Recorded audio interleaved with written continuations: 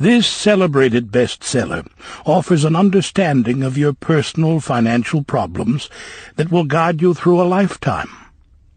The Richest Man in Babylon uses success secrets of the ancients to lead you onto the road of happiness and prosperity.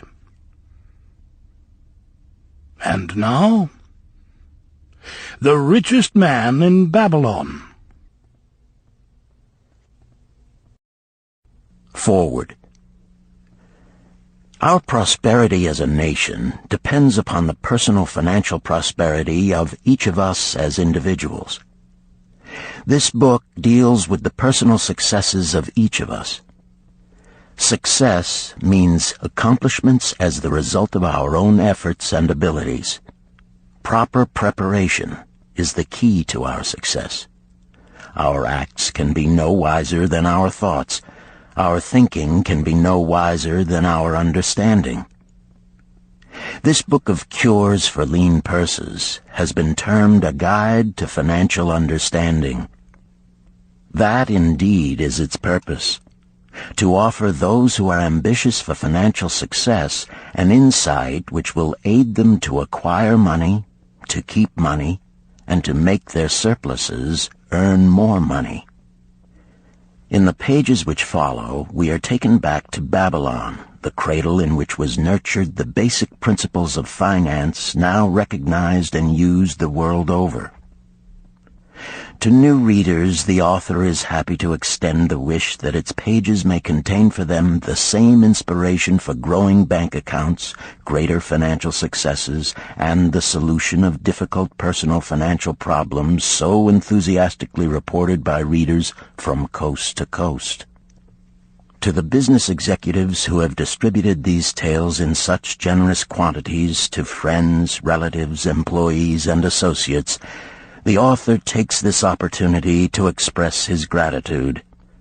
No endorsement could be higher than that of practical men who appreciate its teachings because they themselves have worked up to important successes by applying the very principles it advocates.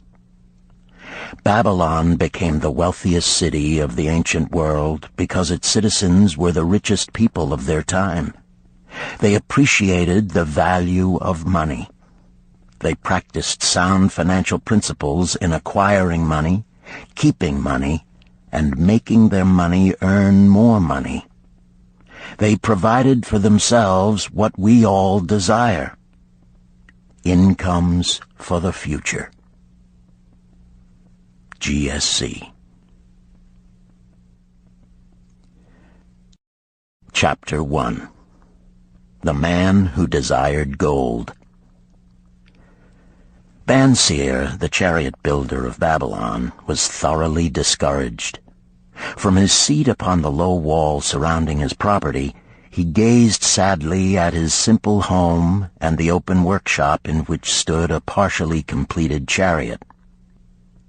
His wife frequently appeared at the open door. Her furtive glances in his direction reminded him that the meal bag was almost empty and he should be at work finishing the chariot, hammering and hewing, polishing and painting, stretching taut the leather over the wheel rims, preparing it for delivery so he could collect from his wealthy customer. Nevertheless, his fat, muscular body sat stolidly upon the wall. His slow mind was struggling patiently with a problem for which he could find no answer. The hot tropical sun, so typical of this valley of the Euphrates, beat down upon him mercilessly. Beads of perspiration formed upon his brow and trickled down unnoticed to lose themselves in the hairy jungle on his chest. Beyond his home towered the high terraced walls surrounding the king's palace. Nearby, cleaving the blue heavens, was the painted tower of the Temple of Bel. In the shadow of such grandeur was his simple home and many others far less neat and well cared for. Babylon was like this, a mixture of grandeur and squalor, of dazzling wealth and direst poverty, crowded together without plan or system within the protecting walls of the city. Behind him, had he cared to turn and look, The noisy chariots of the rich jostled and crowded aside the sandaled tradesmen as well as the barefooted beggars.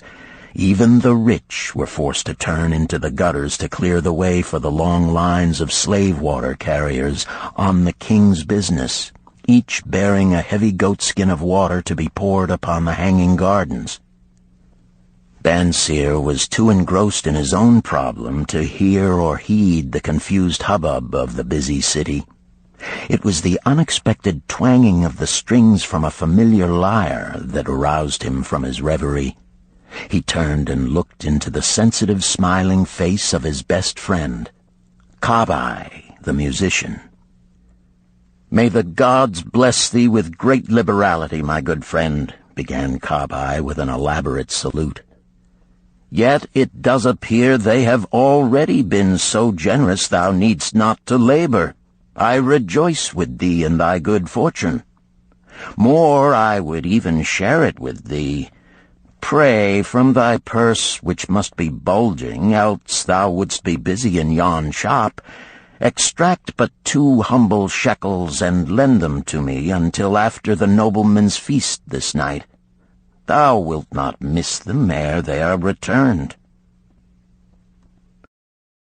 "If I did have 2 shekels," Bansir responded gloomily, "to no one could I lend them, not even to you, my best of friends, for they would be my fortune, my entire fortune." No one lends his entire fortune, not even to his best friend. "What?" exclaimed Kabai with genuine surprise. "Thou hast not 1 shekel in thy purse, yet sit like a statue upon a wall? Why not complete that chariot? How else canst thou provide for thy noble appetite? 'Tis not like thee, my friend. Where is thy endless energy? Doth something distress thee? Have the gods brought to thee troubles?" "A torment from the gods it must be," Bansir agreed. "It began with a dream, a senseless dream in which I thought I was a man of means.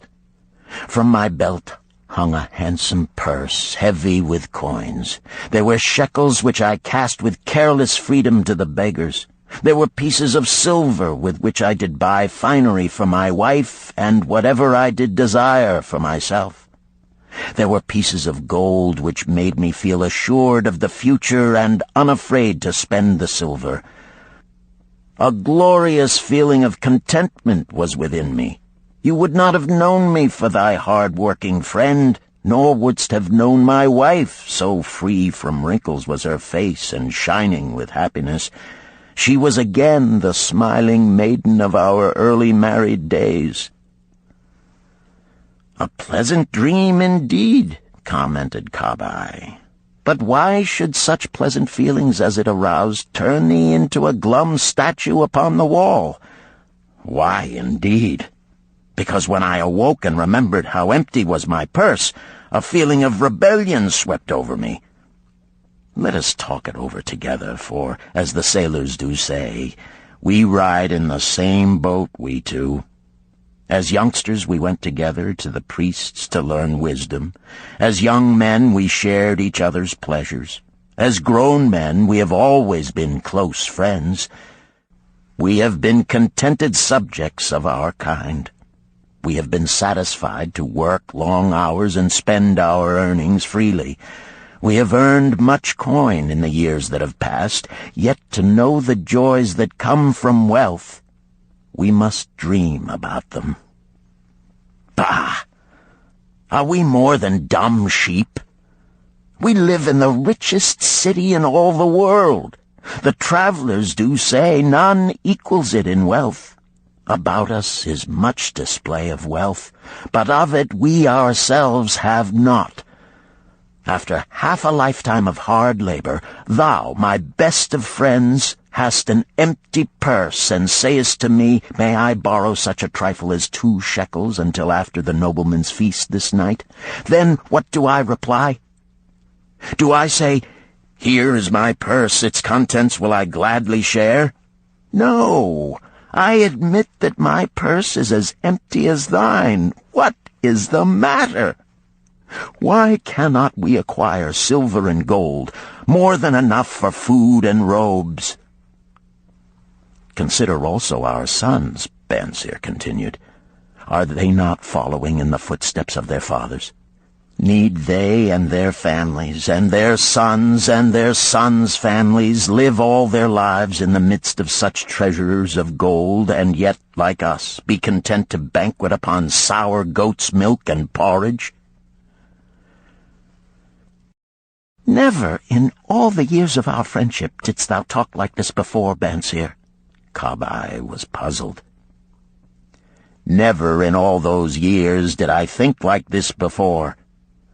From early dawn until darkness stopped me, I have labored to build the finest chariots any man could make, soft-heartedly hoping some day the gods would recognize my worthy deeds and bestow upon me great prosperity.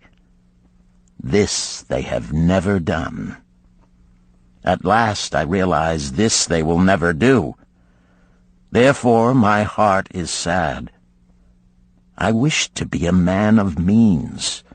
I wish to own lands and cattle, to have fine robes and coins in my purse. I am willing to work for these things with all the strength in my back, with all the skill in my hands, with all the cunning in my mind. But I wish my labors to be fairly rewarded. What is the matter with us? Again, I ask you, why cannot we have our just share of the good things so plentiful for those who have the gold with which to buy them? Would I knew the answer, Kabai replied. No better than thou am I satisfied. My earnings from my lyre are quickly gone. Often must I plan and scheme that my family be not hungry. Also within my breast is a deep longing for a lyre large enough that it may truly sing the strains of music that do surge through my mind. With such an instrument could I make music finer than even the king has ever heard before. Such a lyre thou shouldst have. No man in all Babylon could make it sing more sweetly. Could make it sing so sweetly not only the king, but the gods themselves would be delighted.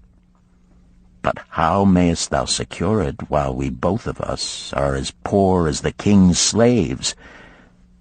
Listen to the bell. Here they come.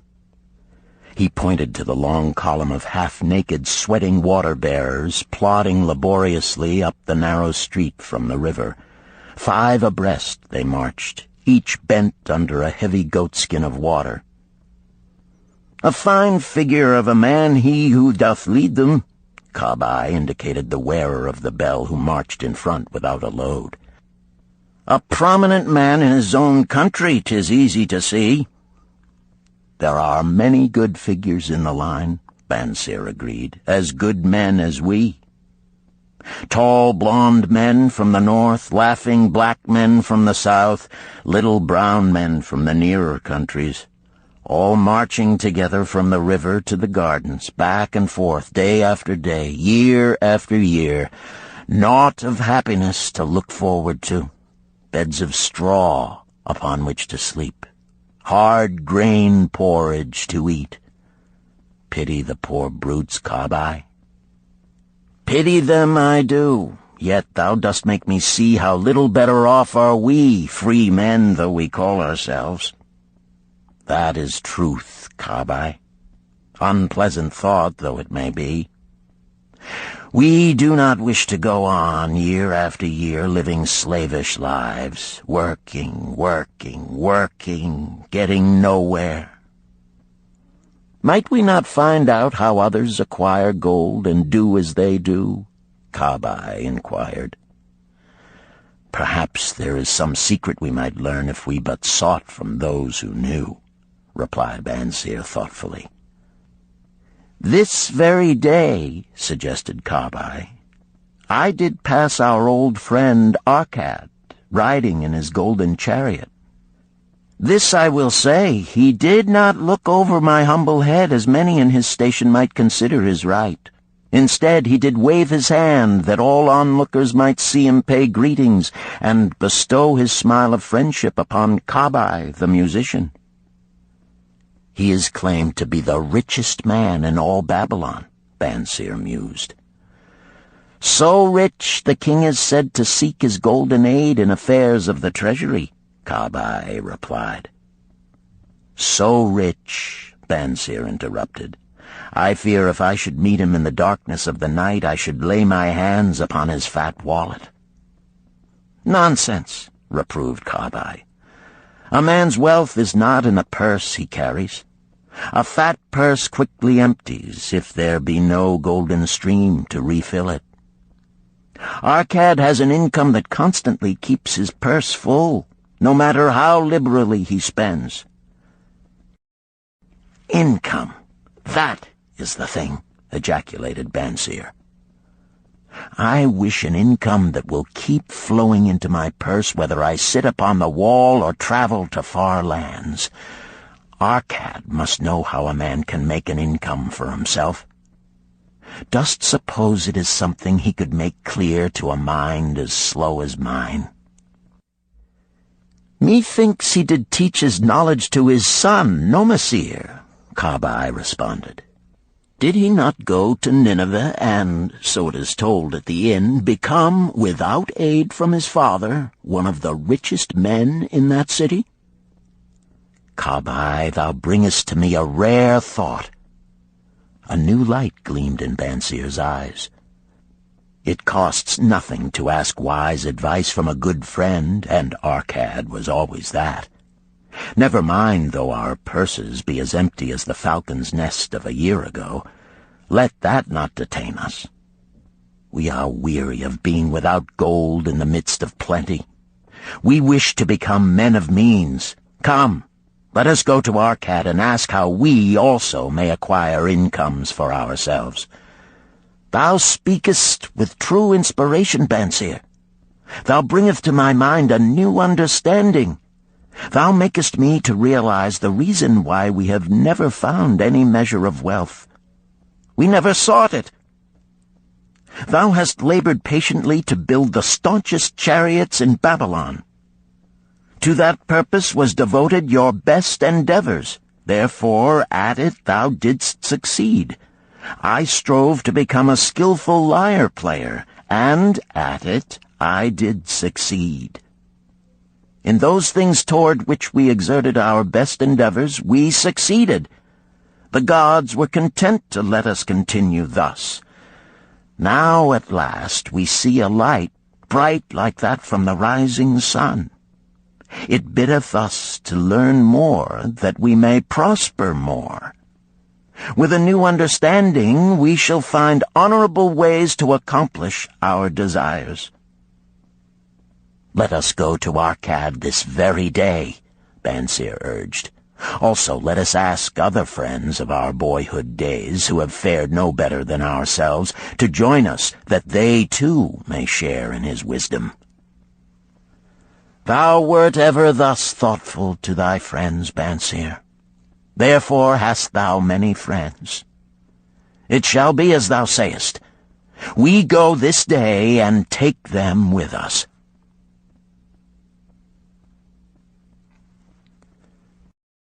Chapter 2. The Richest Man in Babylon.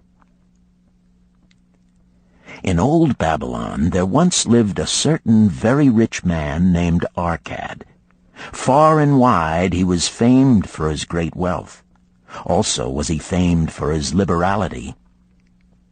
He was generous in his charities. He was generous with his family. He was liberal in his own expenses. But nevertheless, each year his wealth increased more rapidly than he spent it. And there were certain friends of younger days who came to him and said, You, Arkad, are more fortunate than we. You have become the richest man in all Babylon, while we struggle for existence. You can wear the finest garments, and you can enjoy the rarest foods, while we must be content if we can clothe our families in raiment that is presentable and feed them as best we can. Yet once we were equal. We studied under the same master. We played in the same games, and in neither the studies nor the games did you outshine us. And in the years since, you have been no more an honorable citizen than we. Nor have you worked harder or more faithfully in so far as we can judge. Why, then, should a fickle fate single you out to enjoy all the good things of life and ignore us who are equally deserving? Thereupon Arcad remonstrated with them, saying, If you have not acquired more than a bare existence in the years since we were youths, it is because you either have failed to learn the laws that govern the building of wealth, or else you do not observe them. Fickle fate is a vicious goddess who brings no permanent good to anyone. On the contrary, she brings ruin to almost every man upon whom she showers unearned gold. She makes wanton spenders who soon dissipate all they receive and are left beset by overwhelming appetites and desires they have not the ability to gratify. Yet others whom she favors become misers and hoard their wealth, fearing to spend what they have, knowing they do not possess the ability to replace it. They further are beset by fear of robbers and doom themselves to lives of emptiness and secret misery. Others there probably are who can take unearned gold and add to it and continue to be happy and contented citizens, but so few are they, I know of them but by hearsay. Think you of the men who have inherited sudden wealth, and see if these things are not so. His friends admitted that of the men they knew who had inherited wealth, these words were true, and they besought him to explain to them how he had become possessed of so much prosperity, so he continued. In my youth, I looked about me and saw all the good things there were to bring happiness and contentment, and I realized that wealth increased the potency of all these. Wealth is a power. With wealth, many things are possible. One may ornament the home with the richest of furnishings. One may sail the distant seas. One may feast on the delicacies of far lands. One may buy the ornaments of the gold worker and the stone polisher. One may even build mighty temples for the gods. One may do all these things and many others in which there is delight for the senses and gratification for the soul. And when I realized all this, I decided to myself that I would claim my share of the good things of life. I would not be one of those who stand afar off, enviously watching others enjoy. I would not be content to clothe myself in the cheapest raiment that looked respectable. I would not be satisfied with the lot of a poor man. On the contrary, I would make myself a guest at this banquet of good things. Being, as you know, the son of a humble merchant, one of a large family with no hope of an inheritance, and not being endowed, as you have so frankly said, with superior powers or wisdom, I decided that if I was to achieve what I desired, time and study would be required. As for time, all men have it in abundance. You, each of you, have let slip by sufficient time to have made yourselves wealthy. Yet you admit you have nothing to show except your good families, of which you can be justly proud. As for study, did not our wise teacher teach us that learning was of two kinds, the one kind being the things we learned and knew, and the other being the training that taught us how to find out what we did not know? Therefore did I decide to find out how one might accumulate wealth, and, when I had found out, to make this my task and do it well. For is it not wise that we should enjoy while we dwell in the brightness of the sunshine? For sorrows enough shall descend upon us when we depart for the darkness of the world of spirit. I found employment as a scribe in the hall of records, and long hours each day I labored upon the clay tablets. Week after week, and month after month I labored, yet for my earnings I had naught to show. Food and clothing and penance to the gods, and other things of which I could remember not what, absorbed all my earnings, but my determination did not leave me. And one day Algamish, the moneylender, came to the house of the city master and ordered a copy of the 9th law, and he said to me, I must have this in 2 days, and if the task is done by that time, 2 coppers will I give to thee. So I labored hard, but the law was long, and when Algamish returned, the task was unfinished. He was angry, and had I been his slave, he would have beaten me. But knowing the city master would not permit him to injure me, I was unafraid. So I said to him, Algamish, you are a very rich man.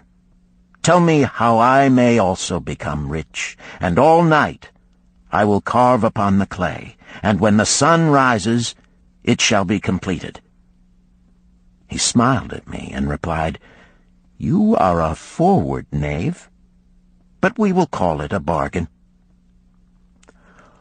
All that night I carved, though my back pained and the smell of the wick made my head ache until my eyes could hardly see. But when he returned at sunup, the tablets were complete. Now, I said, tell me what you promised. You have fulfilled your part of our bargain, my son, he said to me kindly, and I am ready to fulfill mine. I will tell you these things you wish to know, because I am becoming an old man, and an old tongue loves to wag. And when youth comes to age for advice, he receives the wisdom of years. But too often does youth think that age knows only the wisdom of days that are gone, and therefore profits not. But remember this, the sun that shines today is the sun that shone when thy father was born, and will still be shining when thy last grandchild shall pass into the darkness. The thoughts of youth, he continued, are bright lights that shine forth like the meteors that oft make brilliant the sky. But the wisdom of age is like the fixed stars that shine so unchanged that the sailor may depend upon them to steer his course. Mark you well my words, for if you do not, you will fail to grasp the truth that I will tell you, and you will think that your night's work has been in vain. Then he looked at me shrewdly from under his shaggy brows and said in a low, forceful tone, I've found the road to wealth when I decided that a part of all I earned was mine to keep. And so will you. Then he continued to look at me with a glance that I could feel pierce me, but said no more. Is that all? I asked. That was sufficient to change the heart of a sheep-herder into the heart of a money-lender, he replied. But all I earn is mine to keep, is it not? I demanded. Far from it, he replied. Do you not pay the garment-maker? Do you not pay the sandal-maker? Do you not pay for the things you eat? Can you live in Babylon without spending? What have you to show for your earnings of the past month? What for the past year? Fool! You pay to everyone but yourself. Dullard! You labor for others. As well be a slave and work for what your master gives you to eat and wear. If you did keep for yourself 1/10 of all you earn, how much would you have in 10 years? My knowledge of the numbers did not forsake me, and I answered, "As much as I earn in 1 year." "You speak but half the truth," he retorted. "Every gold piece you save is a slave to work for you. Every copper it earns is its child that also can earn for you. If you would become wealthy, then what you save must earn, and its children must earn, that all may help to give to you the abundance you crave. You think I cheat you for your long night's work," he continued, "but I am paying you 1,000 times over if you have the intelligence to grasp the truth I offer you. A part of all you earn is yours to keep. It should not be less than 1/10, no matter how little you earn. It can be as much more as you can afford. Pay yourself first. Do not buy from the clothes maker and the sandal maker more than you can pay out of the rest and still have enough for food and charity and penance to the gods. Wealth, like a tree, grows from a tiny seed. The first copper you save is the seed from which your tree of wealth shall grow. The sooner you plant that seed, the sooner shall the tree grow. And the more faithfully you nourish and water that tree with consistent savings, the sooner may you bask in contentment beneath its shade." So saying, he took his tablets and went away. I thought much about what he had said to me, and it seemed reasonable, so I decided that I would try it. Each time I was paid, I took 1 from each 10 pieces of copper and hid it away. And strange as it may seem, I was no shorter of funds than before. I noticed little difference as I managed to get along without it. But often I was tempted, as my hoard began to grow, to spend it for some of the good things the merchants displayed, brought by camels and ships from the land of the Phoenicians. But I wisely refrained. A 12th month after Algamish had gone, he again returned and said to me, "Son, have you paid to yourself not less than 1/10 of all you have earned for the past year?" I answered proudly, "Yes, master, I have." "That is good," he answered, beaming upon me. "And what have you done with it?" "I have given it to Asmer, the brickmaker, who told me he was traveling over the far seas, and in Tyre he would buy from me the rare jewels of the Phoenicians. When he returns, we shall sell these at high prices and divide the earnings." "Every fool must learn," he growled. "But why trust the knowledge of a brickmaker about jewels? Would you go to the breadmaker to inquire about the stars? No, by my tunic, you would go to the astrologer if you had power to think. Your savings are gone, youth. You have jerked your wealth tree up by the roots. But plant another. Try again. And next time, if you would have advice about jewels, go to the jewel merchant. If you would know the truth about sheep, go to the herdsman. Advice is one thing that is freely given away, but watch that you take only what is worth having. He who takes advice about his savings from one who is inexperienced in such matters shall pay with his savings for proving the falsity of their opinions." Saying this, he went away. And it was as he said, for the Phoenicians are scoundrels and sold to Asmer worthless bits of glass that looked like gems. But as Algamish had bid me, I again saved each 10th copper, for I now had formed the habit, and it was no longer difficult. Again, 12 months later, Algamish came to the room of the scribes and addressed me. "What progress have you made since last I saw you?" "I have paid myself faithfully," I replied, "and my savings I have entrusted to Agar, the shield-maker, to buy bronze, and each 4th month he does pay me the rental." "That is good. And what do you do with the rental?" I do have a great feast with honey and fine wine and spiced cake.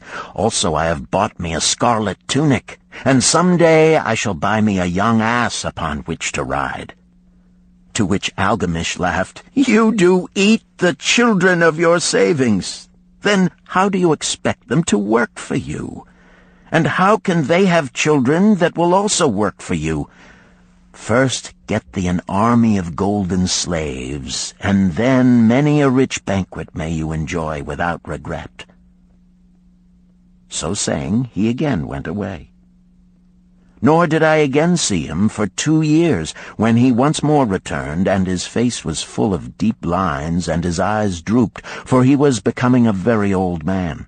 And he said to me, "Arcad, hast thou yet achieved the wealth thou dreamed of?" And I answered, "Not yet all that I desire, but some I have, and it earns more, and its earnings earn more." "And do you still take the advice of brickmakers?" "About brickmaking they give me good advice," I retorted. "Arcad," he continued, "you have learned your lessons well. You first learned to live upon less than you could earn. Next, you learned to seek advice from those who were competent through their own experiences to give it. And lastly, you have learned to make gold work for you. You have taught yourself how to acquire money, how to keep it, and how to use it. Therefore, you are competent for a responsible position. I am becoming an old man. My sons think only of spending and give no thought to earning. My interests are great, and I fear too much for me to look after. If you will go to Nippur and look after my lands there, I shall make you my partner, and you shall share in my estate." So I went to Nippur and took charge of his holdings, which were large, and because I was full of ambition and because I had mastered the 3 laws of successfully handling wealth, I was enabled to increase greatly the value of his properties. So I prospered much, and when the spirit of Algamish departed for the sphere of darkness, I did share in his estate as he had arranged under the law. So spake Arcad, and when he had finished his tale, one of his friends said, "You were indeed fortunate that Algamish made you an heir." "Fortunate only in that I had the desire to prosper before I first met him.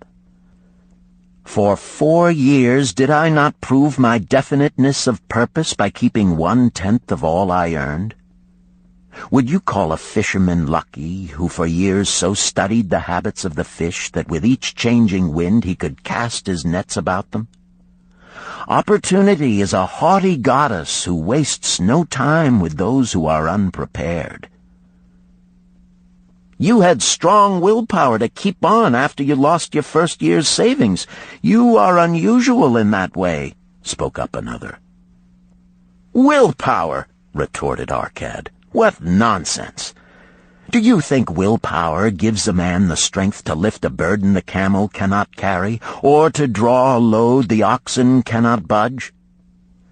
Willpower is but the unflinching purpose to carry a task you set for yourself to fulfillment. If I set for myself a task, be it ever so trifling, I shall see it through. How else shall I have confidence in myself to do important things?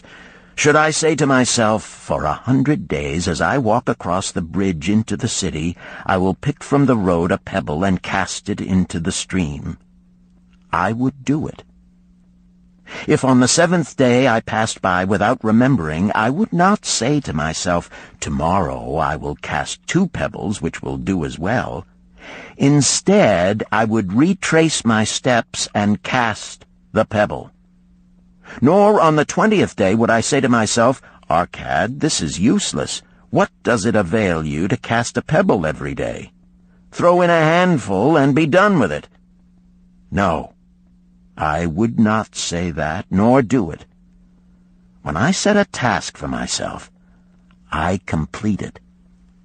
Therefore, I am careful not to start difficult and impractical tasks, because I love leisure." And then another friend spoke up and said, "If what you tell is true, and it does seem, as you have said, reasonable, then being so simple, if all men did it, there would not be enough wealth to go around." "Wealth grows wherever men exert energy," Arcad replied. "If a rich man builds him a new palace, is the gold he pays out gone? No, the brickmaker has part of it, and the laborer has part of it, and the artist has part of it, and everyone who labors upon the house has part of it. Yet, when the palace is completed, is it not worth all it cost? And is the ground upon which it stands not worth more because it is there? And is the ground that adjoins it not worth more because it is there? Wealth grows in magic ways. No man can prophesy the limit of it. Have not the Phoenicians built great cities on barren coasts with the wealth that comes from their ships of commerce on the seas? "What then do you advise us to do that we also may become rich?" asked still another of his friends. "The years have passed, and we are no longer young men, and we have nothing put by." "I advise that you take the wisdom of Algamish and say to yourselves, 'A part of all I earn is mine to keep.' Say it in the morning when you first arise, say it at noon, say it at night. Say it each hour of every day. Say it to yourself until the words stand out like letters of fire across the sky. Impress yourself with the idea. Fill yourself with the thought. Then take whatever portion seems wise. Let it be not less than 1/10, and lay it by. Arrange your other expenditures to do this if necessary, but lay by that portion first. Soon you will realize what a rich feeling it is to own a treasure upon which you alone have claim. As it grows, it will stimulate you. A new joy of life will thrill you.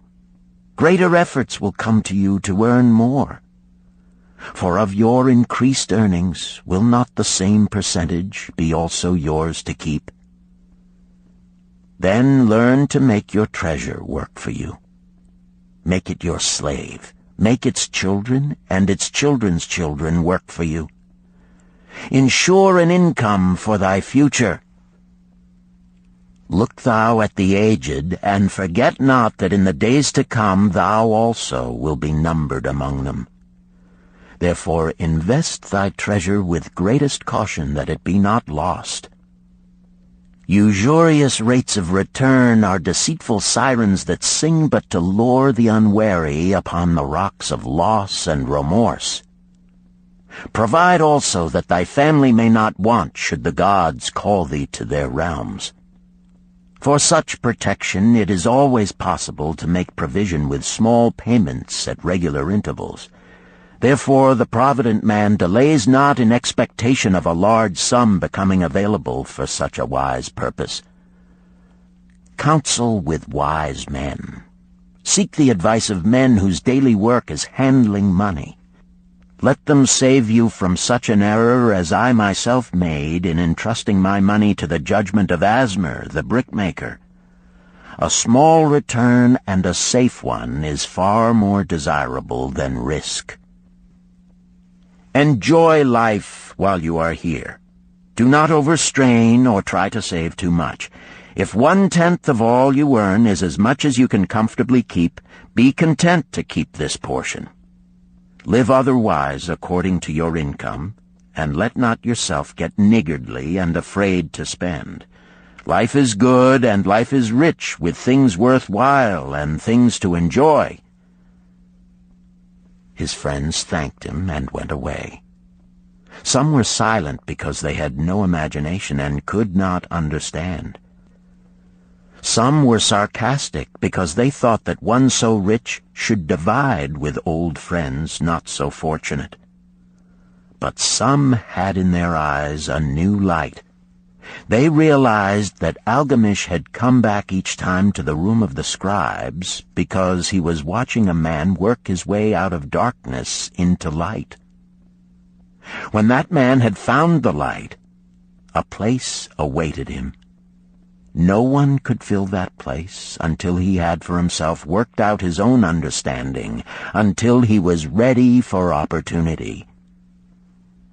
These latter were the ones who, in the following years, frequently revisited Arcad, who received them gladly. He counseled with them and gave them freely of his wisdom, as men of broad experience are always glad to do, and he assisted them in so investing their savings that it would bring in a good interest with safety and would neither be lost nor entangled in investments that paid no dividends. The turning point in these men's lives came upon that day when they realized the truth that had come from Algamish to Arcad, and from Arcad to them.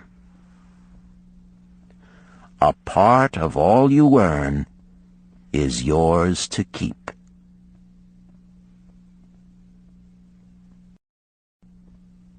Chapter 3. 7 Cures for a Lean Purse. The glory of Babylon endures. Down through the ages, its reputation comes to us as the richest of cities, its treasures as fabulous. Yet it was not always so. The riches of Babylon were the results of the wisdom of its people. They first had to learn how to become wealthy. When the good King Sargon returned to Babylon after defeating his enemies, the Elamites, he was confronted with a serious situation. The royal chancellor explained it to the king thus: "After many years of great prosperity brought to our people because your majesty built the great irrigation canals and the mighty temples of the gods, now that these works are completed, the people seem unable to support themselves. The laborers are without employment. The merchants have few customers. The farmers are unable to sell their produce. The people have not enough gold to buy food." "But where has all the gold gone that we spent for these great improvements?" demanded the king. "It has found its way, I fear," responded the chancellor, "into the possession of a few very rich men of our city. It filtered through the fingers of most of our people as quickly as the goat's milk goes through the strainer. Now that the stream of gold has ceased to flow, most of our people have nothing to show for their earnings." The king was thoughtful for some time. Then he asked, "Why should so few men be able to acquire all the gold?" "Because they know how," replied the chancellor. "One may not condemn a man for succeeding because he knows how. Neither may one with justice take away from a man what he has fairly earned, to give to men of less ability." "But why," demanded the king, "should not all the people learn how to accumulate gold and therefore become themselves rich and prosperous?" "Quite possible, Your Excellency. But who can teach them? Certainly not the priests, because they know naught of money-making." "Who knows best in all our city how to become wealthy, Chancellor?" asked the king. "Thy question answers itself, Your Majesty. Who has amassed the greatest wealth in Babylon?" "Well said, my able Chancellor. It is Arcad. He is the richest man in Babylon. Bring him before me on the morrow." Upon the following day, as the king had decreed, Arcad appeared before him, straight and sprightly, despite his 80 years and 10. "Arcad," spoke the king, "is it true thou art the richest man in Babylon?" "So it is reported, Your Majesty, and no man disputes it." "How becamest thou so wealthy?" "By taking advantage of opportunities available to all citizens of our good city." thou hadst nothing to start with? Only a great desire for wealth. Besides this, nothing. Arcad, continued the king, our city is in a very unhappy state because a few men know how to acquire wealth and therefore monopolize it, while the mass of our citizens lack the knowledge of how to keep any part of the gold they receive. It is my desire that Babylon be the wealthiest city in the world. Therefore, it must be a city of many wealthy men. Therefore, we must teach all the people how to acquire riches. Tell me, Arcad, is there any secret to acquiring wealth? Can it be taught? It is practical, Your Majesty. That which one man knows can be taught to others. The king's eyes glowed. Arcad, thou speakest the words I wish to hear. Wilt thou lend thyself to this great cause? Wilt thou teach thy knowledge to a school for teachers, each of whom shall teach others until there are enough trained to teach these truths to every worthy subject in my domain? Arcad bowed and said, I am thy humble servant to command. Whatever knowledge I possess will I gladly give for the betterment of my fellow men and the glory of my king. Let your good chancellor arrange for me a class of 100 men, and I will teach them those 7 cures which did fatten my purse, than which there was none leaner in all Babylon. A fortnight later, in compliance with the king's command, the chosen 100 assembled in the great hall of the Temple of Learning, seated upon colorful rings in a semicircle. Arcad sat beside a small tabaret upon which smoked a sacred lamp, sending forth a strange and pleasing odor. "Behold the richest man in Babylon," whispered a student, nudging his neighbor as Arcad arose. "He is but a man, even as the rest of us."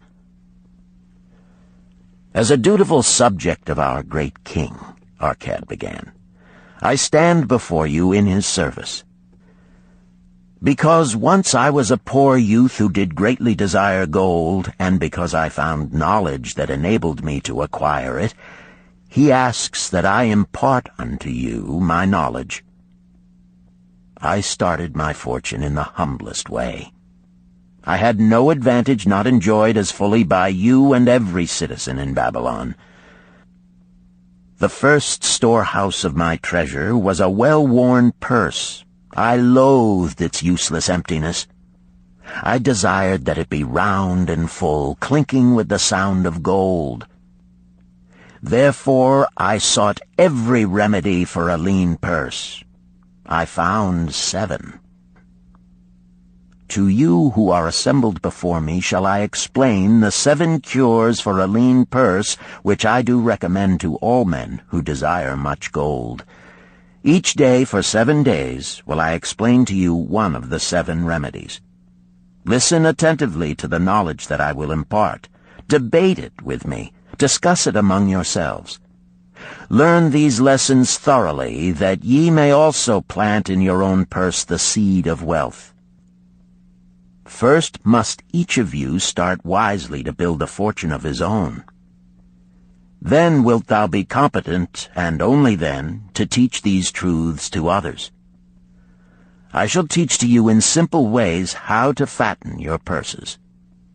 This is the first step leading to the Temple of Wealth, and no man may climb who cannot plant his feet firmly upon the first step. We shall now consider the first cure. The first cure. Start thy purse to fattening. Arcad addressed the thoughtful man in the second row. My good friend, at what craft workest thou? I, replied the man, am a scribe, and carve records upon the clay tablets. Even at such labor did I myself earn my first coppers. Therefore thou hast the same opportunity to build a fortune. He spoke to a florid-faced man farther back. Pray tell also what dost thou to earn thy bread? I, responded this man, am a meat butcher. I do buy the goats the farmers raise, and kill them, and sell the meat to the housewives, and the hides to the sandal makers. Because thou dost also labor and earn, thou hast every advantage to succeed that I did possess. In this way did Arcad proceed to find out how each man labored to earn his living. When he had done questioning them, he said, Now, my students, ye can see that there are many trades and labors at which men may earn coins. Each of the ways of earning is a stream of gold from which the worker doth divert by his labors a portion to his own purse. Therefore into the purse of each of you flows a stream of coins, large or small, according to his ability. Is it not so? Thereupon they agreed that it was so. Then, continued Arcad, if each of you desireth to build for himself a fortune, is it not wise to start by utilizing that source of wealth which he already has established? To this they agreed. Then Arcad turned to a humble man who had declared himself an egg merchant. If thou select one of thy baskets, and put into it each morning 10 eggs, and take out from it each evening 9 eggs, what will eventually happen? It will become in time overflowing. Why? Because each day I put in 1 more egg than I take out. Arcad turned to the class with a smile. Does any man here have a lean purse? First they looked amused, then they laughed. Lastly, they waved their purses in jest. All right, he continued. Now I shall tell thee the first remedy I learned to cure a lean purse. Do exactly as I have suggested to the egg merchant. For every 10 coins thou placest within thy purse, take out for use but 9. Thy purse will start to fatten at once, and its increasing weight will feel good in thy hand and bring satisfaction to thy soul. Deride not what I say because of its simplicity. Truth is always simple. I told thee I would tell how I built my fortune. This was my beginning. I, too, carried a lean purse and cursed it because there was naught within to satisfy my desires. But when I began to take out from my purse but 9 parts of 10 I put in, it began to fatten. So will thine. Now I will tell a strange truth, the reason for which I know not. When I ceased to pay out more than 9/10 of my earnings, I managed to get along just as well. I was not shorter than before. Also, ere long did coins come to me more easily than before. Surely it is a law of the gods that unto him who keepeth and spendeth not a certain part of all his earnings shall gold come more easily. Likewise him whose purse is empty does gold avoid. Which desirest thou the most? Is it the gratification of thy desires of each day, a jewel, a bit of finery, better raiment, more food, things quickly gone and forgotten? Or is it substantial belongings, gold, lands, herds, merchandise, income-bringing investments? The coins thou takest from thy purse bring the first. The coins thou leavest within it will bring the latter. This, my students, was the first cure I did discover for my lean purse. For each 10 coins I put in, to spend but 9. Debate this among yourselves. If any man proves it untrue, tell me upon the morrow when we shall meet again. The second cure. Control thy expenditures. Some of your members, my students, have asked me this. How can a man keep 1/10 of all he earns in his purse when all the coins he earns are not enough for his necessary expenses? So did Arcad address his students upon the second day. "Yesterday, how many of thee carried lean purses?" "All of us," answered the class. "Yet thou do not all earn the same. Some earn much more than others. Some have much larger families to support. Yet all purses were equally lean. Now I will tell thee an unusual truth about men and sons of men. It is this, that what each of us calls our necessary expenses will always grow to equal our incomes unless we protest to the contrary. Confuse not the necessary expenses with thy desires. Each of you, together with your good families, have more desires than your earnings can gratify. Therefore are thy earnings spent to gratify these desires in so far as they will go. Still thou retainest many ungratified desires. All men are burdened with more desires than they can gratify. Because of my wealth, thinkest thou I may gratify every desire? 'Tis a false idea. There are limits to my time. There are limits to my strength. There are limits to the distance I may travel. There are limits to what I may eat. There are limits to the zest with which I may enjoy. I say to you that just as weeds grow in a field wherever the farmer leaves space for their roots, even so freely do desires grow in men whenever there is a possibility of their being gratified. Thy desires are a multitude, and those that thou mayest gratify are but few. Study thoughtfully thy accustomed habits of living. Herein may be most often found certain accepted expenses that may wisely be reduced or eliminated. Let thy motto be 100% of appreciated value demanded for each coin spent. Therefore, engrave upon the clay each thing for which thou desireth to spend. Select those that are necessary and others that are possible through the expenditure of 9/10 of thy income.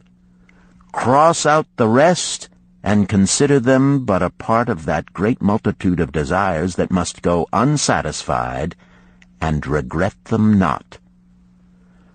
Budget then thy necessary expenses. Touch not the 1/10 that is fattening thy purse. Let this be thy great desire that is being fulfilled. Keep working with thy budget. Keep adjusting it to help thee. Make it thy first assistant in defending thy fattening purse. Hereupon one of the students, wearing a robe of red and gold, arose and said, "I am a free man. I believe that it is my right to enjoy the good things of life. Therefore do I rebel against the slavery of a budget which determines just how much I may spend and for what. I feel it would take much pleasure from my life and make me little more than a pack-ass to carry a burden." To him Arcad replied, "Who, my friend, would determine thy budget?" "I would make it for myself," responded the protesting one. "In that case, were a pack-ass to budget his burden, would he include therein jewels and rugs and heavy bars of gold? Not so. He would include hay and grain and a bag of water for the desert trail. The purpose of a budget is to help thy purse to fatten. It is to assist thee to have thy necessities and, insofar as attainable, thy other desires. It is to enable thee to realize thy most cherished desires by defending them from thy casual wishes. Like a bright light in a dark cave, thy budget shows up the leaks from thy purse and enables thee to stop them and control thy expenditures for definite and gratifying purposes. This, then, is the second cure for a lean purse. Budget thy expenses, that thou mayest have coins to pay for thy necessities, to pay for thy enjoyments, and to gratify thy worthwhile desires without spending more than 9/10 of thy earnings. The third cure. Make thy gold multiply. Behold, thy lean purse is fattening. Thou hast disciplined thyself to leave therein 1/10 of all thou earnest. Thou hast controlled thy expenditures to protect thy growing treasure. Next, we will consider means to put thy treasure to labor and to increase. Gold in a purse is gratifying to own, and satisfieth a miserly soul, but earns nothing. The gold we may retain from our earnings is but the start. The earnings it will make shall build our fortunes. So spoke our cat upon the third day to his class. How, therefore, may we put our gold to work? My first investment was unfortunate, for I lost all. Its tale I will relate later. My first profitable investment was a loan I made to a man named Agar, a shield maker. Once each year did he buy large shipments of bronze brought from across the sea to use in his trade. Lacking sufficient capital to pay the merchants, he would borrow from those who had extra coins. He was an honorable man. His borrowing he would repay, together with a liberal rental as he sold his shields. Each time I loaned to him, I loaned back also the rental he had paid to me. Therefore not only did my capital increase, but its earnings likewise increased. Most gratifying was it to have these sums returned to my purse. I tell you, my students, a man's wealth is not in the coins he carries in his purse. It is the income he buildeth, the golden stream that continually floweth into his purse and keepeth it always bulging. That is what every man desireth. That is what thou, each one of thee, desireth. An income that continueth to come whether thou work or travel. Great income I have acquired, so great that I am called a very rich man. My loans to Agar were my first training in profitable investment. Gaining wisdom from this experience, I extended my loans and investments as my capital increased. From a few sources at first, from many sources later, flowed into my purse a golden stream of wealth available for such wise uses as I should decide. Behold, from my humble earnings, I had begotten a horde of golden slaves, each laboring and earning more gold. As they labored for me, so their children also labored, and their children's children, until great was the income from their combined efforts. Gold increaseth rapidly when making reasonable earnings, as thou wilt see from the following. A farmer, when his first son was born, took 10 pieces of silver to a moneylender and asked him to keep it on rental for his son until he became 20 years of age. This the moneylender did, and agreed the rental should be 1/4 of its value each 4 years. The farmer asked, because this sum he had set aside as belonging to his son, that the rental be added to the principal. When the boy had reached the age of 20 years, the farmer again went to the moneylender to inquire about the silver. The moneylender explained that because this sum had been increased by compound interest, the original 10 pieces of silver had now grown to 30½ pieces. The farmer was well pleased, and because the son did not need the coins, he left them with the moneylender. When the son became 50 years of age, the father meantime having passed to the other world, the moneylender paid the son in settlement 167 pieces of silver. Thus, in 50 years, had the investment multiplied itself at rental almost 17 times. This, then, is the third cure for a lean purse. to put each coin to laboring, that it may reproduce its kind, even as the flocks of the field, and help bring to thee income, a stream of wealth that shall flow constantly into thy purse. The fourth cure. Guard thy treasures from loss. Misfortune loves a shining mark. Gold in a man's purse must be guarded with firmness, else it be lost. Thus it is wise that we must first secure small amounts and learn to protect them before the gods entrust us with larger. So spoke Arcad upon the fourth day to his class. Every owner of gold is tempted by opportunities whereby it would seem that he could make large sums by its investment in most plausible projects. Often friends and relatives are eagerly entering such investment and urge him to follow. The first sound principle of investment is security for thy principal. Is it wise to be intrigued by larger earnings when thy principal may be lost? I say not. The penalty of risk is probable loss. Study carefully, before parting with thy treasure, each assurance that it may be safely reclaimed. Be not misled by thine own romantic desires to make wealth rapidly. Before thou loan it to any man, assure thyself of his ability to repay and his reputation for doing so, that thou mayest not unwittingly be making him a present of thy hard-earned treasure. Before thou entrust it as an investment in any field, acquaint thyself with the dangers which may beset it. My own first investment was a tragedy to me at the time.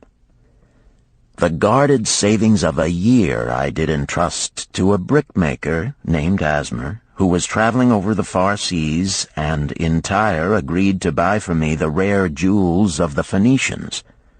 These we would sell upon his return and divide the profits. The Phoenicians were scoundrels and sold him bits of glass. My treasure was lost. Today, my training would show to me at once the folly of entrusting a brickmaker to buy jewels. Therefore do I advise thee from the wisdom of my experiences, be not too confident of thine own wisdom in entrusting thy treasures to the possible pitfalls of investments. Better by far to consult the wisdom of those experienced in handling money for profit. Such advice is freely given for the asking, and may readily possess a value equal in gold to the sum thou considerest investing. In truth, such is its actual value if it save thee from loss. This, then, is the fourth cure for a lean purse, and of great importance if it prevent thy purse from being emptied once it has become well filled. Guard thy treasure from loss by investing only where thy principal is safe, where it may be reclaimed if desirable, and where thou wilt not fail to collect a fair rental. Consult with wise men. Secure the advice of those experienced in the profitable handling of gold. Let their wisdom protect thy treasure from unsafe investments. This ends Disc 1. The Richest Man in Babylon, Disc 2. The fifth cure. Make of thy dwelling a profitable investment. If a man setteth aside 9 parts of his earnings upon which to live and enjoy life, and if any part of this 9 parts he can turn into a profitable investment without detriment to his well-being, then so much faster will his treasures grow. So spake Arcad to his class at their 5th lesson. All too many of our men of Babylon do raise their families in unseemly quarters. They do pay to exacting landlords liberal rentals for rooms where their wives have not a spot to raise the blooms that gladden a woman's heart, and their children have no place to play their games except in the unclean alleys. No man's family can fully enjoy life unless they do have a plot of ground wherein children can play in the clean earth, and where the wife may raise not only blossoms but good rich herbs to feed her family. To a man's heart it brings gladness to eat the figs from his own trees and the grapes of his own vines, to own his own domicile and to have it a place he is proud to care for, putteth confidence in his heart and greater effort behind all his endeavors. Therefore do I recommend that every man own the roof that sheltereth him and his. Nor is it beyond the ability of any well-intentioned man to own his home. Hath not our great king so widely extended the walls of Babylon that within them much land is now unused, and may be purchased at sums most reasonable? Also I say to you, my students, that the money-lenders gladly consider the desires of men who seek homes and land for their families. Readily may thou borrow to pay the brickmaker and the builder for such commendable purposes, if thou can show a reasonable portion of the necessary sum which thou thyself hast provided for the purpose. Then when the house be built, thou canst pay the money-lender with the same regularity as thou didst pay the landlord, because each payment will reduce thy indebtedness to the money-lender. A few years will satisfy his loan. Then will thy heart be glad, because thou wilt own in thy own right a valuable property, and thy only cost will be the king's taxes. Also wilt thy good wife go more often to the river to wash thy robes, that each time returning she may bring a goatskin of water to pour upon the growing things. Thus come many blessings to the man who owneth his own house, and greatly will it reduce his cost of living, making available more of his earnings for pleasures and the gratification of his desires. This, then, is the fifth cure for a lean purse. Own thy own home. The sixth cure. Ensure a future income. The life of every man proceedeth from his childhood to his old age. This is the path of life, and no man may deviate from it, unless the gods call him prematurely to the world beyond. Therefore do I say that it behooves a man to make preparation for a suitable income in the days to come, when he is no longer young, and to make preparations for his family, should he be no longer with them to comfort and support them. This lesson shall instruct thee in providing a full purse when time has made thee less able to earn. So Arcad addressed his class upon the sixth day. The man who, because of his understanding of the laws of wealth, acquireth a growing surplus, should give thought to those future days. He should plan certain investments or provisions that may endure safely for many years, yet will be available when the time arrives which he has so wisely anticipated. There are diverse ways by which a man may provide with safety for his future. He may provide a hiding place and there bury a secret treasure. Yet no matter with what skill it be hidden, it may nevertheless become the loot of thieves. For this reason I recommend not this plan. A man may buy houses or lands for this purpose. If wisely chosen as to their usefulness and value in the future, they are permanent in their value and their earnings, or their sale will provide well for his purpose. A man may loan a small sum to the moneylender and increase it at regular periods. The rental which the moneylender adds to this will largely add to its increase. I do know a sandal-maker named Ansan, who explained to me not long ago that each week for 8 years he had deposited with his moneylender 2 pieces of silver. The moneylender had but recently given him an accounting over which he greatly rejoiced.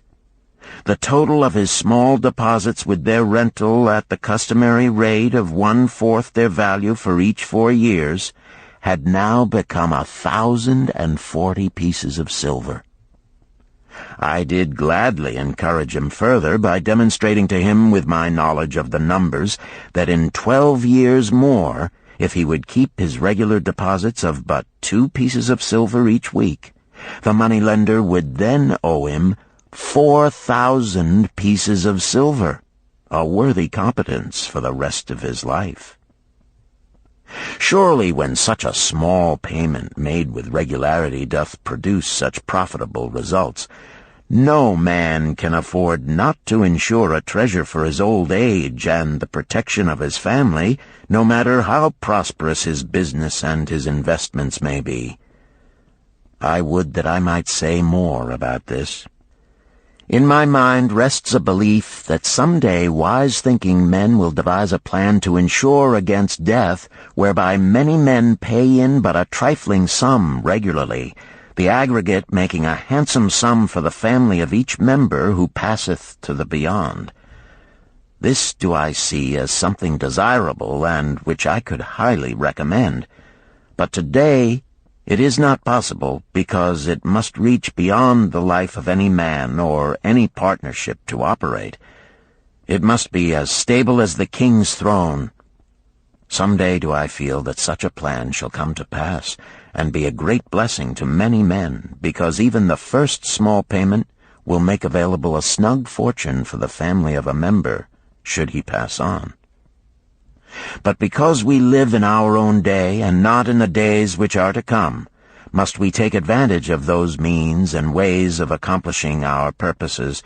Therefore do I recommend to all men that they, by wise and well-thought-out methods, do provide against a lean purse in their mature years.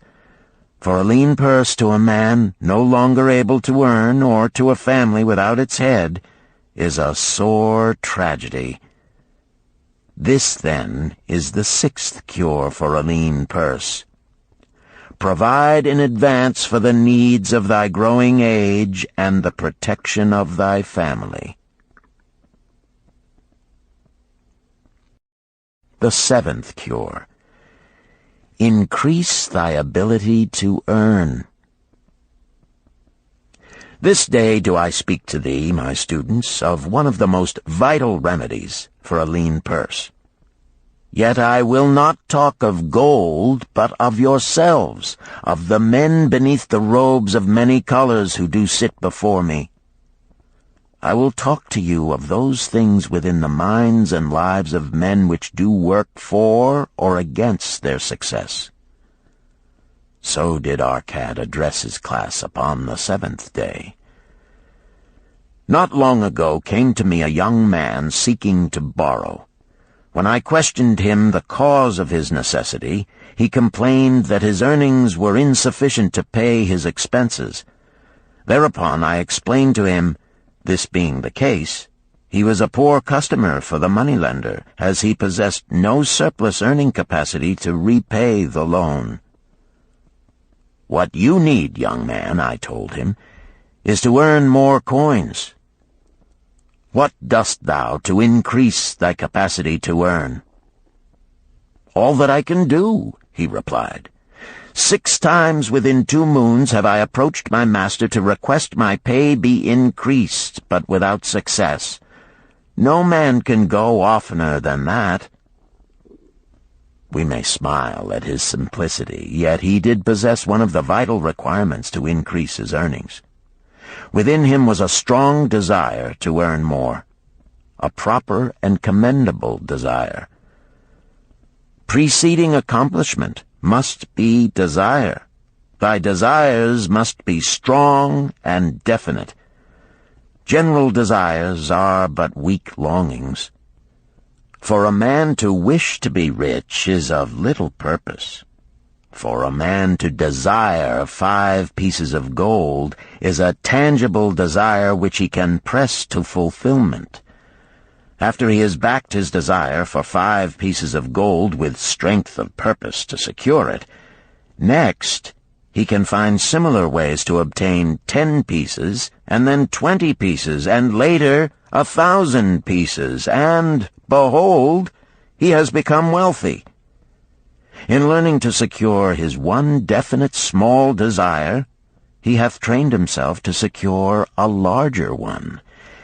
This is the process by which wealth is accumulated, first in small sums, then in larger ones as a man learns and becomes more capable.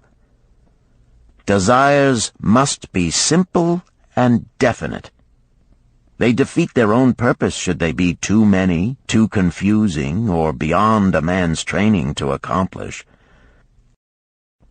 As a man perfecteth himself in his calling, even so doth his ability to earn increase.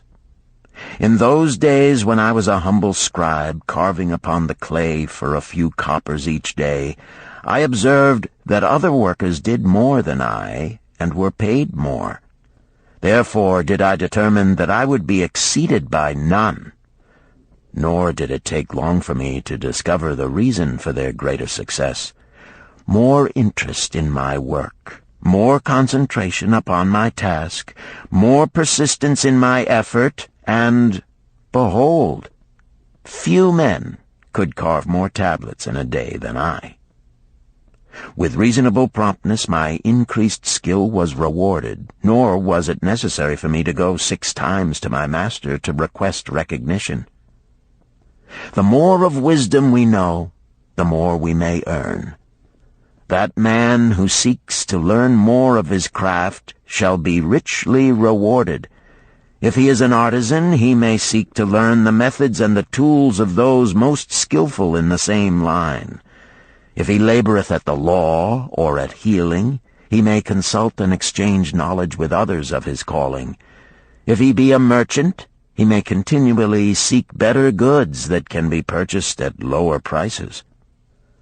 Always do the affairs of men change and improve, because keen-minded men seek greater skill that they may better serve those upon whose patronage they depend. Therefore, I urge all men to be in the front rank of progress and not to stand still, lest they be left behind. Many things come to make a man's life rich with gainful experiences. Such things as the following a man must do if he respects himself. He must pay his debts with all the promptness within his power, not purchasing that for which he is unable to pay. He must take care of his family, that they may think and speak well of him. He must make a will of record, that in case the gods call him, proper and honorable division of his property be accomplished. He must have compassion upon those who are injured and smitten by misfortune, and aid them within reasonable limits. He must do deeds of thoughtfulness to those dear to him. Thus, the 7th and last remedy for a lean purse is to cultivate thy own powers, to study and become wiser, to become more skillful, to so act as to respect thyself.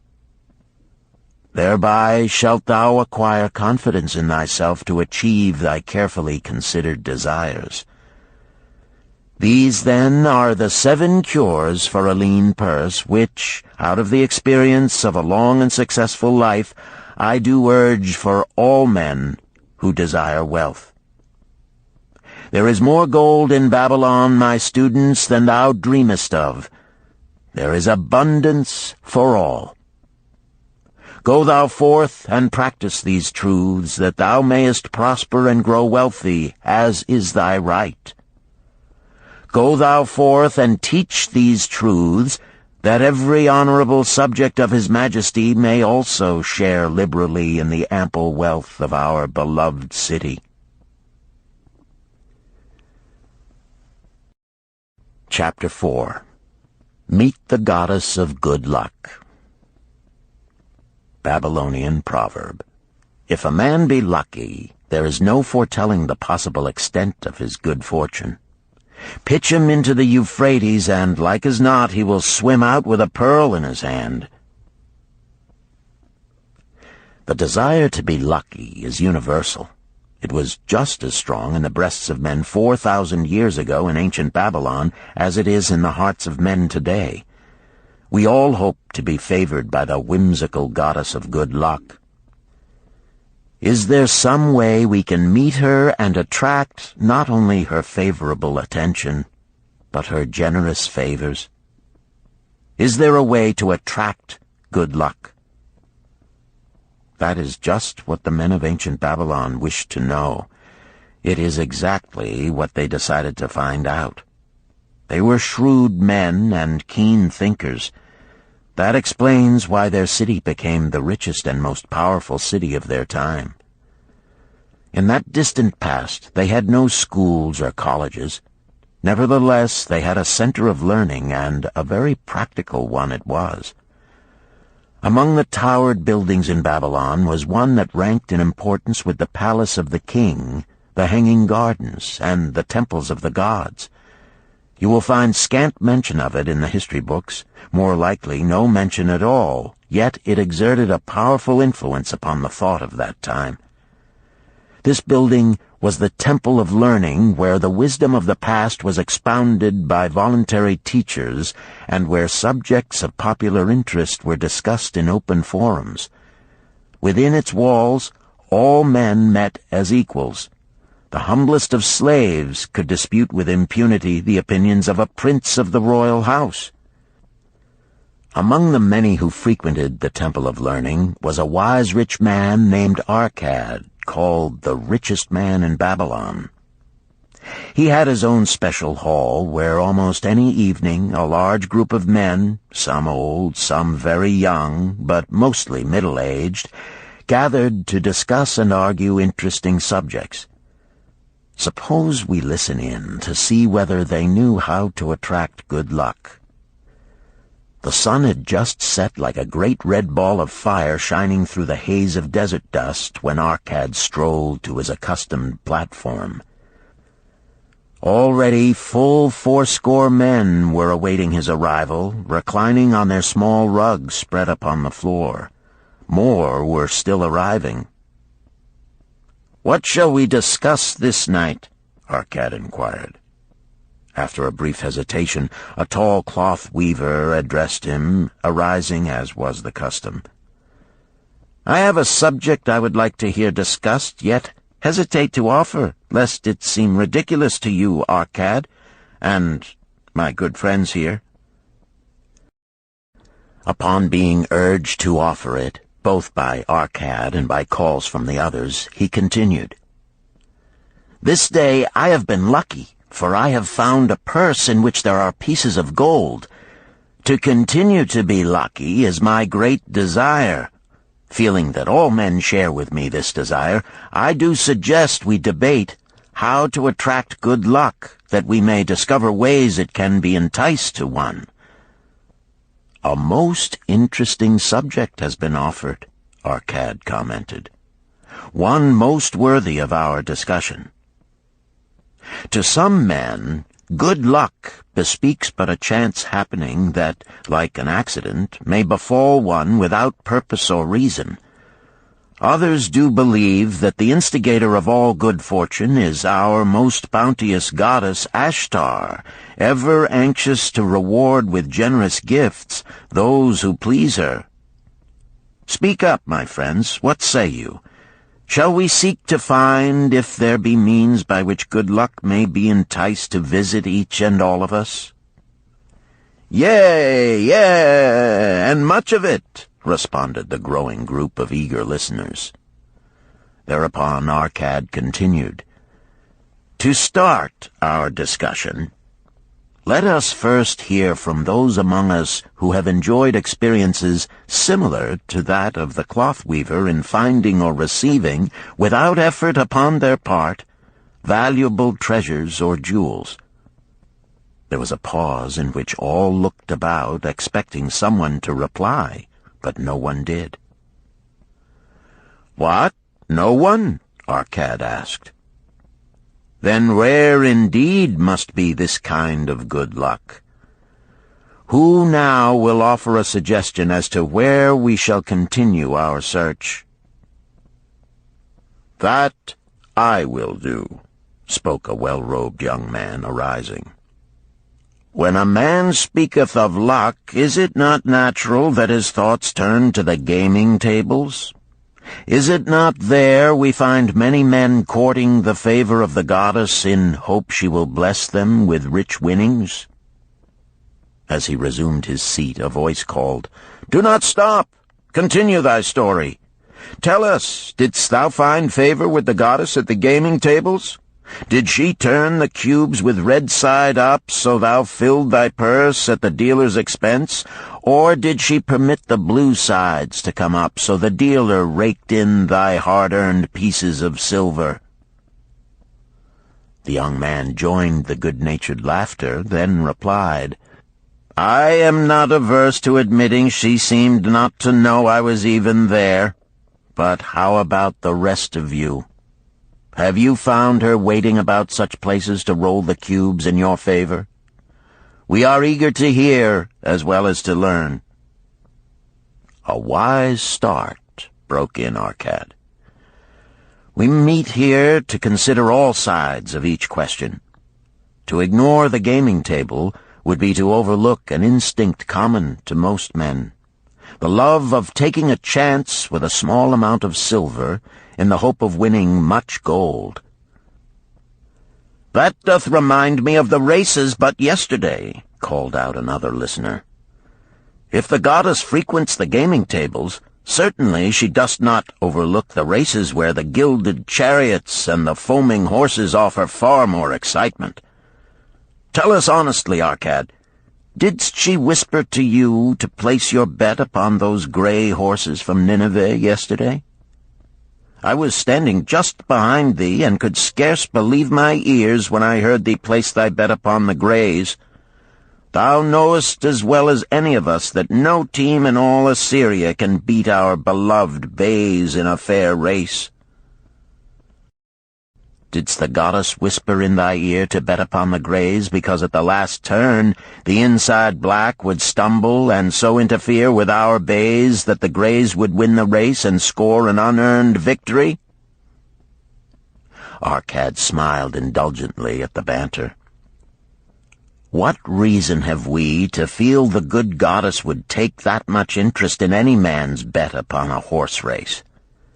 To me she is a goddess of love and dignity, whose pleasure it is to aid those who are in need and to reward those who are deserving.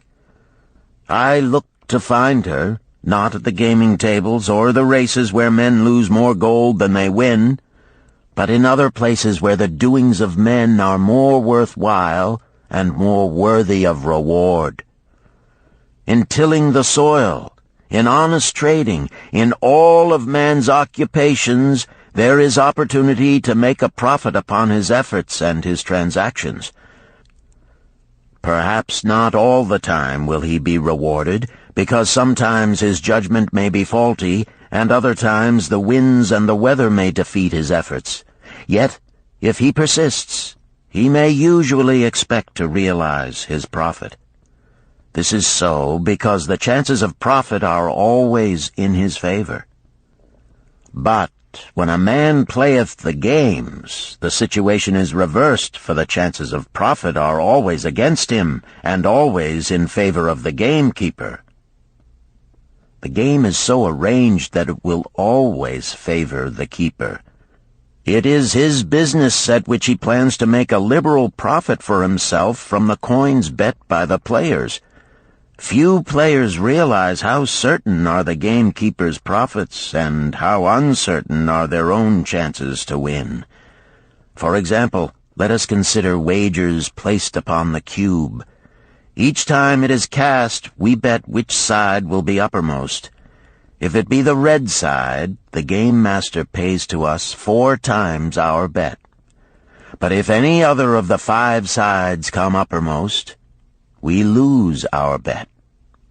Thus, the figures show that for each cast we have 5 chances to lose, but because the red pays 4 for 1, we have 4 chances to win.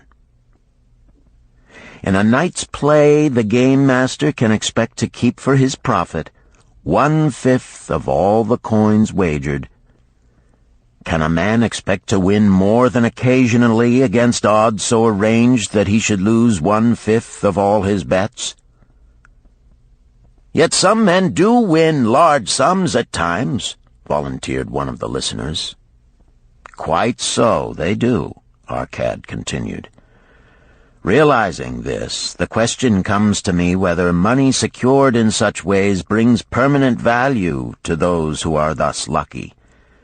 Among my acquaintances are many of the successful men of Babylon, yet among them I am unable to name a single one who started his success from such a source. You who are gathered here tonight know many more of our substantial citizens. To me, it would be of much interest to learn how many of our successful citizens can credit the gaming tables with their start to success. Suppose each of you tell of those you know. What say you? After a prolonged silence, a wag ventured, "Wouldst thy inquiry include the gamekeepers?" "If you think of no one else," Arcad responded. "If not one of you can think of anyone else, then how about yourselves? Are there any consistent winners with us who hesitate to advise such a source for their incomes?" His challenge was answered by a series of groans from the rear, taken up and spread amid much laughter. "It would seem we are not seeking good luck in such places as the goddess frequents," he continued. "Therefore let us explore other fields. We have not found it in picking up lost wallets, neither have we found it haunting the gaming tables. As to the races, I must confess to have lost far more coins there than I have ever won. Now suppose we consider our trades and businesses. Is it not natural, if we conclude a profitable transaction, to consider it not good luck, but a just reward for our efforts? I am inclined to think we may be overlooking the gifts of the goddess. Perhaps she really does assist us when we do not appreciate her generosity. Who can suggest further discussion?" Thereupon an elderly merchant arose, smoothing his genteel white robe. "With thy permission, most honorable Arcad and my friends, I offer a suggestion. If, as you have said, we take credit to our own industry and ability for our business success, why not consider the successes we almost enjoyed but which escaped us, happenings which would have been most profitable? They would have been rare examples of good luck if they had actually happened. Because they were not brought to fulfillment, we cannot consider them as our just rewards. Surely many men here have such experiences to relate."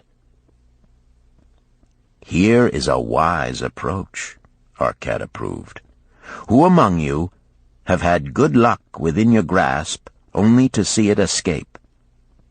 Many hands were raised, among them that of the merchant. Arcad motioned to him to speak. "As you suggested this approach, we should like to hear first from you." "I will gladly relate a tale," he resumed, "that doth illustrate how closely unto a man good luck may approach, and how blindly he may permit it to escape, much to his loss and later regret. Many years ago, when I was a young man, just married and well started to earning, my father did come one day and urge most strongly that I enter upon an investment. The son of one of his good friends had taken notice of a barren tract of land not far beyond the outer walls of our city. It lay high above the canal where no water could reach it. The son of my father's friend devised a plan to purchase this land, build 3 large water wheels that could be operated by oxen, and thereby raise the life-giving waters to the fertile soil. This accomplished, he planned to divide it into small tracts and sell to the residents of the city for herb patches. The son of my father's friend did not possess sufficient gold to complete such an undertaking. Like myself, he was a young man earning a fair sum. His father, like mine, was a man of large family and small means. He therefore decided to interest a group of men to enter the enterprise with him. The group was to comprise 12, each of whom must be a money earner and agree to pay 1/10 of his earnings into the enterprise until the land was made ready for sale. All would then share justly in the profits in proportion to their investment. Thou, my son, bespoke my father unto me, art now in thy young manhood. It is my deep desire that thou begin the building of a valuable estate for thyself, that thou mayest become respected among men. I desire to see thou profit from a knowledge of the thoughtless mistakes of thy father. This do I most ardently desire, my father, I replied. Then this do I advise. Do what I should have done at thy age. From thy earnings keep out 1/10 to put into favorable investments. With this 1/10 of thy earnings, and what it will also earn, thou canst, before thou art my age, accumulate for thyself a valuable estate. Thy words are words of wisdom, my father. Greatly do I desire riches. Yet there are many uses to which my earnings are called. Therefore do I hesitate to do as thou dost advise. I am young. There is plenty of time. So I thought at thy age, yet behold, many years have passed, and I have not yet made the beginning. We live in a different age, my father. I shall avoid thy mistakes. Opportunity stands before thee, my son. It is offering a chance that may lead to wealth. I beg of thee, do not delay. Go upon the morrow to the son of my friend, and bargain with him to pay 10% of thy earnings into this investment. Go promptly upon the morrow. Opportunity waits for no man. Today it is here, soon it is gone, therefore delay not. In spite of the advice of my father, I did hesitate. There were beautiful new robes just brought by the tradesmen from the East, robes of such richness and beauty my good wife and I felt we must each possess one. Should I agree to pay 1/10 of my earnings into the enterprise, we must deprive ourselves of these and other pleasures we dearly desired. I delayed making a decision until it was too late, much to my subsequent regret. The enterprise did prove to be more profitable than any man had prophesied. This is my tale, showing how I did permit good luck to escape. In this tale, we see how good luck waits to come to that man who accepts opportunity, commented a swarthy man of the desert. To the building of an estate, there must always be the beginning. That start may be a few pieces of gold or silver which a man diverts from his earnings to his first investment. I, myself, am the owner of many herds.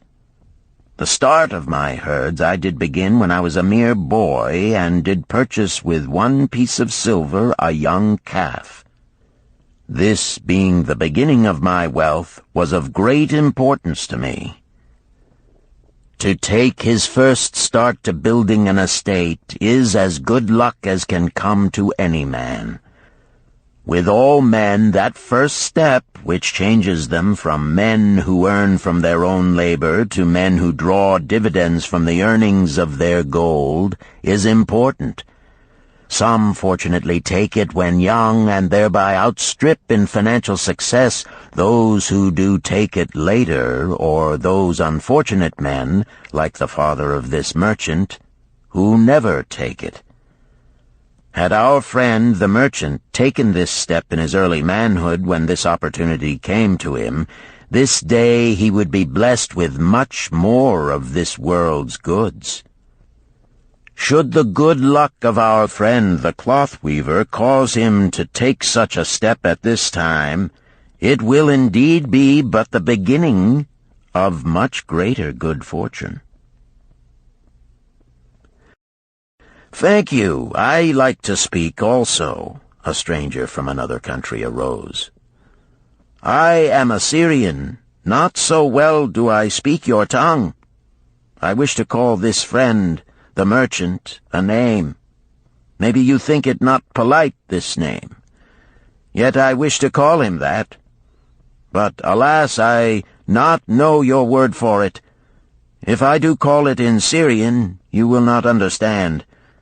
Therefore, please, some good gentleman, tell me that right name you call man who puts off doing those things that mighty good for him."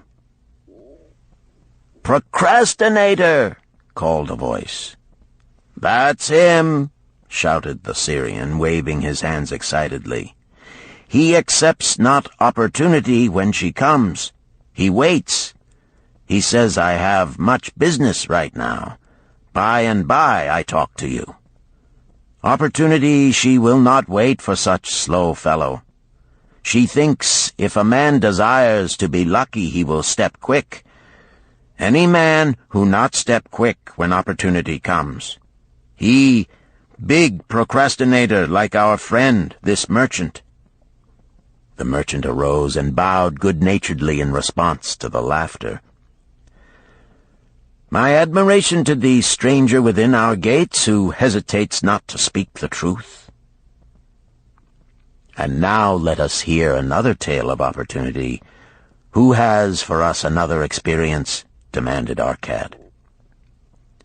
"I have," responded a red-robed man of middle age. "I am a buyer of animals, mostly camels and horses. Sometimes I do also buy the sheep and goats. The tale I am about to relate will tell truthfully how opportunity came one night when I did least expect it. Perhaps for this reason I did let it escape. Of this you shall be the judge.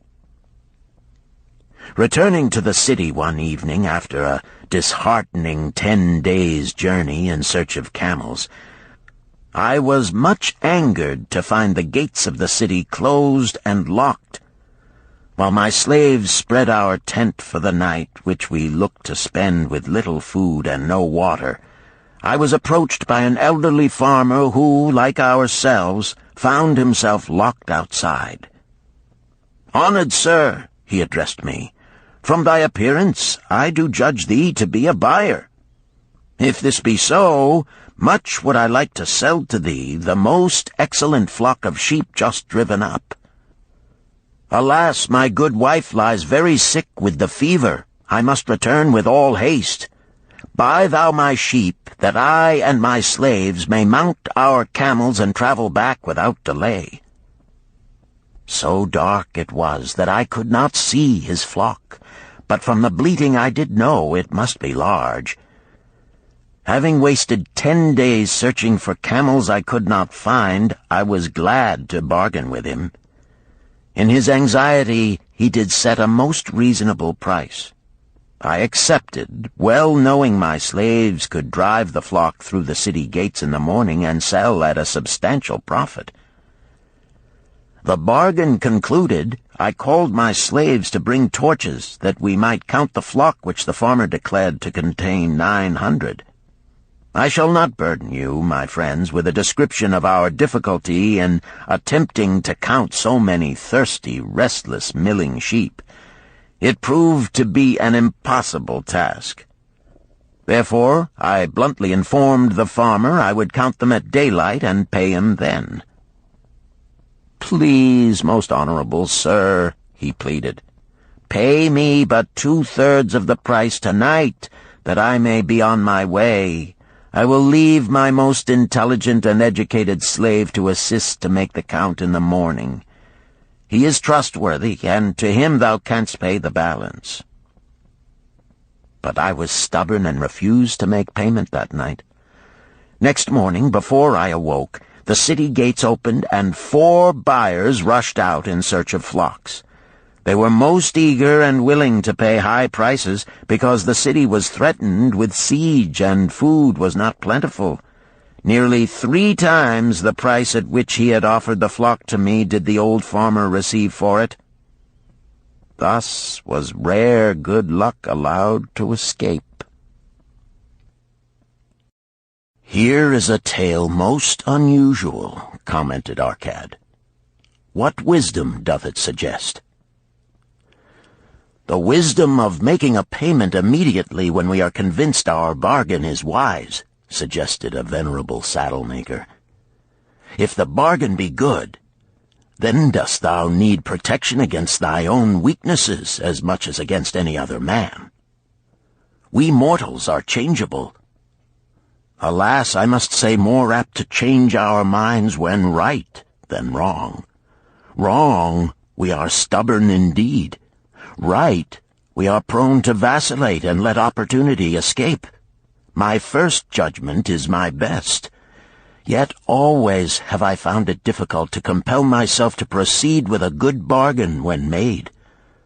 Therefore, as a protection against my own weaknesses, I do make a prompt deposit thereon. This doth save me from later regrets for the good luck that should have been mine." "Thank you. Again I like to speak." The Syrian was upon his feet once more. "These tales much alike. Each time opportunity fly away for same reason. Each time she come to procrastinator, bringing good plan. Each time they hesitate, not say, right now, best time, I do it quick. How can men succeed that way?" "Wise are thy words, my friend," responded the buyer. "Good luck fled from procrastination in both these tales. Yet this is not unusual. The spirit of procrastination is within all men. We desire riches, yet how often, when opportunity doth appear before us, that spirit of procrastination from within doth urge various delays in our acceptance. In listening to it, we do become our own worst enemies. In my younger days, I did not know it by this long word our friend from Syria doth enjoy. I did think at first it was my own poor judgment that did cause me loss at many profitable trades. Later I did credit it to my stubborn disposition. At last I did recognize it for what it was, a habit of needless delaying where action was required, action prompt and decisive. How I did hate it when its true character stood revealed. With the bitterness of a wild ass hitched to a chariot, I did break loose from this enemy to my success. "Thank you. I like ask question from Mr. Merchant," the Syrian was speaking. "You wear fine robes, not like those of poor man. You speak like successful man. Tell us, do you listen now when procrastination whispers in your ear?" "Like our friend the buyer, I also had to recognize and conquer procrastination," responded the merchant. "To me, it proved to be an enemy ever watching and waiting to thwart my accomplishments. The tale I did relate is but one of many similar instances I could tell to show how it drove away my opportunities. 'Tis not difficult to conquer once understood. No man willingly permits the thief to rob his bins of grain, nor does any man willingly permit an enemy to drive away his customers and rob him of his profits. When once I did recognize that such acts as these my enemy was committing, with determination I conquered him.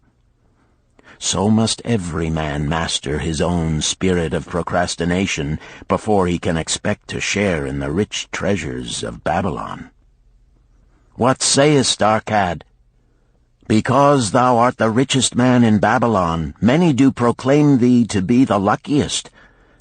Dost agree with me that no man can arrive at a full measure of success until he hath completely crushed the spirit of procrastination within him? It is even as thou sayest, Arcad admitted. During my long life, I have watched generation following generation, marching forward along those avenues of trade, science, and learning that lead to success in life. Opportunities came to all these men. Some grasped theirs and moved steadily to the gratification of their deepest desires, but the majority hesitated, faltered, and fell behind. Arcad turned to the cloth weaver. Thou didst suggest that we debate good luck. Let us hear what thou now thinkest upon the subject. I do see good luck in a different light. I had thought of it as something most desirable that might happen to a man without effort upon his part. Now I do realize such happenings are not the sort of thing one may attract to himself. From our discussion have I learned that to attract good luck to oneself, it is necessary to take advantage of opportunities. Therefore, in the future, I shall endeavor to make the best of such opportunities as do come to me. Thou hast well grasped the truths brought forth in our discussion, Arcad replied. Good luck, we do find, often follows opportunity, but seldom comes otherwise. Our merchant friend would have found great good luck had he accepted the opportunity the good goddess did present to him. Our friend the buyer likewise would have enjoyed good luck had he completed the purchase of the flock and sold at such a handsome profit. We did pursue this discussion to find a means by which good luck could be enticed to us. I feel that we have found the way. Both the tales did illustrate how good luck follows opportunity. Herein lies a truth that many similar tales of good luck, won or lost, could not change. The truth is this: good luck can be enticed by accepting opportunity. Those eager to grasp opportunities for their betterment do attract the interest of the good goddess. She is ever anxious to aid those who please her. Men of action please her best. Action will lead thee forward to the successes thou dost desire. Men of action are favored by the goddess of good luck.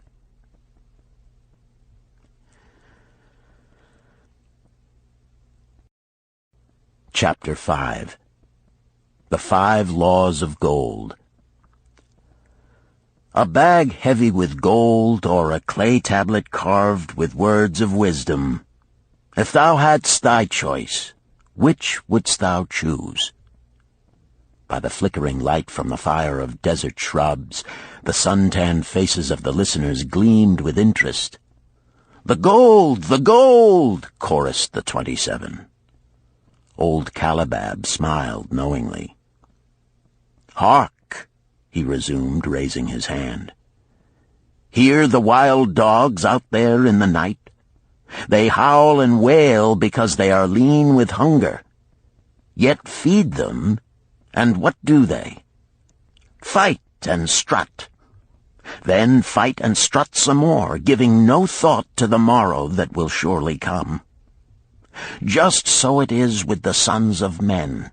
Give them a choice of gold and wisdom. What do? Ignore the wisdom and waste the gold. On the morrow they wail because they have no more gold. Gold is reserved for those who know its laws and abide by them." Calabab drew his white robe close about his lean legs, for a cool night wind was blowing. "Because thou hast served me faithfully upon our long journey, because thou cared well for my camels, because thou toiled uncomplainingly across the hot sands of the desert, because thou fought bravely the robbers that sought to despoil my merchandise, I will tell thee this night the tale of the 5 laws of gold, such a tale as thou never hast heard before. Hark ye with deep attention to the words I speak, for if you grasp their meaning and heed them, in the days that come thou shalt have much gold." He paused impressively. Above, in a canopy of blue, the stars shone brightly in the crystal-clear skies of Babylonia. Behind the group loomed their faded tents tightly staked against possible desert storms. Beside the tents were neatly stacked bales of merchandise covered with skins. Nearby, the camel herd sprawled in the sand, some chewing their cuds contentedly, others snoring in hoarse discord. "Thou hast told us many good tales, Calabab," spoke up the chief packer. "We look to thy wisdom to guide us upon the morrow when our service with thee shall be at an end. I have but told thee of my adventures in strange and distant lands, but this night I shall tell thee of the wisdom of Arkad, the wise rich man." "Much have we heard of him," acknowledged the chief packer, "for he was the richest man that ever lived in Babylon." "The richest man he was, and that because he was wise in the ways of gold, even as no man had ever been before him. This night shall I tell you of his great wisdom as it was told to me by Nomasir, his son, many years ago in Nineveh, when I was but a lad. My master and myself had tarried long into the night in the palace of Nomasir. I had helped my master bring great bundles of fine rugs, each one to be tried by Nomasir until his choice of colors was satisfied. At last he was well pleased, and commanded us to sit with him and to drink a rare vintage, odorous to the nostrils and most warming to my stomach, which was unaccustomed to such a drink. Then did he tell us this tale of the great wisdom of Arkad, his father, even as I shall tell it to you. In Babylon it is the custom, as you know, that the sons of wealthy fathers live with their parents in expectation of inheriting the estate. Arkad did not approve of this custom. Therefore, when Nomasir reached the man's estate, he sent for the young man and addressed him. "My son, it is my desire that thou succeed to my estate. Thou must, however, first prove that thou art capable of wisely handling it. Therefore, I wish that thou go out into the world and show thy ability both to acquire gold and to make thyself respected among men. To start thee well, I will give thee 2 things of which I myself was denied when I started as a poor youth to build up a fortune. First, I give thee this bag of gold. If thou use it wisely, it will be the basis of thy future success. Second, I give thee this clay tablet upon which is carved the 5 laws of gold. If thou dost but interpret them in thy own acts, they shall bring thee competence and security. 10 years from this day come thou back to the house of thy father and give account of thyself. If thou prove worthy, I will then make thee the heir to my estate. Otherwise I will give it to the priests that they may barter for my soul the kind consideration of the gods." So Nomasir went forth to make his own way, taking his bag of gold the clay tablet carefully wrapped in silken cloth, his slave, and the horses upon which they rode. The 10 years passed, and Nomasir, as he had agreed, returned to the house of his father, who provided a great feast in his honor, to which he invited many friends and relatives. After the feast was over, the father and mother mounted their throne-like seats at one side of the great hall, and Nomasir stood before them to give an account of himself as he had promised his father. It was evening. The room was hazy with smoke from the wicks of the oil lamps that but dimly lighted it. Slaves in white woven jackets and tunics fanned the humid air rhythmically with long-stemmed palm leaves. A stately dignity colored the scene. The wife of Nomasir and his 2 young sons, with friends and other members of the family, sat upon rugs behind him, eager listeners. "My father," he began deferentially, "I bow before thy wisdom. 10 years ago, when I stood at the gates of manhood, thou bade me go forth and become a man among men, instead of remaining a vassal to thy fortune. Thou gave me liberally of thy gold. Thou gave me liberally of thy wisdom. Of the gold, alas, I must admit of a disastrous handling. It fled indeed from my inexperienced hands, even as a wild hare flees at the first opportunity from the youth who captures it." The father smiled indulgently. "Continue, my son. Thy tale interests me in all its details." "I decided to go to Nineveh, as it was a growing city, believing that I might find there opportunities. I joined a caravan, and among its members made numerous friends. 2 well-spoken men who had a most beautiful white horse, as fleet as the wind, were among these.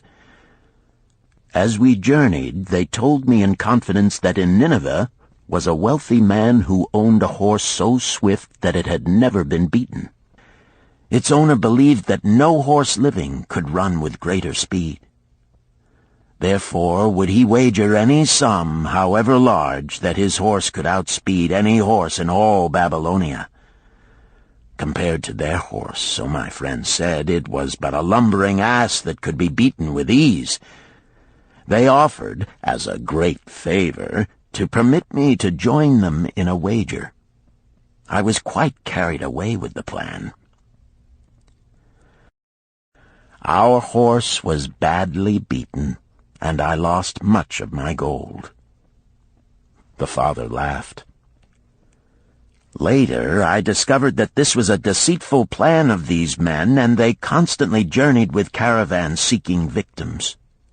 You see, the man in Nineveh was their partner and shared with them the bets he won.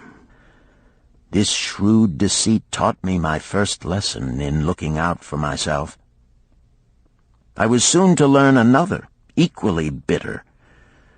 In the caravan was another young man with whom I became quite friendly. He was the son of wealthy parents and, like myself, journeying to Nineveh to find a suitable location. Not long after our arrival, he told me that a merchant had died, and his shop with its rich merchandise and patronage could be secured at a paltry price. Saying that we would be equal partners, but first he must return to Babylon to secure his gold, he prevailed upon me to purchase the stock with my gold, agreeing that his would be used later to carry on our venture. He long delayed the trip to Babylon, proving in the meantime to be an unwise buyer and a foolish spender. I finally put him out, but not before the business had deteriorated to where we had only unsaleable goods and no gold to buy other goods. I sacrificed what was left to an Israelite for a pitiful sum. Soon there followed, I tell you, my father, bitter days. I sought employment and found it not, for I was without trade or training that would enable me to earn. I sold my horses, I sold my slave. I sold my extra robes that I might have food and a place to sleep, but each day grim want crouched closer. But in those bitter days I remembered thy confidence in me, my father. Thou hadst sent me forth to become a man, and this I was determined to accomplish. The mother buried her face and wept softly. At this time I bethought me of the table thou had given to me, upon which thou had carved the 5 laws of gold. Thereupon I read most carefully thy words of wisdom, and realized that had I but sought wisdom first, my gold would not have been lost to me. I learned by heart each law, and determined that when once more the goddess of good fortune smiled upon me, I would be guided by the wisdom of age, and not by the inexperience of youth.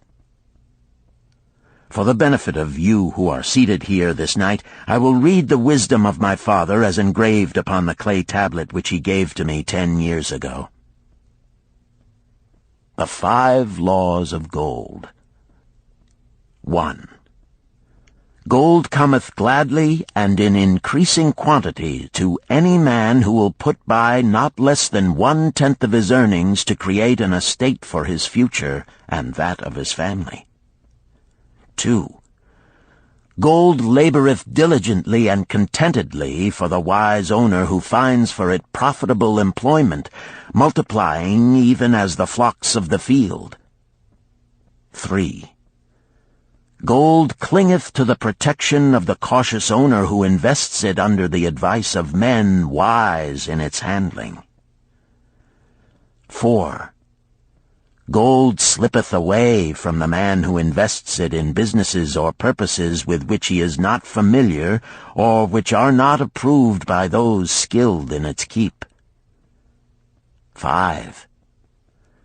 Gold flees the man who would force it to impossible earnings, or who followeth the alluring advice of tricksters and schemers, or who trusts it to his own inexperience and romantic desires in investment. These are the 5 laws of gold as written by my father. I do proclaim them as of greater value than gold itself, as I will show by the continuance of my tale. He again faced his father. I have told thee of the depth of poverty and despair to which my inexperience brought me. However, there is no chain of disasters that will not come to an end. Mine came when I secured employment managing a crew of slaves working upon the new outer wall of the city. Profiting from my knowledge of the first law of gold, I saved a copper from my first earnings, adding to it at every opportunity until I had a piece of silver. It was a slow procedure, for one must live.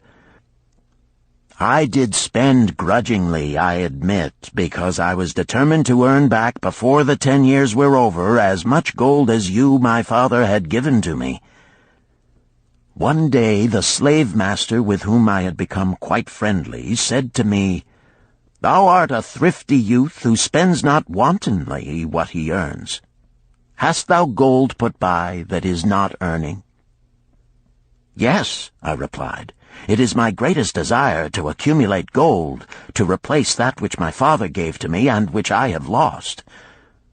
'Tis a worthy ambition, I will grant. And do you know that the gold which you have saved can work for you and earn much more gold?" "Alas, my experience has been bitter, for my father's gold has fled from me, and I am in much fear lest my own do the same."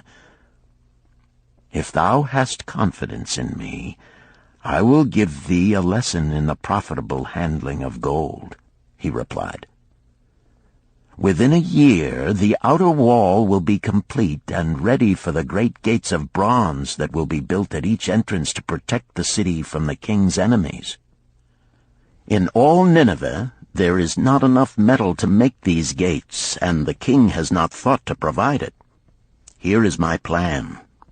A group of us will pool our gold and send a caravan to the mines of copper and tin which are distant, and bring to Nineveh the metal for the gates. When the king says, 'Make the great gates,' we alone can supply the metal, and a rich price he will pay. If the king will not buy from us, we will yet have the metal which can be sold for a fair price." In his offer, I recognized an opportunity to abide by the third law and invest my savings under the guidance of wise men. Nor was I disappointed. Our pool was a success, and my small store of gold was greatly increased by the transaction. In due time I was accepted as a member of this same group in other ventures. They were men wise in the profitable handling of gold. They talked over each plan presented with great care before entering upon it. They would take no chance on losing their principal or tying it up in unprofitable investments from which their gold could not be recovered. Such foolish things as the horse race and the partnership into which I had entered with my inexperience would have had scant consideration with them. They would have immediately pointed out their weaknesses. Through my association with these men, I learned to safely invest gold to bring profitable returns. As the years went on, my treasure increased more and more rapidly. I not only made back as much as I lost, but much more. Through my misfortunes, my trials, and my success, I have tested time and again the wisdom of the 5 laws of gold, my father, and have proven them true in every test. To him who is without knowledge of the 5 laws, gold comes not often, and goeth away quickly. But to him who abide by the 5 laws, gold comes and works as his dutiful slave. Nomasir ceased speaking and motioned to a slave in the back of the room. The slave brought forward one at a time 3 heavy leather bags. One of these Nomasir took and placed upon the floor before his father, addressing him again. "Thou didst give to me a bag of gold, Babylon gold. Behold, in its place I do return to thee a bag of Nineveh gold of equal weight, an equal exchange, as all will agree. Thou didst give to me a clay tablet inscribed with wisdom. Behold, in its stead I do return 2 bags of gold." So saying, he took from the slave the other 2 bags, and likewise placed them upon the floor before his father. "This I do to prove to thee, my father, of how much greater value I consider thy wisdom than thy gold. Yet who can measure in bags of gold the value of wisdom? Without wisdom, gold is quickly lost by those who have it. But with wisdom, gold can be secured by those who have it not, as these 3 bags of gold do prove. It does indeed give to me the deepest satisfaction, my father, to stand before thee and say that, because of thy wisdom, I have been able to become rich and respected before men." The father placed his hand fondly upon the head of Nomasir. "Thou hast learned well thy lessons, and I am indeed fortunate to have a son to whom I may entrust my wealth." Calibab ceased his tale and looked critically at his listeners.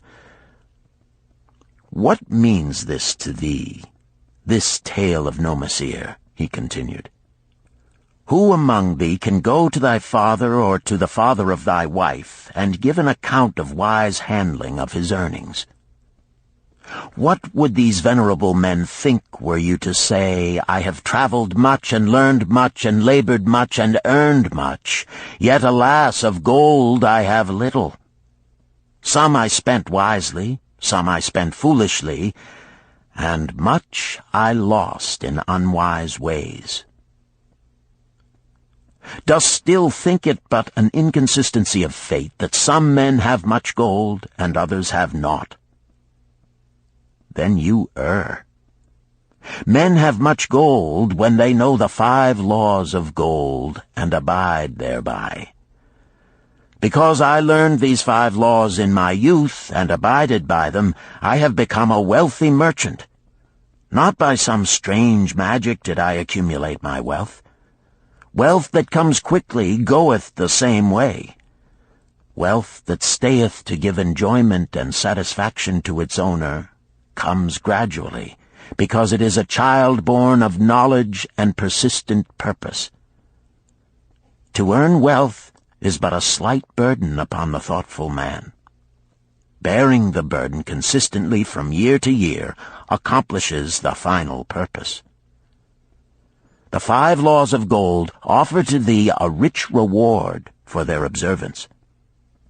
Each of these 5 laws is rich with meaning, and lest thou overlook this in the briefness of my tale, I will now repeat them.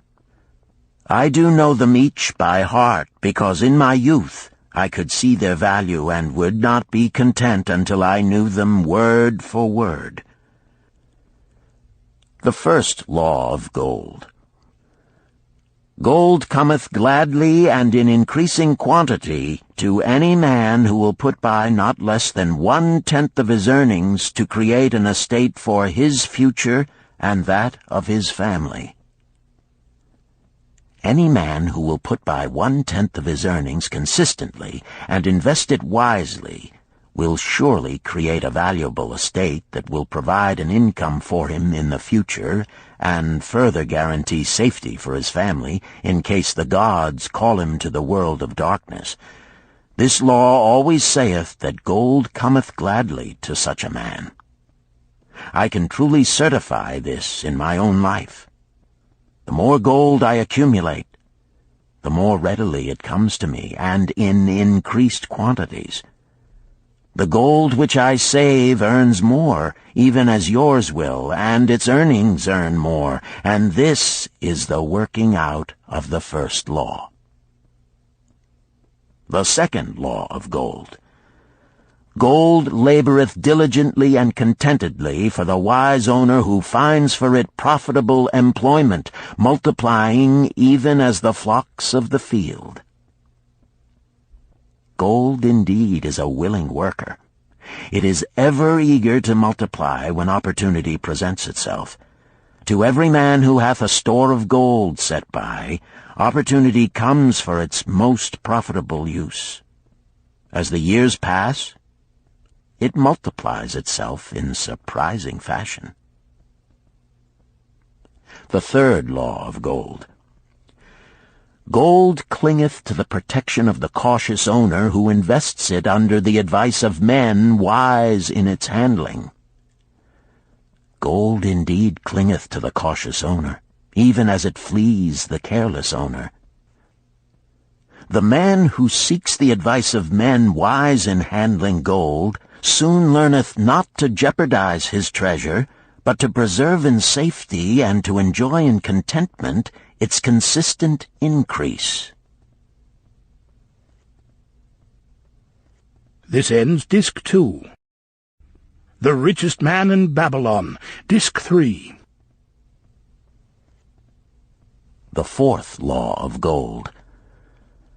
Gold slippeth away from the man who invests it in businesses or purposes with which he is not familiar or which are not approved by those skilled in its keep. To the man who hath gold yet is not skilled in its handling, many uses for it appear most profitable. Too often these are fraught with danger of loss, and if properly analyzed by wise men, show small possibility of profit. Therefore, the inexperienced owner of gold who trusts to his own judgment and invests it in businesses or purposes with which he is not familiar, too often finds his judgment imperfect and pays with his treasure for his inexperience. Wise indeed is he who investeth his treasures under the advice of men skilled in the ways of gold. the 5th law of gold. Gold flees the man who would force it to impossible earnings, or who followeth the alluring advice of tricksters and schemers, or who trusts it to his own inexperience and romantic desires in investment. Fanciful propositions that thrill like adventure tales always come to the new owner of gold. These appear to endow his treasure with magic powers that will enable it to make impossible earnings. Yet heed ye the wise men, for verily they know the risks that lurk behind every plan to make great wealth suddenly. Forget not the rich men of Nineveh, who would take no chance of losing their principal or tying it up in unprofitable investments. This ends my tale of the 5 laws of gold. In telling it to thee, I have told the secrets of my own success. Yet they are not secrets, but truths which every man must first learn and then follow, who wishes to step out of the multitude that, like yon wild dogs, must worry each day for food to eat. Tomorrow we enter Babylon. Look, see the fire that burns eternal above the temple of Bel? We are already in sight of the golden city. Tomorrow each of thee shall have gold, the gold thou hast so well earned by thy faithful services. 10 years from this night, what can you tell about this gold? If there be men among you who, like Nomasir, will use a portion of their gold to start for themselves an estate and be thenceforth wisely guided by the wisdom of Arcad, 10 years from now, 'tis a safe wager, like the son of Arcad, they will be rich and respected among men. Our wise acts accompany us through life to please us and to help us. Just as surely our unwise acts follow us to plague and torment us. Alas, they cannot be forgotten. In the front rank of the torments that do follow us are the memories of the things we should have done, of the opportunities which came to us, and we took not. Rich are the treasures of Babylon, so rich no man can count their value in pieces of gold. Each year they grow richer and more valuable. Like the treasures of every land, they are a reward, a rich reward, awaiting those men of purpose who determine to secure their just share. In the strength of thine own desires is a magic power. Guide this power with thy knowledge of the 5 laws of gold, and thou shalt share the treasures of Babylon.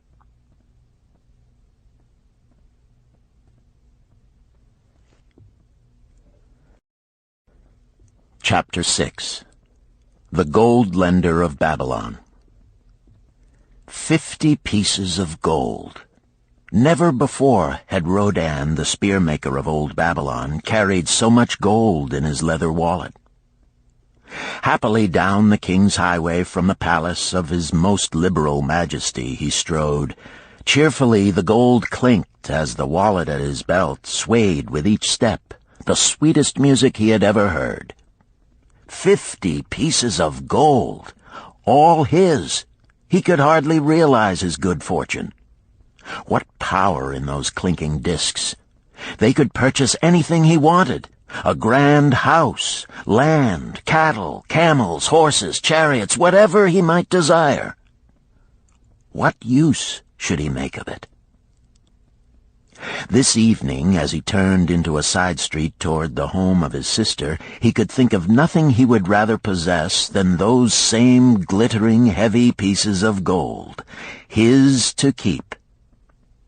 It was upon an evening some days later that a perplexed Rodan entered the shop of Mathon, the lender of gold and dealer in jewels and rare fabrics. Glancing neither to the right nor the left at the colorful articles artfully displayed, he passed through to the living quarters at the rear. Here he found the genteel Mathon lounging upon a rug partaking of a meal served by a black slave. I would counsel with thee, for I know not what to do." Rodan stood stolidly, feet apart, hairy breast exposed by the gaping front of his leather jacket. Mathon's narrow, sallow face smiled a friendly greeting.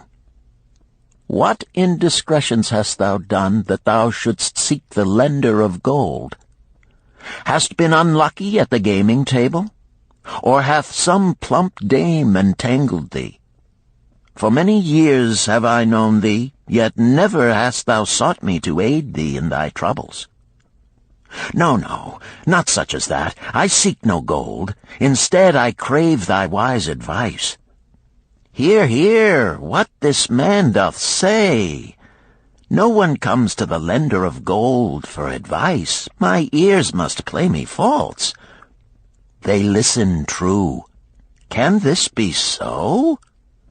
Rodan, the spear-maker, doth display more cunning than all the rest, for he comes to Mathon not for gold, but for advice. Many men come to me for gold to pay for their follies, but as for advice, they want it not. Yet who is more able to advise than the lender of gold to whom many men come in trouble? Thou shalt eat with me, Rodan, he continued. Thou shalt be my guest for the evening. Ando, he commanded of the black slave, draw up a rug for my friend Rodan, the spear-maker, who comes for advice. He shall be mine honored guest. Bring to him much food, and get for him my largest cup. Choose well of the best wine, that he may have satisfaction in the drinking. Now tell me, what troubles thee? It is the king's gift. The king's gift? The king did make thee a gift, and it gives thee trouble? What manner of gift? Because he was much pleased with the design I did submit to him for a new point on the spears of the royal guard, he did present me with 50 pieces of gold, and now I am much perplexed. I am beseeched each hour the sun doth travel across the sky by those who would share it with me. That is natural. More men want gold than have it, and would wish one who comes by it easily to divide. But can you not say no? Is thy will not as strong as thy fist? To many I can say no, yet sometimes it would be easier to say yes. Can one refuse to share with one's sister to whom he is deeply devoted? Surely thy own sister would not wish to deprive thee of enjoying thy reward? But it is for the sake of Araman, her husband, whom she wishes to see a rich merchant. She does feel that he has never had a chance, and she beseeches me to loan to him this gold, that he may become a prosperous merchant and repay me from his profits. My friend, resumed Mathon, 'tis a worthy subject thou bringest to discuss. Gold bringeth unto its possessor responsibility and a changed position with his fellow men. It bringeth fear lest he lose it, or it be tricked away from him. It bringeth a feeling of power and ability to do good. Likewise, it bringeth opportunities whereby his very good intentions may bring him into difficulties. Didst ever hear of the farmer of Nineveh who could understand the language of animals? I wot not, for 'tis not the kind of tale men like to tell over the bronze-caster's forge. I will tell it to thee, for thou shouldst know that to borrowing and lending there is more than the passing of gold from the hands of one to the hands of another. This farmer, who could understand what the animals said to each other, did linger in the farmyard each evening just to listen to their words. One evening he did hear the ox bemoaning to the ass the hardness of his lot. I do labor pulling the plow from morning until night, no matter how hot the day, or how tired my legs, or how the bow doth chafe my neck, still must I work. But you are a creature of leisure. You are trapped with a colorful blanket and do nothing more than carry our master about where he wishes to go. When he goes nowhere, you do rest and eat the green grass all the day." Now the ass, in spite of his vicious heels, was a goodly fellow and sympathized with the ox. "My good friend," he replied, "you do work very hard, and I would help ease your lot. Therefore will I tell you how you may have a day of rest. In the morning, when the slave comes to fetch you to the plow, lie upon the ground and bellow much, that he may say you are sick and cannot work." So the ox took the advice of the ass, and the next morning the slave returned to the farmer and told him the ox was sick and could not pull the plow. "Then," said the farmer, "hitch the ass to the plow, for the plowing must go on." All that day, the ass, who had only intended to help his friend, found himself compelled to do the ox's task. When night came and he was released from the plow, his heart was bitter, and his legs were weary, and his neck was sore where the bow had chafed it. The farmer lingered in the barnyard to listen. The ox began first. "You are my good friend. Because of your wise advice, I have enjoyed a day of rest." "And I," retorted the ass, "am like many another simple-hearted one who starts to help a friend and ends up by doing his task for him. Hereafter you draw your own plow, for I did hear the master tell the slave to send for the butcher were you sick again. I wish he would, for you are a lazy fellow."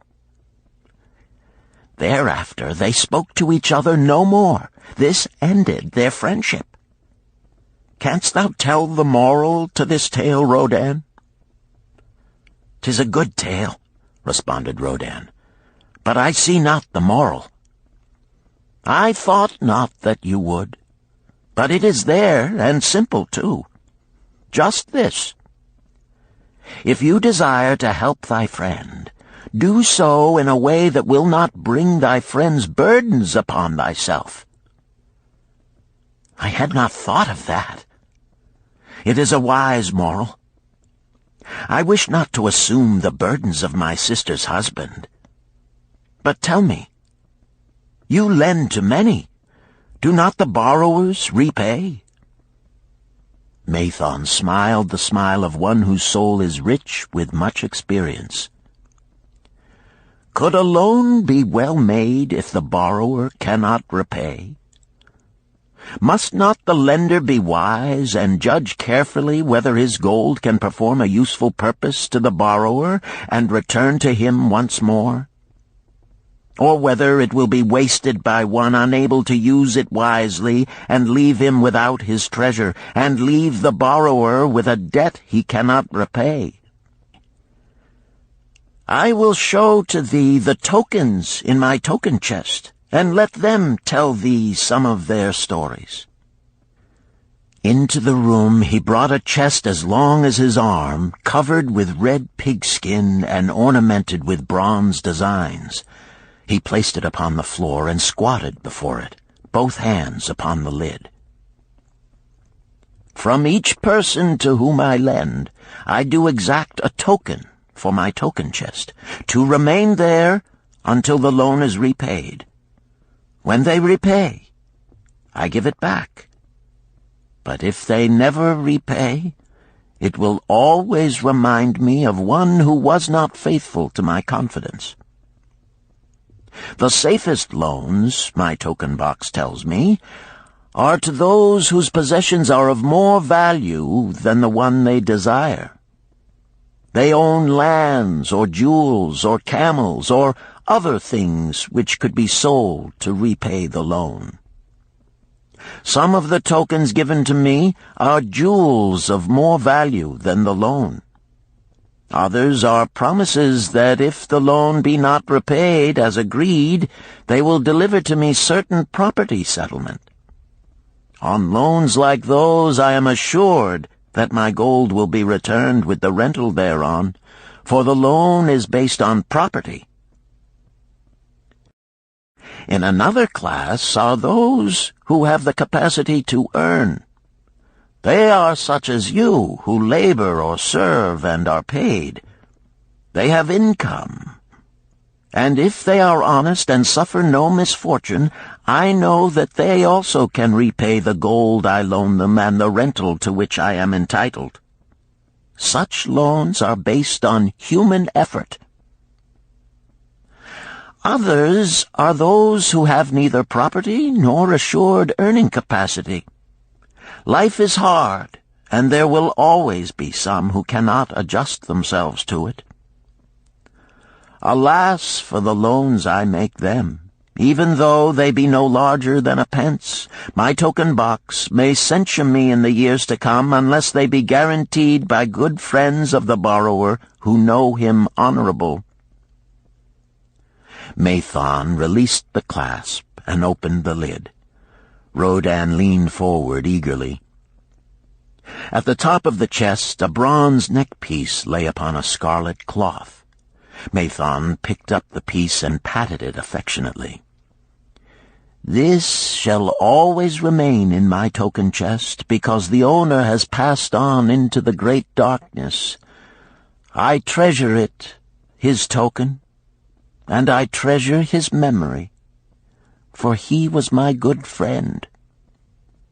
We traded together with much success until out of the East he brought a woman to wed, beautiful, but not like our women, a dazzling creature. He spent his gold lavishly to gratify her desires. He came to me in distress when his gold was gone. I counseled with him. I told him I would help him to once more master his own affairs. He swore by the sign of the great bull that he would.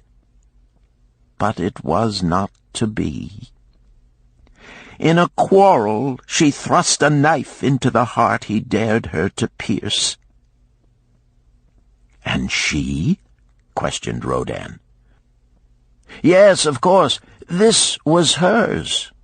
He picked up the scarlet cloth. "In bitter remorse she threw herself into the Euphrates. These 2 loans will never be repaid.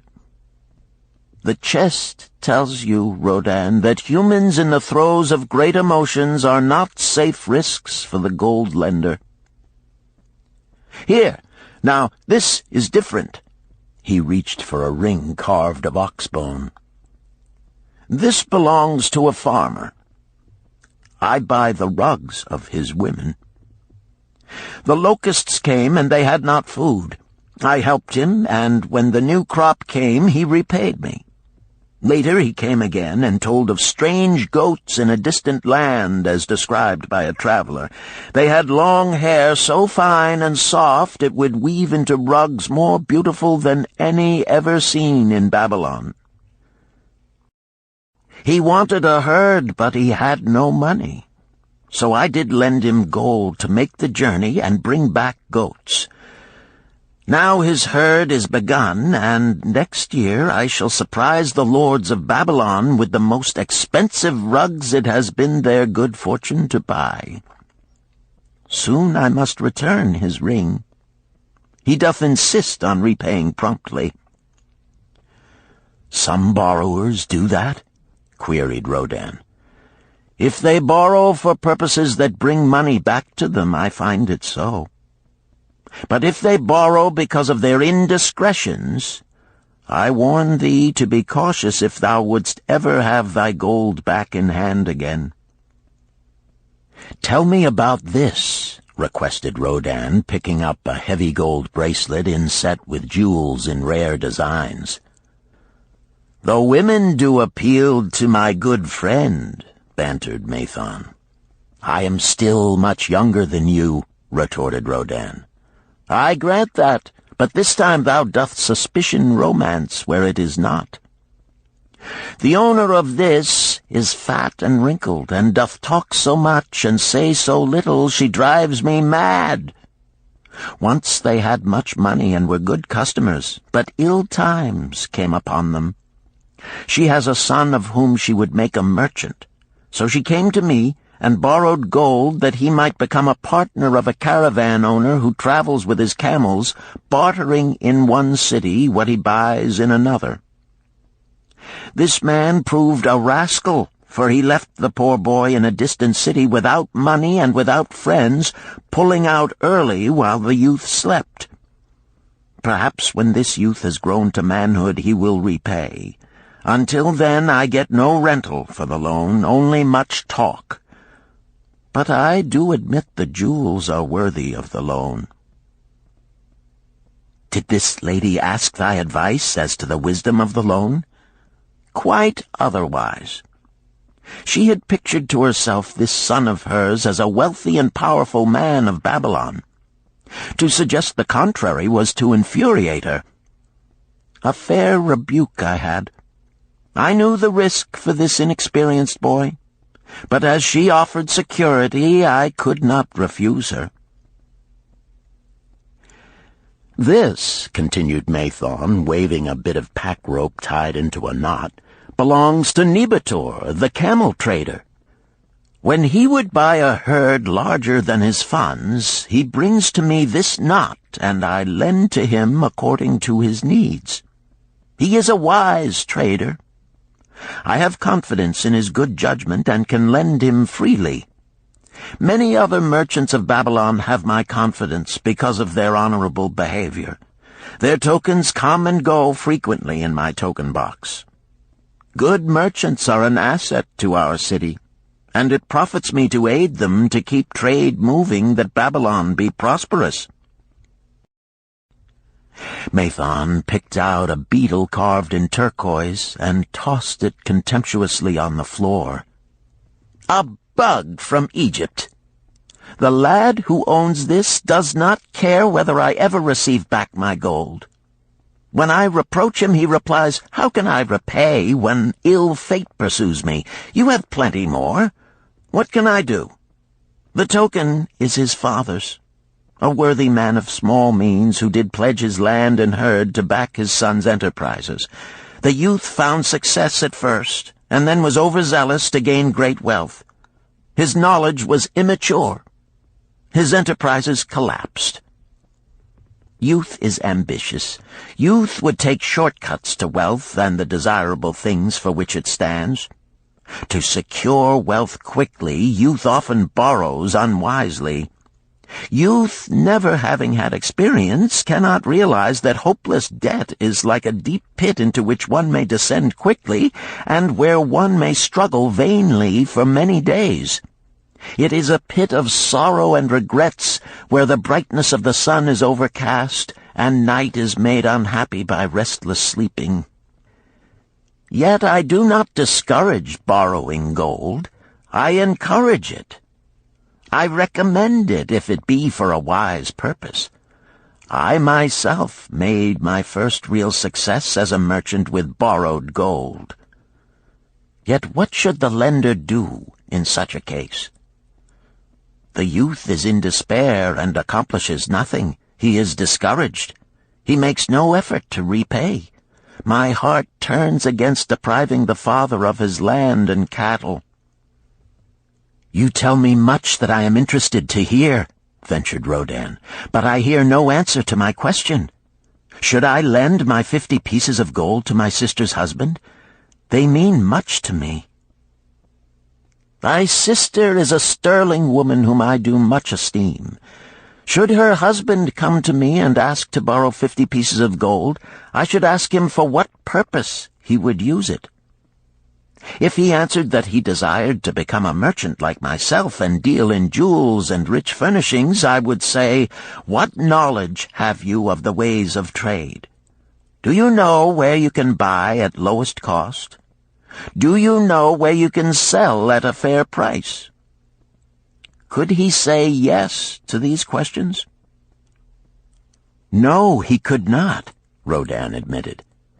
He has helped me much in making spears, and he has helped some in the shops. Then would I say to him that his purpose was not wise. Merchants must learn their trade.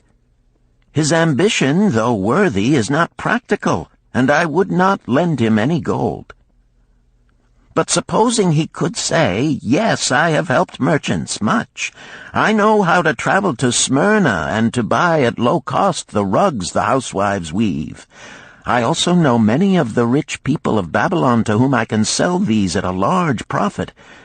Then I would say, your purpose is wise and your ambition honorable. I shall be glad to lend you the 50 pieces of gold if you can give me security that they will be returned. But would he say, I have no security other than that I am an honored man and will pay you well for the loan? Then would I reply, I treasure much each piece of gold. Were the robbers to take it from you as you journeyed to Smyrna, or take the rugs from you as you returned, then you would have no means of repaying me, and my gold would be gone. Gold, you see, Rodin, is the merchandise of the lender of money. It is easy to lend. If it is lent unwisely, then it is difficult to get back. The wise lender wishes not the risk of the undertaking, but the guarantee of safe repayment. "'Tis well," he continued, "to assist those that are in trouble. 'Tis well to help those upon whom fate has laid a heavy hand. 'Tis well to help those who are starting, that they may progress and become valuable citizens. But help must be given wisely, lest, like the farmer's ass, in our desire to help, we but take upon ourselves the burden that belongs to another." Again I wandered from thy question, Rodin, but hear my answer. Keep thy 50 pieces of gold. What thy labor earns for thee and what is given thee for reward is thine own, and no man can put an obligation upon thee to part with it unless it do be thy wish. If thee wouldst lend it so that it may earn thee more gold, then lend with caution and in many places. I like not idle gold, even less I like too much of risk. How many years hast thou labored as a spear-maker? Fully 3. How much besides the king's gift hast saved? 3 gold pieces. Each year that thou hast labored, thou hast denied thyself good things to save from thine earnings 1 piece of gold? 'Tis as you say. Then mightest save in 50 years of labor 50 pieces of gold by thy self-denial? A lifetime of labor it would be. Thinkest thou thy sister would wish to jeopardize the savings of 50 years of labor over the bronze melting pot, that her husband might experiment on being a merchant? Not if I spoke in your words. Then go to her and say, 3 years I have labored each day except fast days, from morning until night, and I have denied myself many things that my heart craved. For each year of labor and self-denial, I have to show 1 piece of gold. Thou art my favored sister, and I wish that thy husband may engage in business in which he will prosper greatly. If he will submit to me a plan that seems wise and possible to my friend Mathon, then will I gladly lend to him my savings of an entire year, that he may have an opportunity to prove that he can succeed. Do that, I say, and if he has within him the soul to succeed, he can prove it.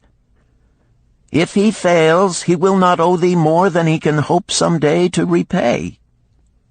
I am a gold lender because I own more gold than I can use in my own trade. I desire my surplus gold to labor for others and thereby earn more gold. I do not wish to take risk of losing my gold, for I have labored much and denied myself much to secure it. Therefore I will no longer lend any of it where I am not confident that it is safe and will be returned to me. Neither will I lend it where I am not convinced that its earnings will be promptly paid to me. I have told to thee, Rodan, a few of the secrets of my token chest.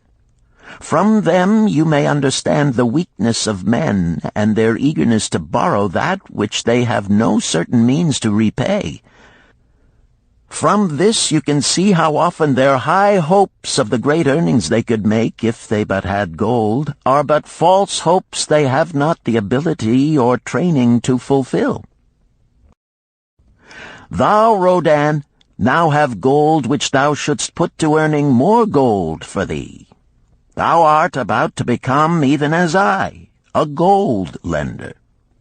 If thou dost safely preserve thy treasure, it will produce liberal earnings for thee, and be a rich source of pleasure and profit during all thy days. But if thou dost let it escape from thee, it will be a source of constant sorrow and regret as long as thy memory doth last. What desirest thou most of this gold in thy wallet? To keep it safe. Wisely spoken, replied Mathon approvingly. Thy first desire is for safety. Thinkest thou that in the custody of thy sister's husband it would be truly safe from possible loss? I fear not, for he is not wise in guarding gold. Then be not swayed by foolish sentiments of obligation to trust thy treasure to any person. If thou wouldst help thy family or thy friends, find other ways than risking the loss of thy treasure. Forget not that gold slippeth away in unexpected ways from those unskilled in guarding it.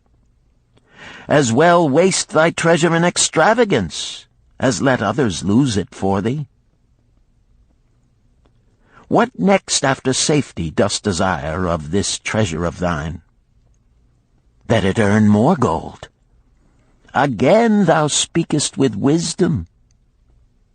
It should be made to earn and grow larger. Gold wisely lent may even double itself with its earnings before a man like you groweth old.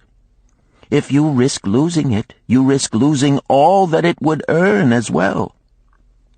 Therefore be not swayed by the fantastic plans of impractical men who think they see ways to force thy gold to make earnings unusually large.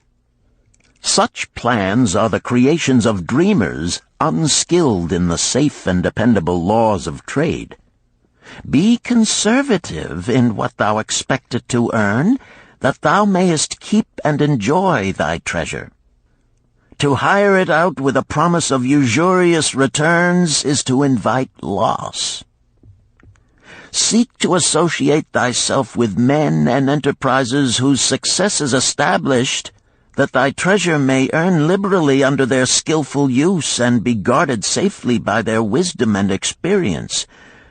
Thus mayest thou avoid the misfortunes that follow most of the sons of men to whom the gods see fit to entrust gold. When Rodan would thank him for his wise advice, he would not listen, saying, "The king's gift shall teach thee much wisdom. If wouldst keep thy 50 pieces of gold, thou must be discreet indeed. Many uses will tempt thee. Much advice will be spoken to thee. Numerous opportunities to make large profits will be offered thee. The stories from my token box should warn thee, before thou let any piece of gold leave thy pouch, to be sure that thou hast a safe way to pull it back again. Should my further advice appeal to thee, return again. It is gladly given.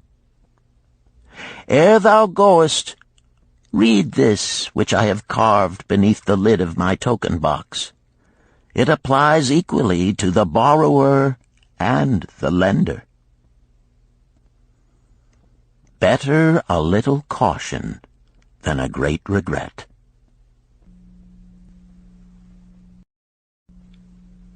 Chapter 7. The Walls of Babylon. Old Banzar, grim warrior of another day, stood guard at the passageway leading to the top of the ancient walls of Babylon. Up above, valiant defenders were battling to hold the walls. Upon them depended the future existence of this great city with its hundreds of thousands of citizens. Over the walls came the roar of the attacking armies, the yelling of many men, the trampling of thousands of horses, the deafening boom of the battering rams pounding the bronzed gates. In the street behind the gate lounged the spearmen, waiting to defend the entrance should the gates give way. They were but few for the task. The main armies of Babylon were with their king, far away in the east on a great expedition against the Elamites. No attack upon the city having been anticipated during their absence, the defending forces were small. Unexpectedly from the north bore down the mighty armies of the Assyrians, and now the walls must hold or Babylon was doomed. About Banzar were great crowds of citizens, white-faced and terrified, eagerly seeking news of the battle. With hushed awe they viewed the stream of wounded and dead being carried or led out of the passageway.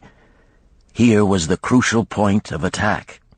After 3 days of circling about the city, the enemy had suddenly thrown his great strength against this section and this gate. The defenders from the top of the wall fought off the climbing platforms and the scaling ladders of the attackers with arrows, burning oil, and, if any reached the top, spears. Against the defenders, thousands of the enemy's archers poured a deadly barrage of arrows. Old Banzar had the vantage point for news. He was closest to the conflict and first to hear of each fresh repulse of the frenzied attackers. An elderly merchant crowded close to him, his palsied hands quivering. "Tell me, he pleaded. "They cannot get in. My sons are with the good king. There is no one to protect my old wife. My goods, they will steal all. My food, they will leave nothing. We are old, too old to defend ourselves, too old for slaves. We shall starve, we shall die. Tell me they cannot get in." "Calm thyself, good merchant," the guard responded. "The walls of Babylon are strong. Go back to the bazaar and tell your wife that the walls will protect you and all of your possessions as safely as they protect the rich treasures of the king.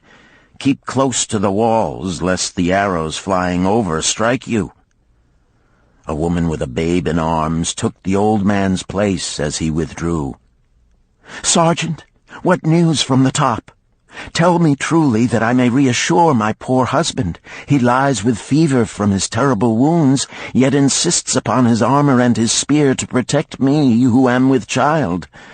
Terrible, he says, will be the vengeful lust of our enemies should they break in."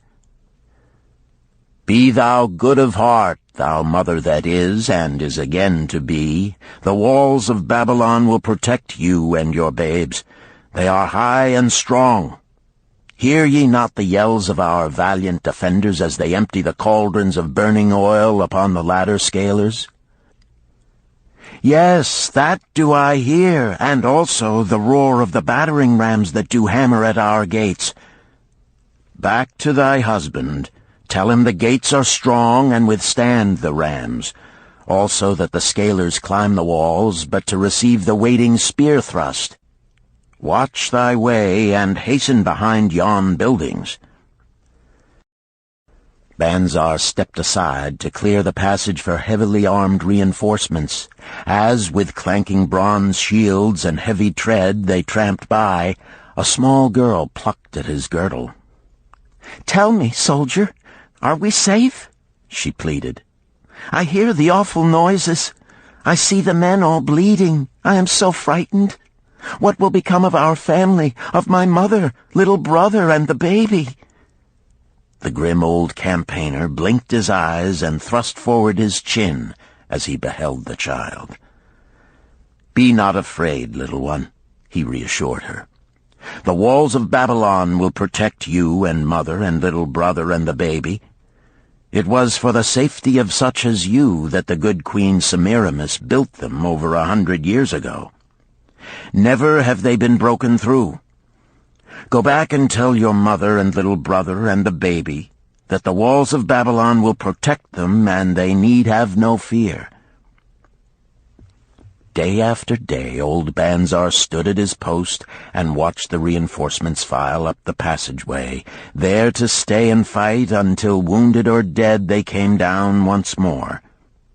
Around him unceasingly crowded the throngs of frightened citizens eagerly seeking to learn if the walls would hold. To all he gave his answer with the fine dignity of an old soldier: "The walls of Babylon will protect you." For 3 weeks and 5 days the attack waged with scarcely ceasing violence. Harder and grimmer set the jaw of Banzar as the passage behind, wet with the blood of the many wounded, was churned into mud by the never-ceasing streams of men passing up and staggering down. Each day the slaughtered attackers piled up in heaps before the wall. Each night they were carried back and buried by their comrades. Upon the 5th night of the 4th week, the clamor without diminished. The first streaks of daylight illuminated the plains, disclosed great clouds of dust raised by the retreating armies. A mighty shout went up from the defenders. There was no mistaking its meaning. It was repeated by the waiting troops behind the walls. It was echoed by the citizens upon the streets. It swept over the city with the violence of a storm. People rushed from the houses. The streets were jammed with a throbbing mob. The pent-up fear of weeks found an outlet in the wild chorus of joy. From the top of the high tower of the Temple of Bel burst forth the flames of victory. Skyward floated the column of blue smoke to carry the message far and wide. The walls of Babylon had once again repulsed a mighty and vicious foe determined to loot her rich treasures and to ravish and enslave her citizens. Babylon endured century after century because it was fully protected. It could not afford to be otherwise. The walls of Babylon were an outstanding example of man's need and desire for protection. This desire is inherent in the human race. It is just as strong today as it ever was, but we have developed broader and better plans to accomplish the same purpose. In this day, behind the impregnable walls of insurance, savings accounts, and dependable investments, we can guard ourselves against the unexpected tragedies that may enter any door and seat themselves before any fireside. We cannot afford to be without adequate protection.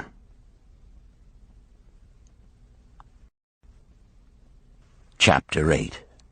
The Camel Trader of Babylon. The hungrier one becomes, the clearer one's mind works. Also, the more sensitive one becomes to the odors of food. Tarkad, the son of Azure, certainly thought so. For 2 whole days he had tasted no food except 2 small figs purloined from over the wall of a garden.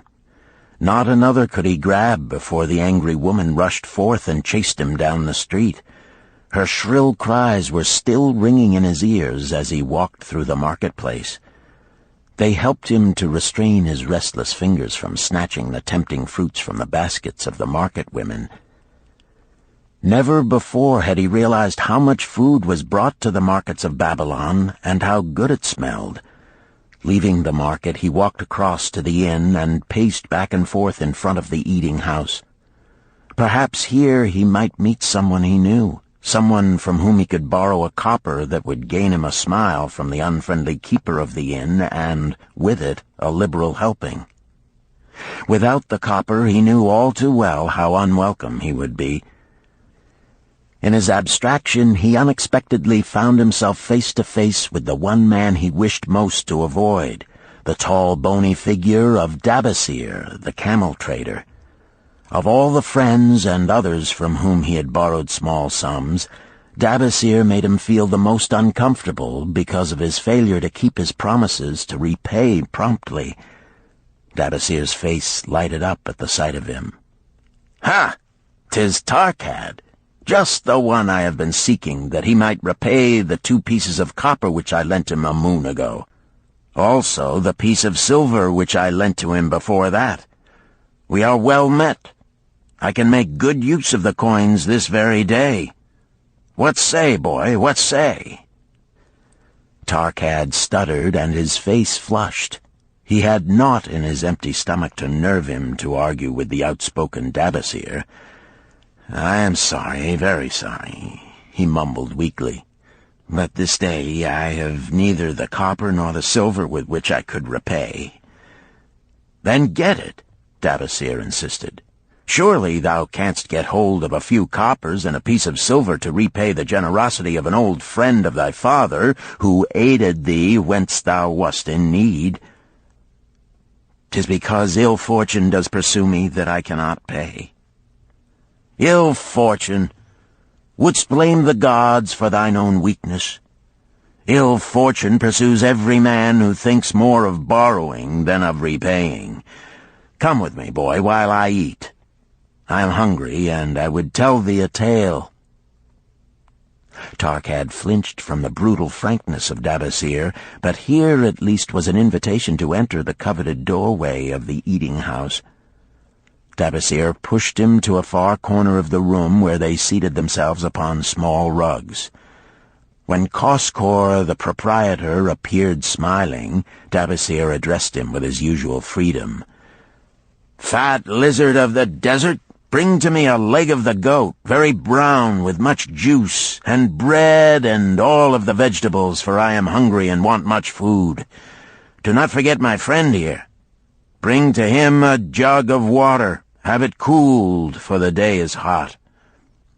Tarkad's heart sank. Must he sit here and drink water while he watched this man devour an entire goat leg? He said nothing. He thought of nothing he could say. Dabasir, however, knew no such thing as silence. Smiling and waving his hand good-naturedly to the other customers, all of whom knew him, he continued.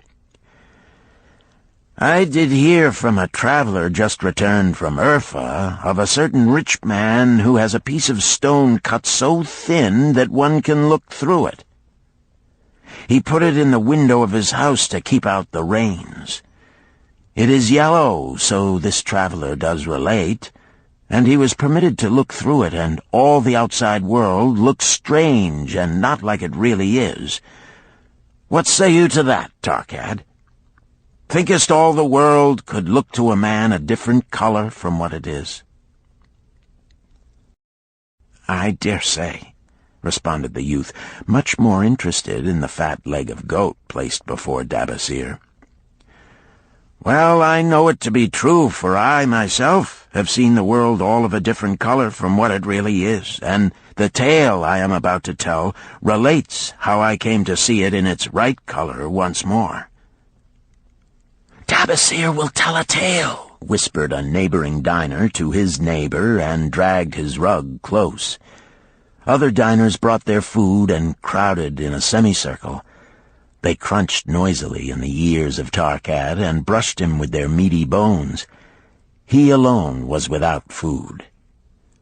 Dabasir did not offer to share with him, nor even motion him to a small corner of the hard bread that was broken off and had fallen from the platter to the floor. "The tale that I am about to tell," began Dabasir, pausing to bite a goodly chunk from the goat leg, "relates to my early life and how I came to be a camel trader. Didst anyone know that I once was a slave in Syria?" A murmur of surprise ran through the audience, to which Dabasir listened with satisfaction. "When I was a young man," continued Dabasir after another vicious onslaught on the goat leg, "I learned the trade of my father, the making of saddles. I worked with him in his shop and took to myself a wife. Being young and not greatly skilled, I could earn but little, just enough to support my excellent wife in a modest way. I craved good things which I could not afford. Soon I found that the shopkeepers would trust me to pay later, even though I could not pay at the time. Being young and without experience, I did not know that he who spends more than he earns is sowing the winds of needless self-indulgence from which he is sure to reap the whirlwinds of trouble and humiliation. So I indulged my whims for fine raiment and bought luxuries for my good wife and our home beyond our means. I paid as I could, and for a while all went well. But in time I discovered I could not use my earnings both to live upon and to pay my debts. Creditors began to pursue me to pay for my extravagant purchases, and my life became miserable. I borrowed from my friends, but could not repay them either. Things went from bad to worse. My wife returned to her father, and I decided to leave Babylon and seek another city where a young man might have better chances. For 2 years I had a restless and unsuccessful life working for caravan traders. From this I fell in with a set of likable robbers who scoured the desert for unarmed caravans. Such deeds were unworthy of the son of my father, but I was seeing the world through a colored stone and did not realize to what degradation I had fallen. We met with success on our first trip, capturing a rich haul of gold and silks and valuable merchandise. This loot we took to Ganir and squandered. The second time we were not so fortunate. Just after we had made our capture, we were attacked by the spearsmen of a native chief to whom the caravans paid for protection. Our 2 leaders were killed, and the rest of us were taken to Damascus, where we were stripped of our clothing and sold as slaves. I was purchased for 2 pieces of silver by a Syrian desert chief. With my hair shorn and but a loincloth to wear, I was not so different from the other slaves. Being a reckless youth, I thought it merely an adventure until my master took me before his 4 wives and told them they could have me for a eunuch. Then, indeed, did I realize the hopelessness of my situation. These men of the desert were fierce and warlike. I was subject to their will without weapons or means of escape. Fearful I stood as those 4 women looked me over. I wondered if I could expect pity from them. Sirah, the first wife, was older than the others. Her face was impassive as she looked upon me. I turned from her with little consolation. The next was a contemptuous beauty who gazed at me as indifferently as if I had been a worm of the earth. The 2 younger ones tittered as though it were all an exciting joke.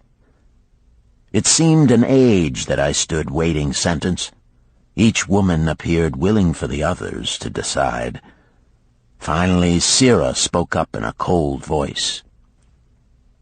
"Of eunuchs we have plenty, but of camel-tenders we have few, and they are a worthless lot. Even this day I would visit my mother who is sick with the fever, and there is no slave I would trust to lead my camel. Ask this slave if he can lead a camel." My master thereupon questioned me, "What know you of camels?" Striving to conceal my eagerness, I replied, "I can make them kneel, I can load them, I can lead them on long trips without tiring. If need be, I can repair their trappings." "The slave speaks forward enough," observed my master. "If thou so desire, Sirah, take this man for thy camel-tender." So I was turned over to Sirah, and that day I led her camel upon a long journey to her sick mother. I took the occasion to thank her for her intercession, and also to tell her that I was not a slave by birth, but the son of a freeman, an honorable saddle-maker of Babylon. I also told her much of my story. Her comments were disconcerting to me, and I pondered much afterward on what she said.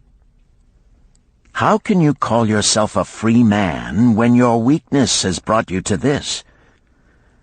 If a man has in himself the soul of a slave, will he not become one, no matter what his birth, even as water seeks its level? If a man has within him the soul of a free man, will he not become respected and honored in his own city in spite of his misfortune? For over a year I was a slave and lived with the slaves, but I could not become as one of them. One day Sira asked me, "In the eventime, when the other slaves can mingle and enjoy the society of each other, why dost thou sit in thy tent alone?" To which I responded, "I am pondering what you have said to me. I wonder if I have the soul of a slave. I cannot join them, so I must sit apart."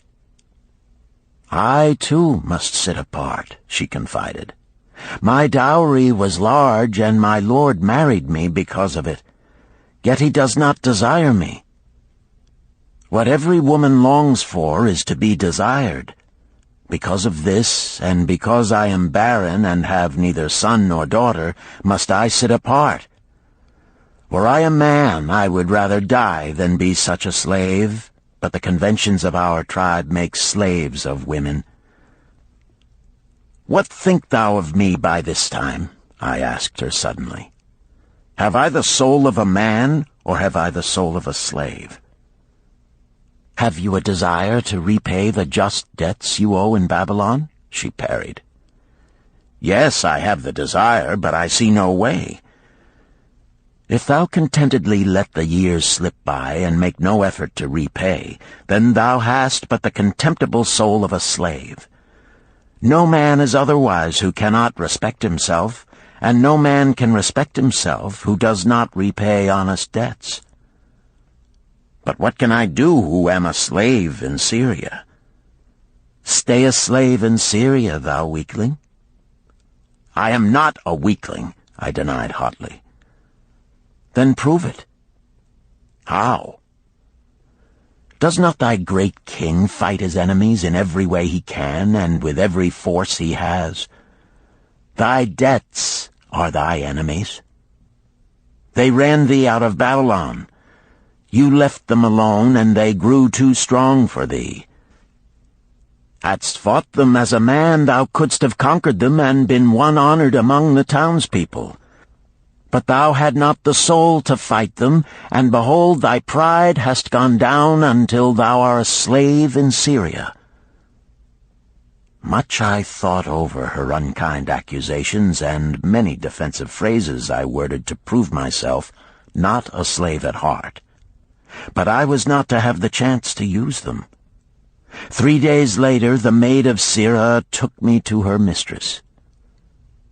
"My mother is again very sick," she said. "Saddle the 2 best camels in my husband's herd. Tie on waterskins and saddlebags for a long journey. The maid will give thee food at the kitchen tent." I packed the camels, wondering much at the quantity of provisions the maid provided, for the mother dwelt less than a day's journey away. The maid rode the rear camel which followed, and I led the camel of my mistress. When we reached her mother's house, it was just dark. Sira dismissed the maid and said to me, "Tabasir, hast thou the soul of a free man, or the soul of a slave?" "The soul of a free man," I insisted. "Now is thy chance to prove it. Thy master hath imbibed deeply, and his chiefs are in a stupor. Take then these camels and make thy escape. Here in this bag is raiment of thy master's to disguise thee. I will say thou stole the camels and ran away while I visited my sick mother." "Thou hast the soul of a queen," I told her. "Much do I wish that I might lead thee to happiness." "Happiness," she responded, "awaits not the runaway wife who seeks it in far lands among strange people. Go thy own way, and may the gods of the desert protect thee, for the way is far and barren of food or water." I needed no further urging, but thanked her warmly and was away into the night. I knew not this strange country, and had only a dim idea of the direction in which lay Babylon, but struck out bravely across the desert toward the hills. One camel I rode, and the other I led. All that night I traveled, and all the next day, urged on by the knowledge of the terrible fate that was meted out to slaves who stole their master's property and tried to escape. Late that afternoon I reached a rough country as uninhabitable as the desert. The sharp rocks bruised the feet of my faithful camels, and soon they were picking their way slowly and painfully along. I met neither man nor beast, and could well understand why they shunned this inhospitable land. It was such a journey from then on as few men lived to tell of. Day after day we plodded along. Food and water gave out. The heat of the sun was merciless. At the end of the 9th day I slid from the back of my mount with the feeling that I was too weak to ever remount, and I would surely die, lost in this abandoned country. I stretched out upon the ground and slept, not waking until the first gleam of daylight. I sat up and looked about me. There was a coolness in the morning air. My camels lay dejected not far away. About me was a vast waste of broken country covered with rock and sand and thorny things. No sign of water, not to eat for man or camel. Could it be that in this peaceful quiet I faced my end? My mind was clearer than it had ever been before. My body now seemed of little importance. My parched and bleeding lips, my dry and swollen tongue, my empty stomach, all had lost their supreme agonies of the day before. I looked across into the uninviting distance, and once again came to me the question, have I the soul of a slave or the soul of a free man? Then, with clearness, I realized that if I had the soul of a slave, I should give up, lie down in the desert and die, a fitting end for a runaway slave. But if I had the soul of a free man, what then? Surely I would force my way back to Babylon, repay the people who had trusted me, bring happiness to my wife who truly loved me, and bring peace and contentment to my parents. Thy debts are thine enemies who have run thee out of Babylon, Sirrah had said. Yes, it was so. Why had I refused to stand my ground like a man? Why had I permitted my wife to go back to her father? Then a strange thing happened. All the world seemed to be of a different color, as though I had been looking at it through a colored stone which had suddenly been removed. At last I saw the true values in life. Die in the desert, not I. With a new vision I saw the things that I must do. First, I would go back to Babylon and face every man to whom I owed an unpaid debt. I should tell them that after years of wandering and misfortune, I had come back to pay my debts as fast as the gods would permit. Next, I should make a home for my wife and become a citizen of whom my parents should be proud. My debts were my enemies, but the men I owed were my friends, for they had trusted me and believed in me. I staggered weakly to my feet. What mattered hunger? What mattered thirst? They were but incidents on the road to Babylon. Within me surged the soul of a free man going back to conquer his enemies and reward his friends. I thrilled with the great resolve. The glazed eyes of my camels brightened at the new note in my husky voice. With great effort, after many attempts, they gained their feet. With pitiful perseverance, they pushed on toward the north, where something within me said we would find Babylon. We found water. We passed into a more fertile country where were grass and fruit. We found the trail to Babylon because the soul of a free man looks at life as a series of problems to be solved, and solves them. while the soul of a slave whines, "What can I do who am but a slave?" How about thee, Tarkad? Does thy empty stomach make thy head exceedingly clear? Art ready to take the road that leads back to self-respect? Canst thou see the world in its true color? Hast thou the desire to pay thy honest debts, however many they may be, and once again be a man respected in Babylon?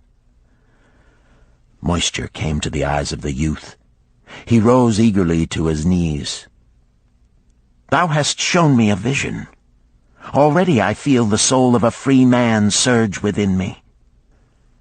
"But how fared you upon your return?" questioned an interested listener. "Where the determination is, the way can be found," Dabasir replied. "I now had the determination, so I set out to find a way. First I visited every man to whom I was indebted, and begged his indulgence until I could earn that with which to repay.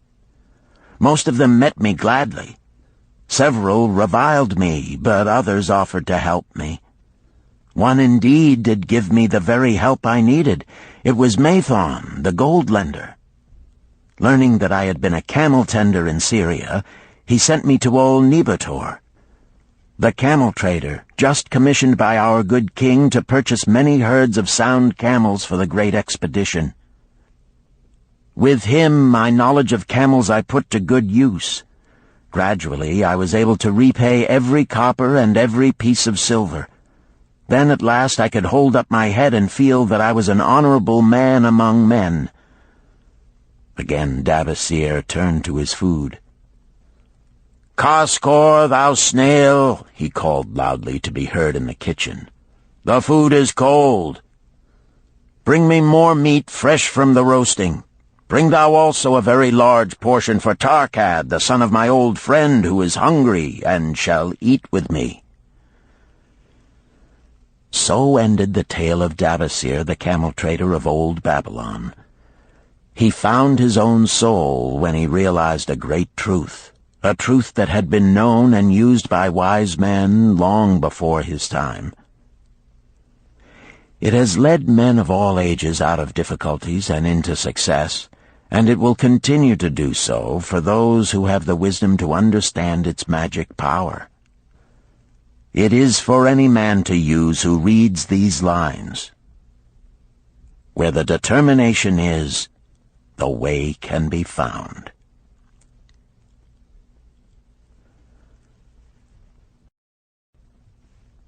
Chapter 9. The Clay Tablets from Babylon.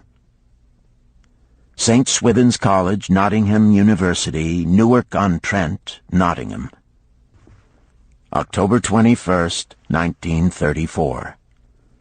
Professor Franklin Caldwell, care of British Scientific Expedition, Hilla, Mesopotamia. My dear Professor, the 5 clay tablets from your recent excavation in the ruins of Babylon arrived on the same boat with your letter. I have been fascinated no end and have spent many pleasant hours translating their inscriptions. I should have answered your letter at once, but delayed until I could complete the translations which are attached. The tablets arrived without damage thanks to your careful use of preservatives and excellent packing. You will be as astonished as we in the laboratory at the story they relate. One expects the dim and distant past to speak of romance and adventure. Arabian Nights sort of things, you know. When instead it discloses the problem of a person named Dabasir to pay off his debts, one realizes that conditions upon this old world have not changed as much in 5,000 years as one might expect. It's odd, you know, but these old inscriptions rather rag me, as the students say. Being a college professor, I am supposed to be a thinking human being possessing a working knowledge of most subjects. Yet here comes this old chap out of the dust-covered ruins of Babylon to offer a way I had never heard of to pay off my debts and at the same time acquire gold to jingle in my wallet. Pleasant thought, I say, and interesting to prove whether it will work as well nowadays as it did in old Babylon. Mrs. Shrewsbury and myself are planning to try out his plan upon our own affairs, which could be much improved. Wishing you the best of luck in your worthy undertaking, and waiting eagerly another opportunity to assist, I am, yours sincerely, Alfred H. Shrewsbury, Department of Archaeology. Tablet 1. Now, when the moon becometh full, I, Davasir, who am but recently returned from slavery in Syria, with the determination to pay my many just debts and become a man of means worthy of respect in my native city of Babylon, do here engrave upon the clay a permanent record of my affairs to guide and assist me in carrying through my high desires. Under the wise advice of my good friend Mathon, the gold lender, I am determined to follow an exact plan that he doth say will lead any honorable man out of debt into means and self-respect. This plan includeth 3 purposes which are my hope and desire. First, the plan doth provide for my future prosperity. Therefore 1/10 of all I earn shall be set aside as my own to keep. For Mathon speaketh wisely when he saith, That man who keepeth in his purse both gold and silver that he need not spend is good to his family and loyal to his king. The man who hath but a few coppers in his purse is indifferent to his family and indifferent to his king. But the man who hath naught in his purse is unkind to his family and disloyal to his king, for his own heart is bitter. Therefore the man who wisheth to achieve must have coin that he may keep to jingle in his purse, that he have in his heart love for his family and loyalty to his king. Second, the plan doth provide that I shall support and clothe my good wife who hath returned to me with loyalty from the house of her father. For Mathon doth say that to take good care of a faithful wife putteth self-respect into the heart of a man, and addeth strength and determination to his purposes. Therefore 7/10 of all I earn shall be used to provide a home, clothes to wear, and food to eat, with a bit extra to spend, that our lives be not lacking in pleasure and enjoyment. But he doth further enjoin the greatest care that we spend not greater than 7/10 of what I earn for these worthy purposes. Herein lieth the success of the plan. I must live upon this portion, and never use more, nor buy what I may not pay for out of this portion. This ends Disc 3. The Richest Man in Babylon, Disc 4. Tablet 2. Third, the plan doth provide that out of my earnings my debts shall be paid. Therefore each time the moon is full, 2/10 of all I have earned shall be divided honorably and fairly among those who have trusted me and to whom I am indebted. Thus in due time will all my indebtedness be surely paid. Therefore do I here engrave the name of every man to whom I am indebted, and the honest amount of my debt. Faru the cloth weaver, 2 silver, 6 copper. Sinjar the couch maker, 1 silver. Amar my friend, 3 silver, 1 copper. Zantkar my friend, 4 silver, 7 copper. Askamir my friend, 1 silver, 3 copper. Haransir the jewel maker, 6 silver, 2 copper. Diarbekir, my father's friend, 4 silver, 1 copper. Alkahad, the house owner, 14 silver. Mathon, the gold lender, 9 silver. Birajik, the farmer, 1 silver, 7 copper. From here on, disintegrated, cannot be deciphered. Tablet 3. To these creditors do I owe in total 119 pieces of silver and 141 pieces of copper. Because I did owe these sums and saw no way to repay, in my folly I did permit my wife to return to her father, and didst leave my native city and seek easy wealth elsewhere, only to find disaster and to see myself sold into the degradation of slavery. Now that Mathon doth show me how I can repay my debts in small sums of my earnings, do I realize the great extent of my folly in running away from the results of my extravagances. Therefore have I visited my creditors and explained to them that I have no resources with which to pay except my ability to earn, and that I intend to apply 2/10 of all I earn upon my indebtedness evenly and honestly. This much can I pay, but no more. Therefore, if they be patient, in time my obligations will be paid in full. Amar, whom I thought my best friend, reviled me bitterly, and I left him in humiliation. Birajik, the farmer, pleaded that I pay him first, as he didst badly need help. Alcahad, the house owner, was indeed disagreeable, and insisted that he would make me trouble unless I did soon settle in full with him. All the rest willingly accepted my proposal. Therefore am I more determined than ever to carry through, being convinced that it is easier to pay one's just debts than to avoid them. Even though I cannot meet the needs and demands of a few of my creditors, I will deal impartially with all. Tablet 4. Again the moon shines full. I have worked hard with a free mind. My good wife hath supported my intentions to pay my creditors. Because of our wise determination, I have earned during the past moon, buying camels of sound wind and good legs for Nebertor, the sum of 19 pieces of silver. This I have divided according to the plan. 1/10 have I set aside to keep as my own, 7/10 have I divided with my good wife to pay for our living, 2/10 have I divided among my creditors as evenly as could be done in coppers. I did not see Amar, but left it with his wife. Birajik was so pleased that he would kiss my hand. Old Alcahad alone was grouchy and said I must pay faster. To which I replied that if I were permitted to be well fed and not worried, that alone would enable me to pay faster. All the others thanked me and spoke well of my efforts.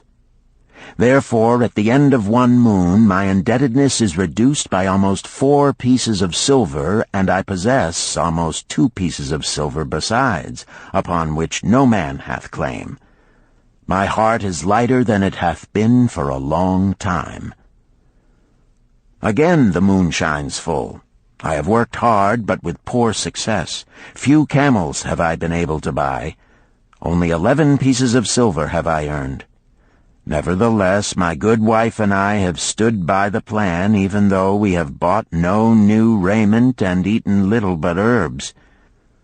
Again I paid ourselves 1/10 of the 11 pieces, while we lived upon 7/10. I was surprised when Amar commended my payment, even though small. So did Birajik. Alcahad flew into a rage, but when told to give back his portion if he did not wish it, he became reconciled. The others, as before, were content. Again the moon shines full, and I am greatly rejoiced. I intercepted a fine herd of camels and bought many sound ones, therefore my earnings were 42 pieces of silver. This moon my wife and myself have bought much-needed sandals and raiment. Also we have dined well on meat and fowl. More than 8 pieces of silver we have paid to our creditors. Even Alcahad did not protest. Great is the plan, for it leadeth us out of debt, and giveth us wealth which is ours to keep. 3 times the moon hath been full since I last carved upon this clay. Each time I paid to myself 1/10 of all I earned. Each time my good wife and I have lived upon 7/10, even though at times it was difficult. Each time have I paid to my creditors 2/10. In my purse I now have 21 pieces of silver that are mine. It maketh my head to stand straight upon my shoulders, and maketh me proud to walk among my friends. My wife keepeth well our home, and is becomingly gowned. We are happy to live together. The plan is of untold value. Hath it not made an honorable man of an ex-slave? Tablet 5. Again the moon shines full, and I remember that it is long since I carved upon the clay. 12 moons in truth have come and gone. But this day I will not neglect my record, because upon this day I have paid the last of my debts. This is the day upon which my good wife and my thankful self celebrate with great feasting that our determination hath been achieved. Many things occurred upon my final visit to my creditors that I shall long remember. Amar begged my forgiveness for his unkind words, and said that I was one of all others he most desired for a friend.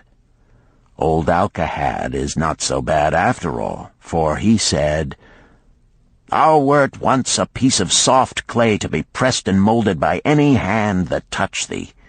But now thou art a piece of bronze capable of holding an edge. If thou needst silver or gold at any time, come to me." Nor is he the only one who holdeth me in high regard. Many others speak deferentially to me. My good wife looketh upon me with a light in her eyes that doth make a man have confidence in himself. Yet it is the plan that hath made my success. It hath enabled me to pay all my debts and to jingle both gold and silver in my purse. I do commend it to all who wish to get ahead. For truly, if it will enable an ex-slave to pay his debts and have gold in his purse, will it not aid any man to find independence? Nor am I, myself, finished with it, for I am convinced that if I follow it further, it will make me rich among men. St. Swithin's College, Nottingham University, Newark-on-Trent, Nottingham, November 7th, 1936. Professor Franklin Caldwell, care of British Scientific Expedition, Hilla, Mesopotamia. My dear Professor, if in your further digging into those ruins of Babylon you encounter the ghost of a former resident, an old camel-trader named Dabasir, do me a favor. Tell him that his scribbling upon those clay tablets so long ago has earned for him the lifelong gratitude of a couple of college folks back here in England. You will possibly remember my writing a year ago that Mrs. Shrewsbury and myself intended to try his plan for getting out of debt and at the same time having gold to jingle. You may have guessed, even though we tried to keep it from our friends, our desperate straits. We were frightfully humiliated for years by a lot of old debts, and worried sick for fear some of the tradespeople might start a scandal that would force me out of the college. We paid and paid, every shilling we could squeeze out of income, but it was hardly enough to hold things even. Besides, we were forced to do all our buying where we could get further credit regardless of higher costs. It developed into one of those vicious circles that grow worse instead of better. Our struggles were getting hopeless. We could not move to less costly rooms because we owed the landlord. There did not appear to be anything we could do to improve our situation. Then here comes your acquaintance, the old camel-trader from Babylon, with a plan to do just what we wished to accomplish. He jolly well stirred us up to follow his system. We made a list of all our debts, and I took it around and showed it to every one we owed. I explained how it was simply impossible for me to ever repay them the way things were going along. They could readily see this themselves from the figures. Then I explained that the only way I saw to pay in full was to set aside 20% of my income each month to be divided pro rata, which would pay them in full in a little over 2 years. That in the meantime we would go on a cash basis and give them the further benefit of our cash purchases. They were really quite decent. Our greengrocer, a wise old chap, put it in a way that helped to bring around the rest. If you pay for all you buy and then pay some on what you owe, that is better than you have done, for you ain't paid down the account none in 3 years. Finally, I secured all their names to an agreement binding them not to molest us as long as the 20% of income was paid regularly. Then we began scheming on how to live upon 70%. We were determined to keep that extra 10% to jingle. The thought of silver and possibly gold was most alluring. It was like having an adventure to make the change. We enjoyed figuring this way and that to live comfortably upon that remaining 70%. We started with rent and managed to secure a fair reduction.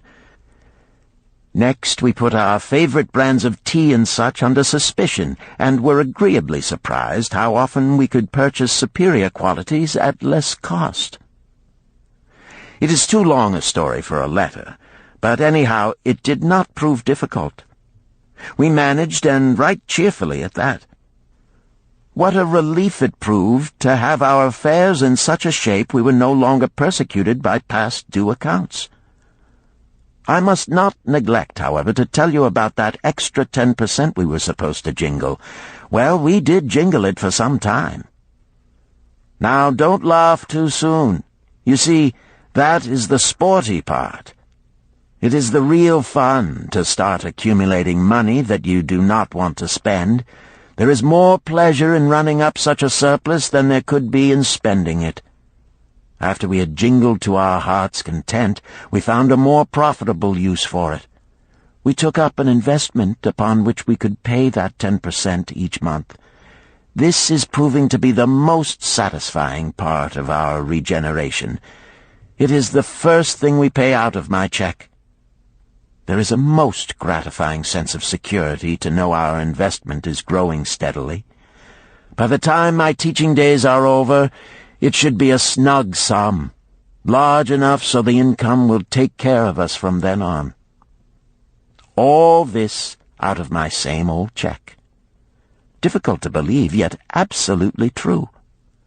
All our debts being gradually paid, and at the same time our investment increasing. Besides, we get along financially even better than before. Who would believe there could be such a difference in results between following a financial plan and just drifting along?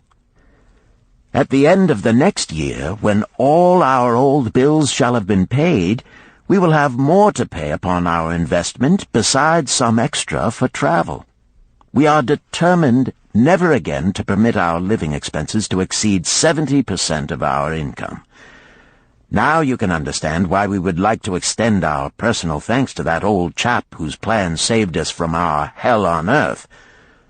He knew. He had been through it all. He wanted others to benefit from his own bitter experiences. That is why he spent tedious hours carving his message upon the clay.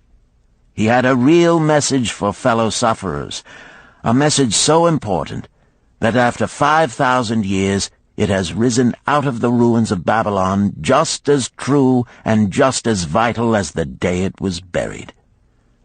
Yours sincerely, Alfred H. Shrewsbury, Department of Archaeology. Chapter 10. The Luckiest Man in Babylon.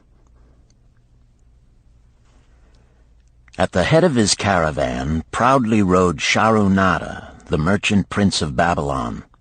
He liked fine cloth and wore rich and becoming robes.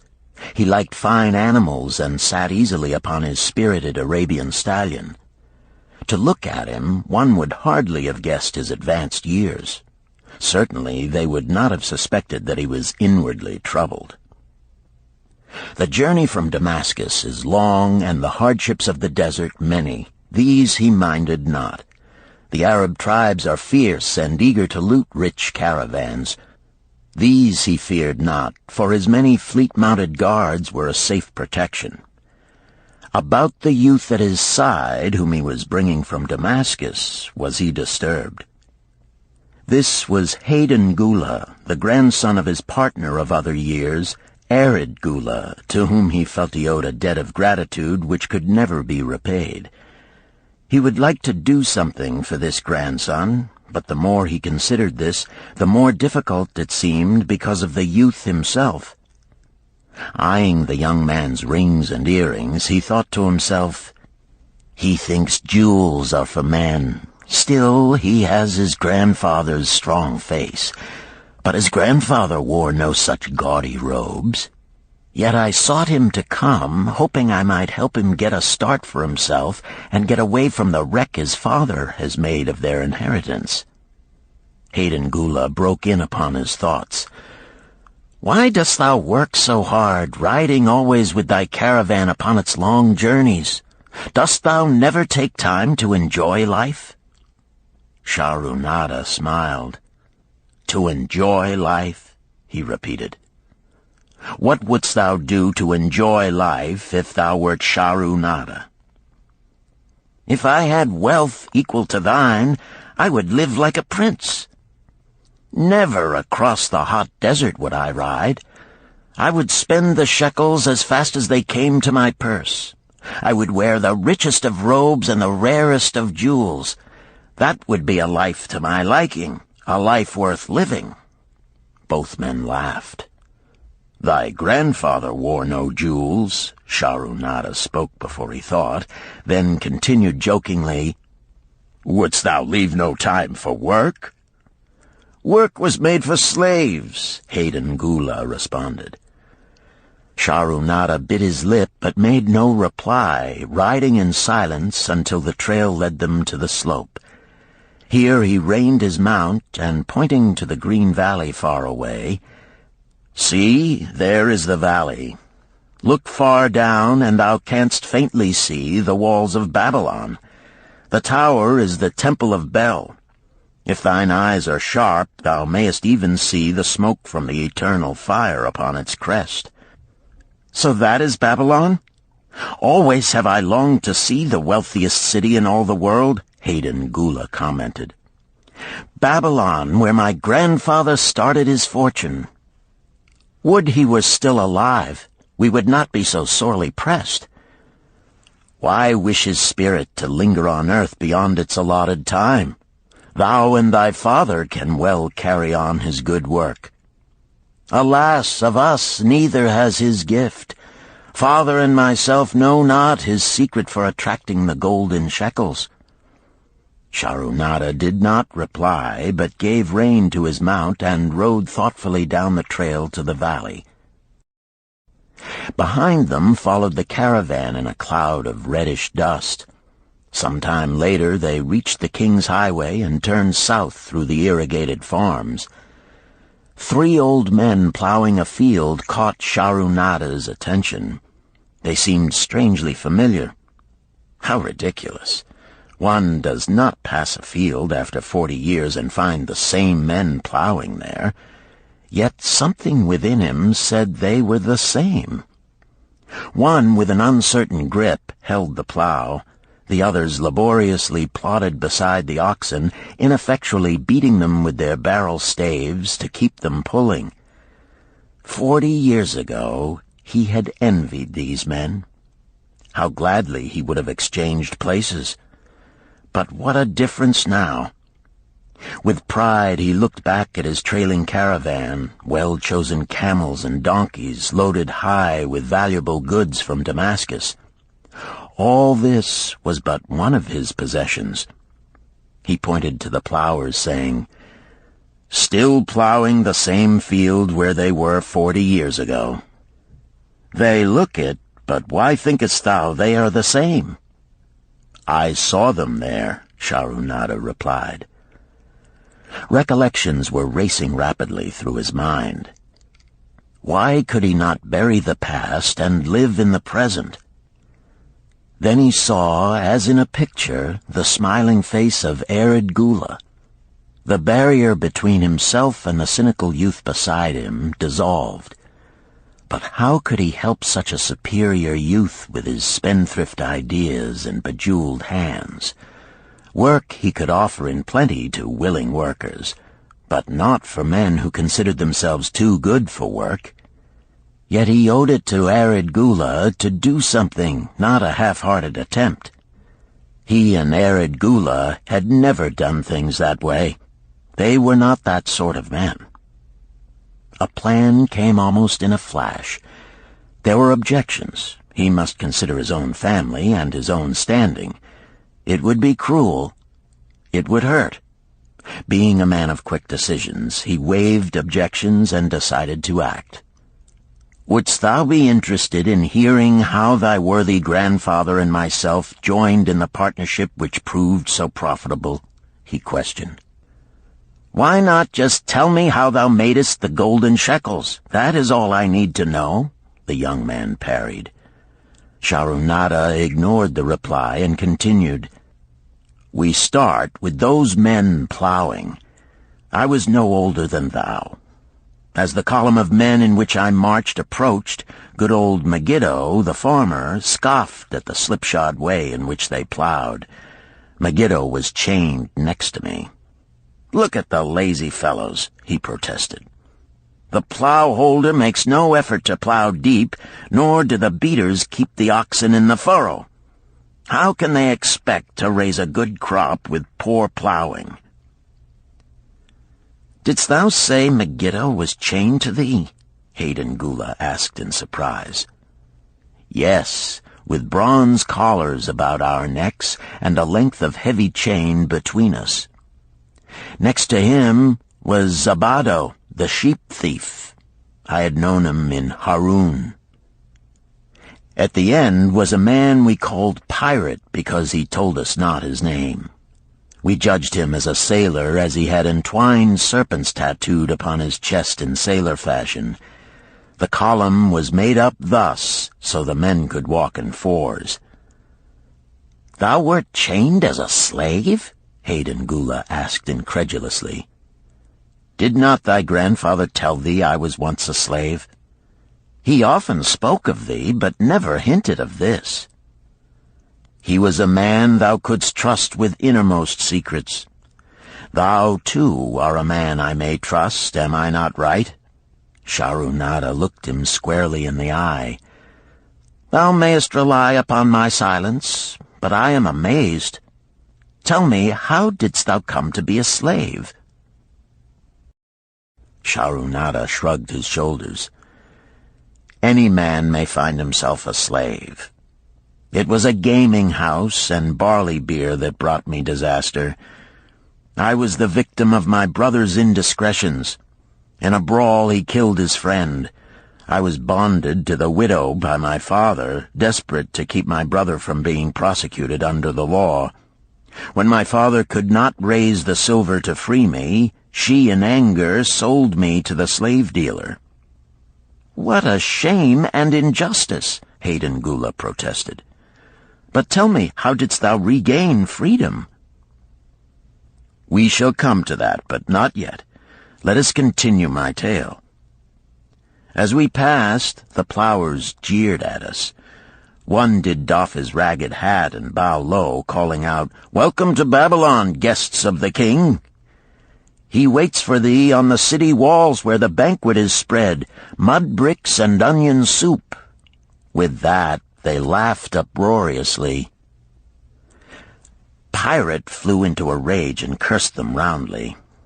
"What do those men mean by the king awaiting us on the walls?" I asked him. "To the city walls ye march to carry bricks until the back breaks. Maybe they beat thee to death before it breaks. They won't beat me. I'll kill 'em." Then Megiddo spoke up. "It doesn't make sense to me to talk of masters beating willing, hard-working slaves to death. Masters like good slaves and treat them well."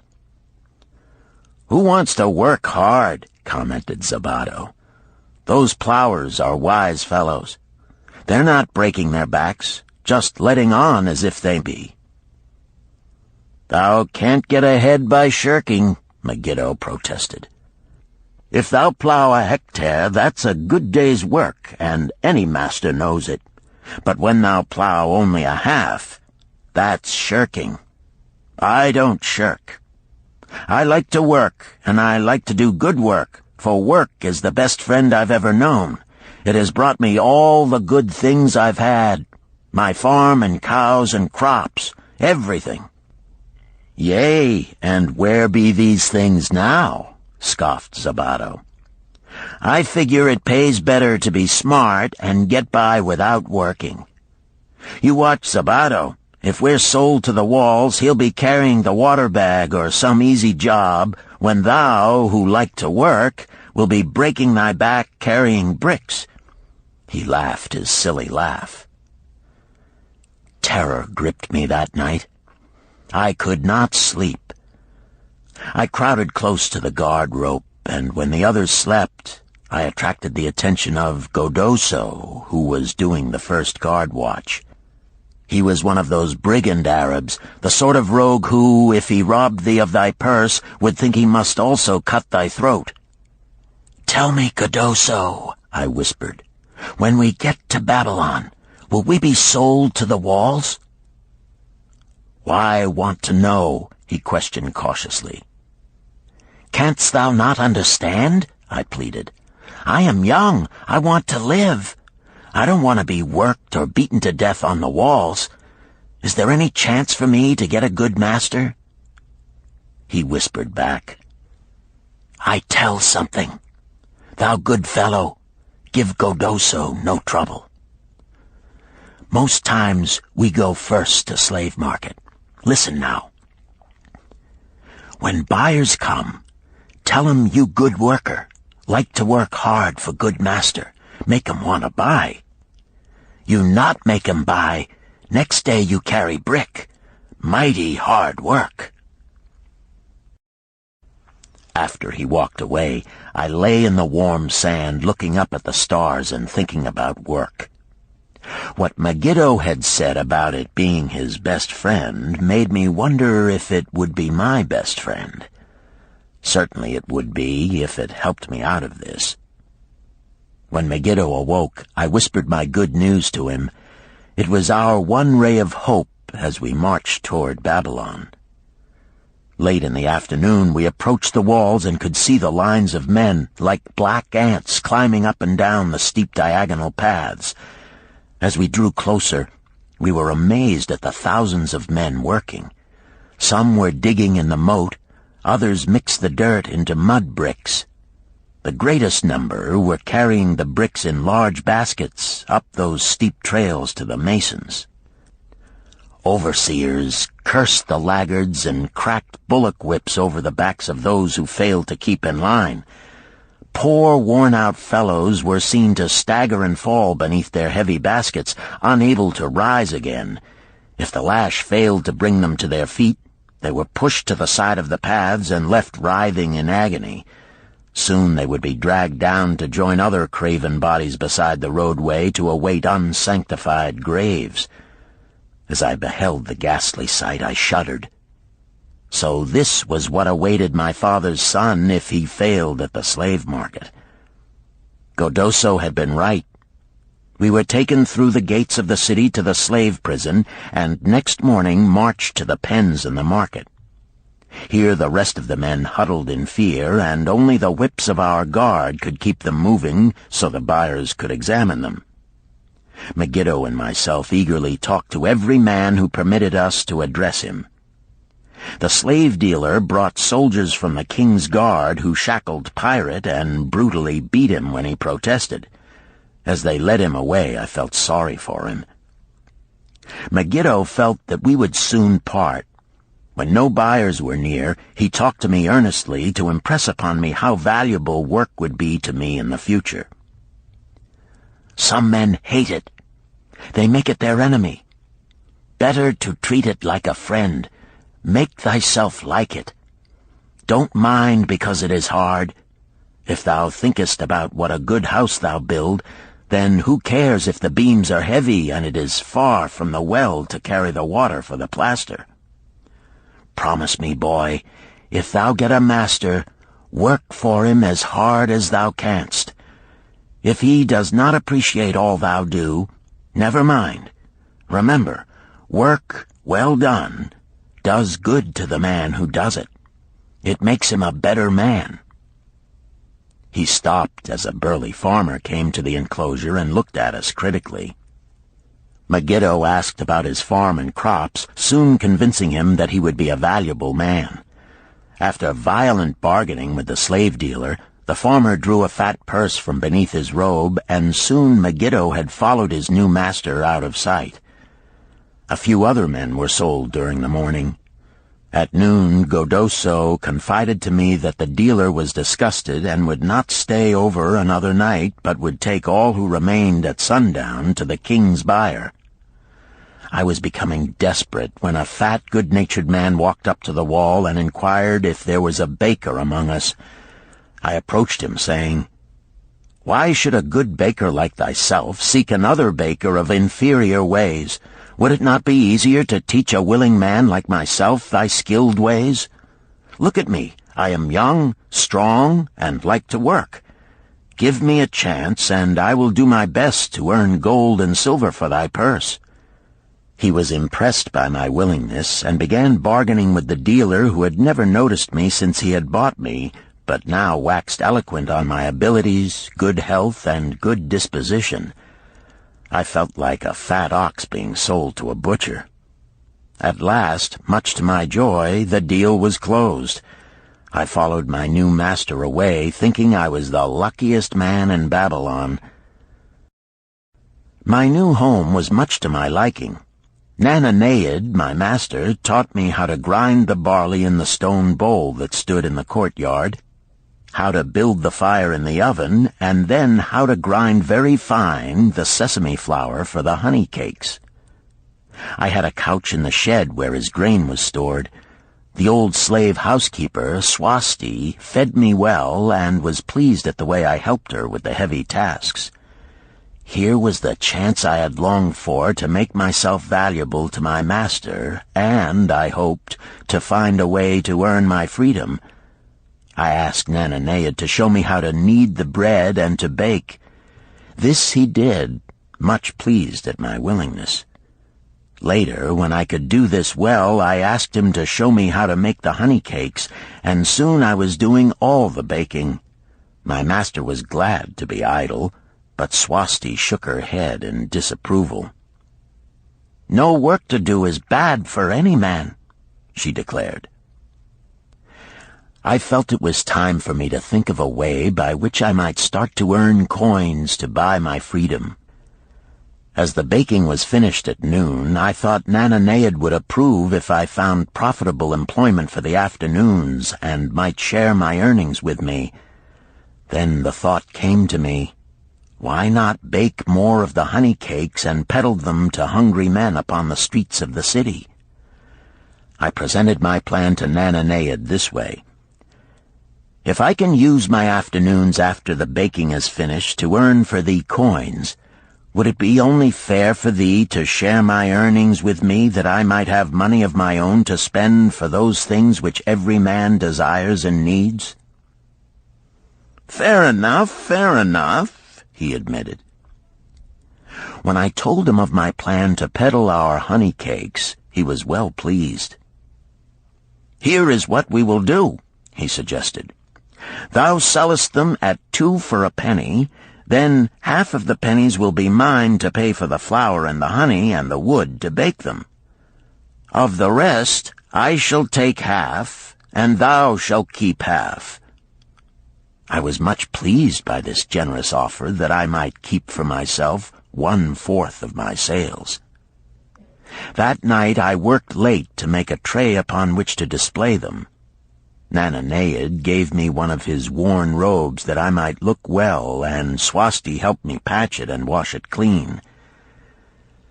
The next day I baked an extra supply of honey cakes. They looked brown and tempting upon the tray as I went along the street, loudly calling my wares. At first no one seemed interested, and I became discouraged. I kept on, and later in the afternoon, as men became hungry, the cakes began to sell, and soon my tray was empty. Nananeid was well pleased with my success and gladly paid me my share. I was delighted to own pennies. Megiddo had been right when he said a master appreciated good work from his slaves. That night I was so excited over my success I could hardly sleep, and tried to figure how much I could earn in a year and how many years would be required to buy my freedom. As I went forth with my tray of cakes every day, I soon found regular customers. One of these was none other than thy grandfather, Arid Gula. He was a rug merchant and sold to the housewives, going from one end of the city to the other, accompanied by a donkey loaded high with rugs and a black slave to tend it. He would buy 2 cakes for himself and 2 for his slave, always tarrying to talk with me while they ate them. Thy grandfather said something to me one day that I shall always remember. "I like thy cakes, boy. But better still, I like the fine enterprise with which thou offerest them. Such spirit can carry thee far on the road to success." But how canst thou understand, Hayden Gula, what such words of encouragement could mean to a slave boy, lonesome in a great city, struggling with all he had in him to find a way out of his humiliation? As the months went by, I continued to add pennies to my purse. It began to have a comforting weight upon my belt. Work was proving to be my best friend, just as Megiddo had said. I was happy, but Swasti was worried. "Thy master, I fear to have him spend so much time at the gaming houses," she protested. I was overjoyed one day to meet my friend Megiddo upon the street. He was leading 3 donkeys loaded with vegetables to the market. "I am doing mighty well," he said. "My master does appreciate my good work, for now I am a foreman. See, he does trust the marketing to me. And also he is sending for my family. Work is helping me to recover from my great trouble. Someday it will help me to buy my freedom and once more own a farm of my own." Time went on, and Nananeid became more and more anxious for me to return from selling.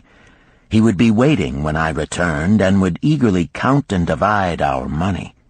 He would also urge me to seek further markets and increase my sales. Often I went outside the city gates to solicit the overseers of the slaves building the walls. I hated to return to the disagreeable sights, but found the overseers liberal buyers. One day I was surprised to see Zabado waiting in line to fill his basket with bricks. He was gaunt and bent, and his back was covered with welts and sores from the whips of the overseers. I was sorry for him, and handed him a cake which he crushed into his mouth like a hungry animal.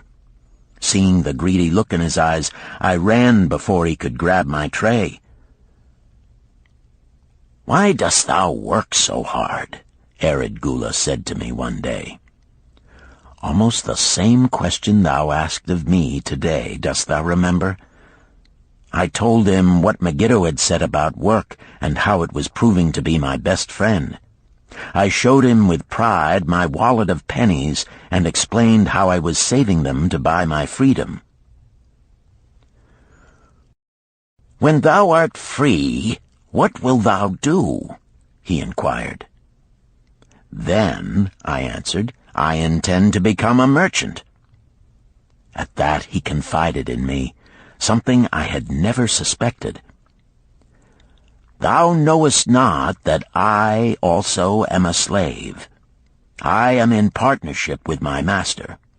"Stop," demanded Hayden Gula. "I will not listen to lies defaming my grandfather. He was no slave." His eyes blazed in anger. Sharunada remained calm.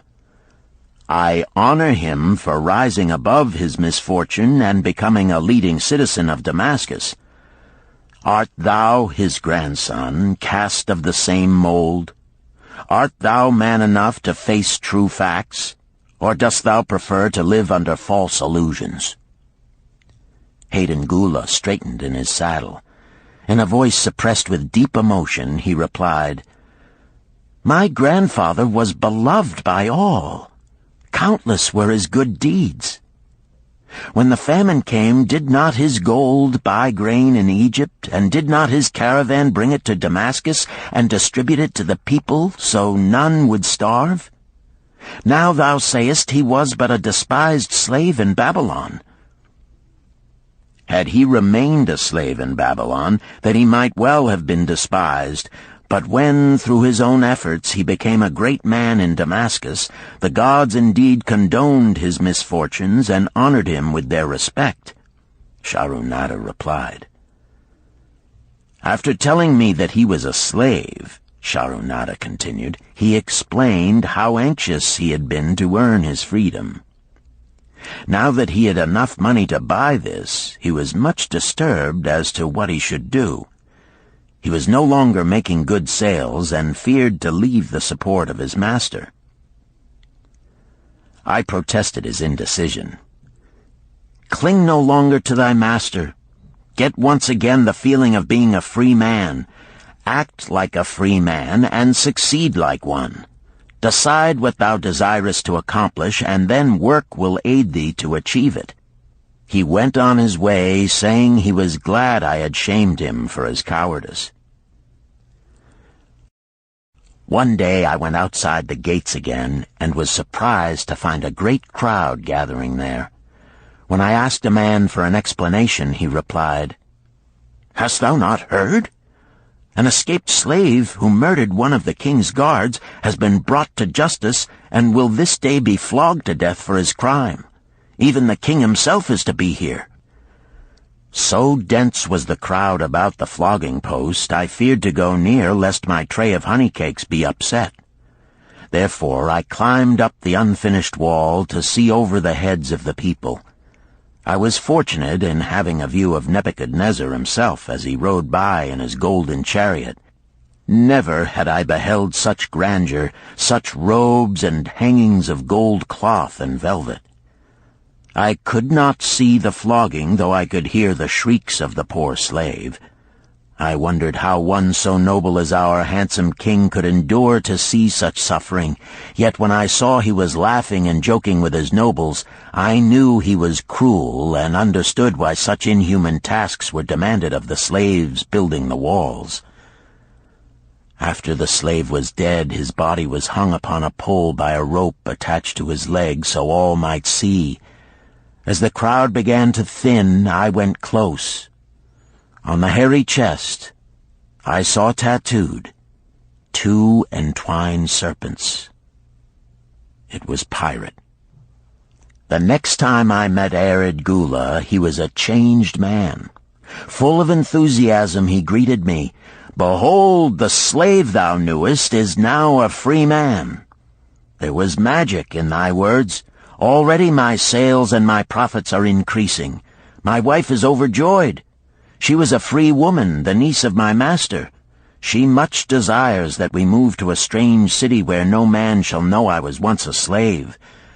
Thus our children shall be above reproach for their father's misfortune. Work has become my best helper. It has enabled me to recapture my confidence and my skill to sell." I was overjoyed that I had been able, even in a small way, to repay him for the encouragement he had given me. One evening Swasti came to me in deep distress. "Thy master is in trouble. I fear for him. Some months ago he lost much at the gaming tables. He pays not the farmer for his grain, nor his honey. He pays not the money-lender. They are angry and threaten him." "Why should we worry over his folly? We are not his keepers," I replied thoughtlessly. "Foolish youth, thou understandest not. To the moneylender didst he give thy title to secure a loan? Under the law he can claim thee and sell thee. I know not what to do. He is a good master. Why, oh, why should such trouble come upon him? Not were Swasti's fears groundless. While I was doing the baking next morning, the moneylender returned with a man he called Sasi. This man looked me over and said I would do. The moneylender waited not for my master to return, but told Swasti to tell him he had taken me. With only the robe on my back and the purse of pennies hanging safely from my belt, I was hurried away from the unfinished baking. I was whirled away from my dearest hopes as the hurricane snatches the tree from the forest and casts it into the surging sea. Again a gaming house and barley beer had caused me disaster. Sasi was a blunt, gruff man. As he led me across the city, I told him of the good work I had been doing for Nananeid, and said I hoped to do good work for him. His reply offered no encouragement. I like not this work. My master likes it not. The king has told him to send me to build a section of the Grand Canal. Master tells Sasi to buy more slaves, work hard, and finish quick. Bah! How can any man finish a big job quick? Picture a desert with not a tree, just low shrubs and a sun burning with such fury the water in our barrels became so hot we could scarcely drink it. Then picture rows of men going down into the deep excavation and lugging heavy baskets of dirt up soft, dusty trails from daylight until dark. Picture food served in open troughs from which we helped ourselves like swine. We had no tents, no straw for beds. That was the situation in which I found myself. I buried my wallet in a marked spot, wondering if I would ever dig it up again. At first I worked with good will, but as the months dragged on I felt my spirit breaking. Then the heat fever took hold of my weary body. I lost my appetite and could scarcely eat the mutton and vegetables. At night I would toss in unhappy wakefulness. In my misery I wondered if Zabado had not the best plan, to shirk and keep his back from being broken in work. Then I recalled my last sight of him and knew his plan was not good. I thought of Pirate with his bitterness and wondered if it might be just as well to fight and kill. The memory of his bleeding body reminded me that his plan was also useless. Then I remembered my last sight of Megiddo. His hands were deeply calloused from hard work, but his heart was light and there was happiness on his face. His was the best plan. Yet I was just as willing to work as Megiddo. He could not have worked harder than I. Why did not my work bring me happiness and success? Was it work that brought Megiddo happiness, or was happiness and success merely in the laps of the gods? Was I to work the rest of my life without gaining my desires, without happiness and success? All of these questions were jumbled in my mind, and I had not an answer. Indeed, I was sorely confused. Several days later, when it seemed that I was at the end of my endurance and my questions still unanswered, Sasi sent for me. A messenger had come from my master to take me back to Babylon. I dug up my precious wallet, wrapped myself in the tattered remnants of my robe, and was on my way. As we rode, the same thoughts of a hurricane whirling me hither and thither kept racing through my feverish brain. I seemed to be living the weird words of a chant from my native town of Harun.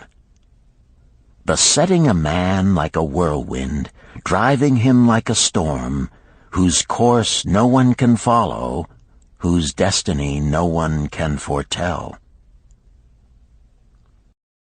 Was I destined to be ever thus punished for I knew not what?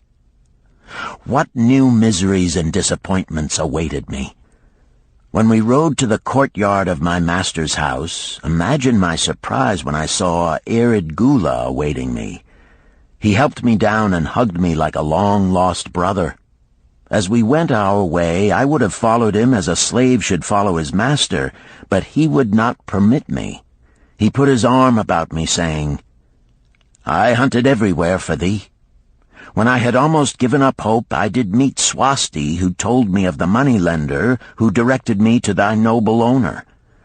A hard bargain he did drive, and made me pay an outrageous price. But thou art worth it. Thy philosophy and thy enterprise have been my inspiration to this new success."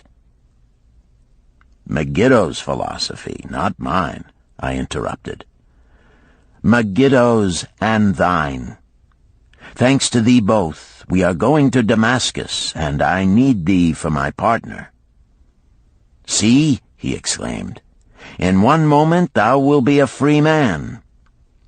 So saying, he drew from beneath his robe the clay tablet carrying my title. This he raised above his head and hurled it to break in 100 pieces upon the cobblestones. With glee he stamped upon the fragments until they were but dust. Tears of gratitude filled my eyes. I knew I was the luckiest man in Babylon. Work, thou see, by this, in the time of my greatest distress, didst prove to be my best friend. My willingness to work enabled me to escape from being sold to join the slave gangs upon the walls. It also so impressed thy grandfather, he selected me for his partner. Then Hayden Gula questioned, "Was work my grandfather's secret key to the golden shekels?" "It was the only key he had when I first knew him," Sharunada replied. "Thy grandfather enjoyed working. The gods appreciated his efforts and rewarded him liberally." "I begin to see," Hayden Gula was speaking thoughtfully. "Work attracted his many friends who admired his industry and the success it brought. Work brought him the honors he enjoyed so much in Damascus. Work brought him all those things I have approved. And I thought work was fit only for slaves." "Life is rich with many pleasures for men to enjoy," Sharunada commented. "Each has its place. I am glad that work is not reserved for slaves. Were that the case, I would be deprived of my greatest pleasure. Many things do I enjoy, but nothing takes the place of work." Sharunada and Hayden Gula rode in the shadows of the towering walls up to the massive bronze gates of Babylon. At their approach, the gate guards jumped to attention and respectfully saluted an honored citizen. With head held high, Sharunada led the long caravan through the gates and up the streets of the city. "I have always hoped to be a man like my grandfather," Hayden Gula confided to him. "Never before did I realize just what kind of man he was. This thou hast shown me. Now that I understand, I do admire him all the more and feel more determined to be like him. I fear I can never repay thee for giving me the true key to his success. From this day forth I shall use his key. I shall start humbly as he started, which befits my true station far better than jewels and fine robes." So saying, Hayden Gula pulled the jeweled baubles from his ears and the rings from his fingers. Then, reining his horse, he dropped back and rode with deep respect behind the leader of the caravan.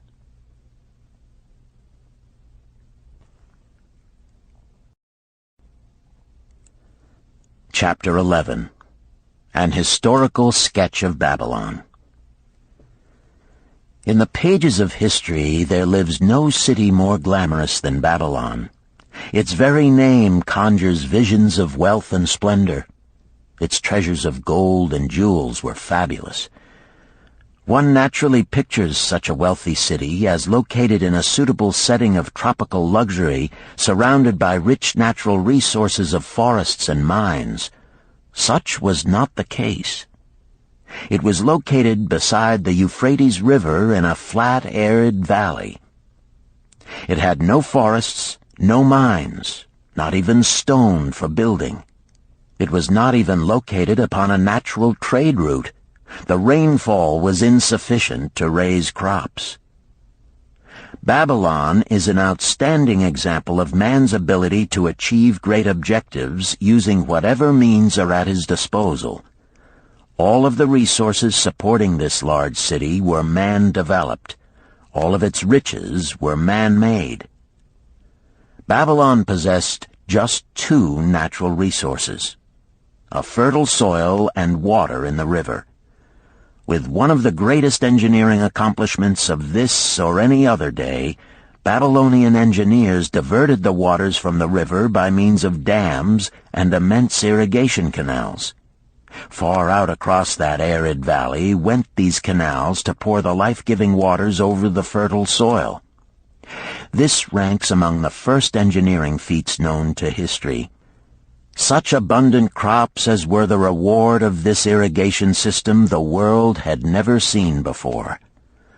Fortunately, during its long existence, Babylon was ruled by successive lines of kings to whom conquest and plunder were but incidental. While it engaged in many wars, most of these were local or defensive against ambitious conquerors from other countries who coveted the fabulous treasures of Babylon. The outstanding rulers of Babylon live in history because of their wisdom, enterprise, and justice. Babylon produced no strutting monarchs who sought to conquer the known world that all nations might pay homage to their egotism. As a city, Babylon exists no more. When those energizing human forces that built and maintained the city for thousands of years were withdrawn, it soon became a deserted ruin. The site of the city is in Asia, about 600 miles east of the Suez Canal, just north of the Persian Gulf. The latitude is about 30 degrees above the equator, practically the same as that of Yuma, Arizona. It possessed a climate similar to that of this American city, hot and dry. Today, this valley of the Euphrates, once a populous irrigated farming district, is again a windswept arid waste. Scant grass and desert shrubs strive for existence against the wind-blown sands. Gone are the fertile fields, the mammoth cities, and the long caravans of rich merchandise. Nomadic bands of Arabs, securing a scant living by tending small herds, are the only inhabitants. Such it has been since about the beginning of the Christian era. Dotting this valley are earthen hills. For centuries they were considered by travelers to be nothing else. The attention of archaeologists were finally attracted to them because of broken pieces of pottery and brick washed down by the occasional rainstorms. Expeditions, financed by European and American museums, were sent here to excavate and see what could be found. Picks and shovels soon proved these hills to be ancient cities. City graves, they might well be called. Babylon was one of these. Over it for something like 20 centuries, the winds had scattered the desert dust. Built originally of brick, all exposed walls had disintegrated and gone back to earth once more. Such is Babylon, the wealthy city, today. A heap of dirt, so long abandoned that no living person even knew its name until it was discovered by carefully removing the refuse of centuries from the streets and the fallen wreckage of its noble temples and palaces. Many scientists considered the civilization of Babylon and other cities in this valley to be the oldest of which there is a definite record. Positive dates have been proved reaching back 8,000 years. An interesting fact in this connection is the means used to determine these dates. Uncovered in the ruins of Babylon were descriptions of an eclipse of the sun. Modern astronomers readily computed the time when such an eclipse, visible in Babylon, occurred, and thus established a known relationship between their calendar and our own. In this way, we have proved that 8,000 years ago, the Sumerites, who inhabited Babylonia, were living in walled cities. one can only conjecture for how many centuries previous such cities had existed. Their inhabitants were not mere barbarians living within protecting walls. They were an educated and enlightened people. So far as written history goes, they were the first engineers, the first astronomers, the first mathematicians, the first financiers, and the first people to have a written language. Mention has already been made of the irrigation systems which transformed the arid valley into an agricultural paradise. The remains of these canals can still be traced, although they are mostly filled with accumulated sand. Some of them were of such size that, when empty of water, a dozen horses could be ridden abreast along their bottoms. In size they compare favorably with the largest canals in Colorado and Utah. In addition to irrigating the valley lands, Babylonian engineers completed another project of similar magnitude.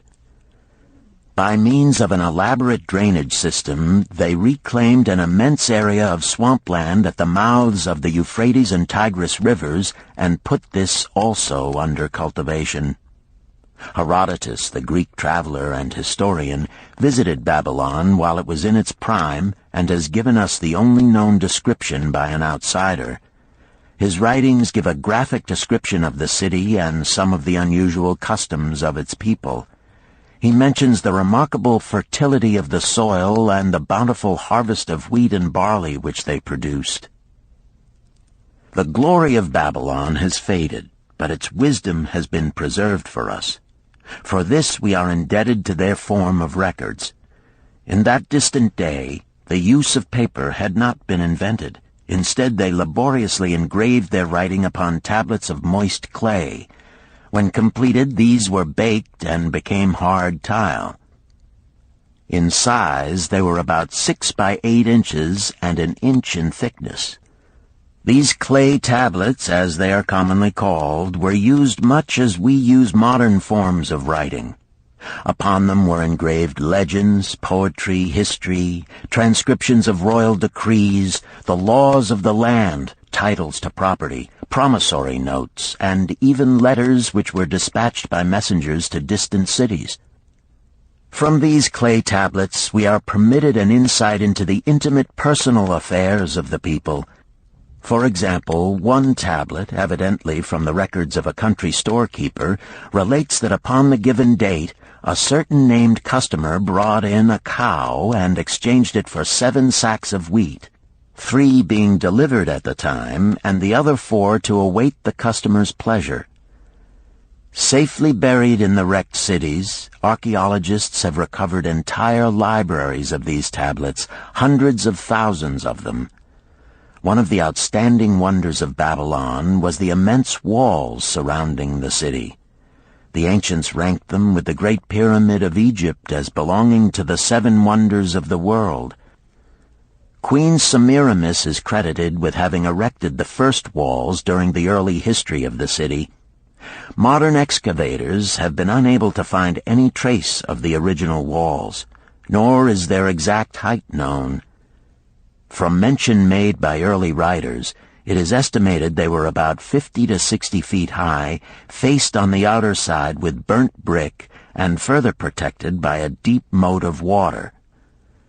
The later and more famous walls were started about 600 years before the time of Christ by King Nabopolassar. Upon such a gigantic scale did he plan the rebuilding, he did not live to see the work finished. This was left to his son Nebuchadnezzar, whose name is familiar in biblical history. The height and length of these later walls staggers belief. They are reported upon reliable authority to have been about 160 feet high, the equivalent of the height of a modern 15-story office building. The total length is estimated as between 9 and 11 miles. So wide was the top that a 6-horse chariot could be driven around them. Of this tremendous structure, little now remains except portions of the foundations and the moat. In addition to the ravages of the elements, the Arabs completed the destruction by quarrying the brick for building purposes elsewhere. Against the walls of Babylon marched, in turn, the victorious armies of almost every conqueror of that age of wars of conquest.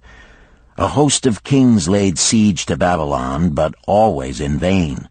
Invading armies of that day were not to be considered lightly.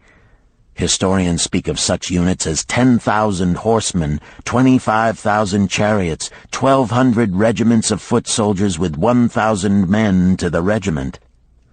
Often 2 or 3 years of preparation would be required to assemble war materials and depots of food along the proposed line of march. The city of Babylon was organized much like a modern city. There were streets and shops. Peddlers offered their wares through residential districts. Priests officiated in magnificent temples. Within the city was an inner enclosure for the royal palaces. The walls about this were said to have been higher than those about the city. The Babylonians were skilled in the arts. These included sculpture, painting, weaving, gold working, and the manufacture of metal weapons and agricultural implements. Their jewelers created most artistic jewelry. Many samples have been recovered from the graves of its wealthy citizens and are now on exhibition in the leading museums of the world. At a very early period, when the rest of the world was still hacking at trees with stone-headed axes, or hunting and fighting with flint-pointed spears and arrows, the Babylonians were using axes, spears, and arrows with metal heads. The Babylonians were clever financiers and traders. So far as we know, they were the original inventors of money as a means of exchange, of promissory notes, and written titles to property.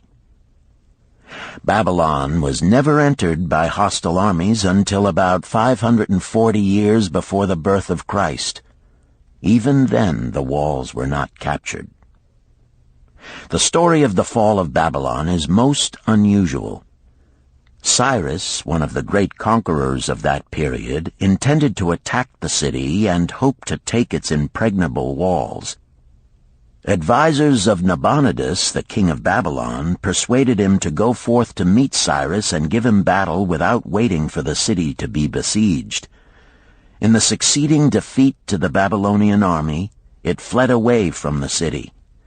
Cyrus thereupon entered the open gates and took possession without resistance. Thereafter, the power and prestige of the city gradually waned until, in the course of a few hundred years, it was eventually abandoned, deserted, left for the winds and storms to level once again to that desert earth from which its grandeur had originally been built. Babylon had fallen, never to rise again. But to it, civilization owes much.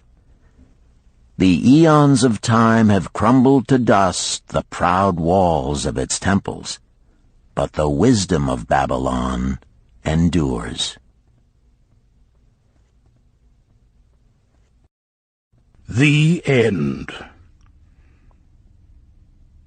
You've been listening to The Richest Man in Babylon by George S. Clason, narrated by Richard Ferrone, and directed by Ben Ruggiero.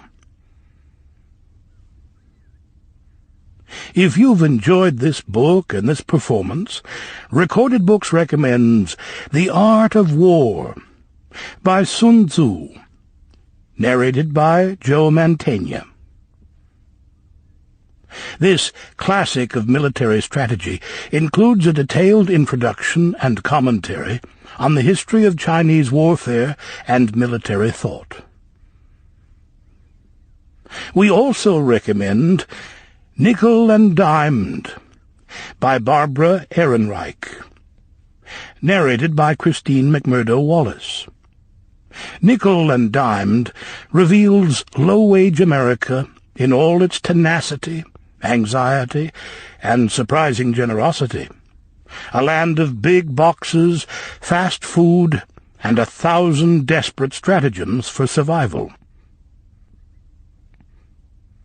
You'll find a wide selection of titles in the Recorded Books catalog, including bestsellers, mysteries, classics, histories, and more. So to order another recorded book, or for a copy of our latest listing, please call the toll-free number found on the back of this book. Don't forget to ask about easy 30-day rentals by mail. On our website, you can browse our catalog, place orders, hear about our latest releases, or tune into narrator profiles and author interviews. So visit us there at www.recordedbooks.com. And thank you for being a Recorded Books reader.